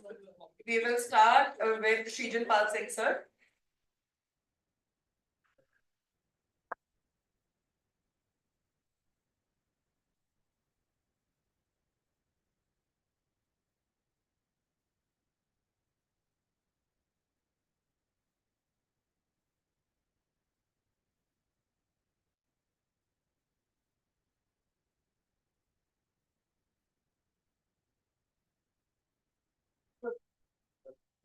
I would request Atul Khosla, sir, to please come forward.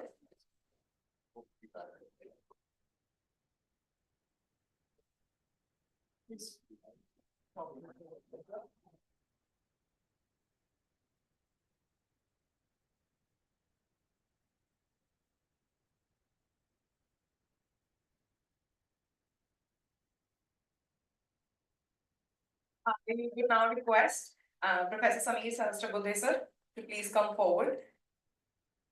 We'll wrap this session by a group photograph with all the panelists as well as the guests who are here.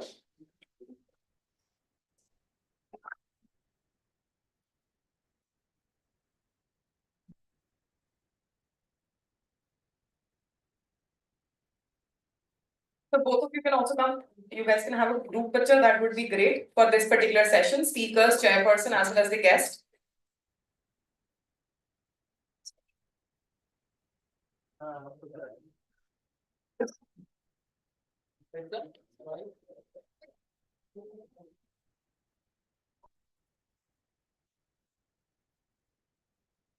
So this is the concluding remark for this particular technical session. We are going to display a small video of the tour for our campus, followed by a brisk tour across the buildings, across our medical facility. Then we have our cultural program followed by dinner. Then we all can call it a day. I think today was more hectic. Tomorrow will be a lot more smoother and we'll get more time to interact. So thank you everyone. We'll proceed with the video telecast now.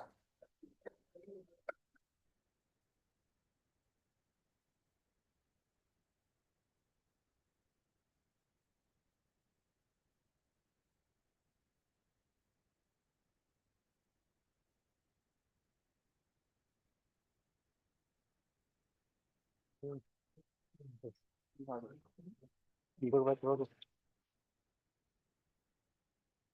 to Graphic Arrangement to the University then, where aspirations take flight and destinies are shaped.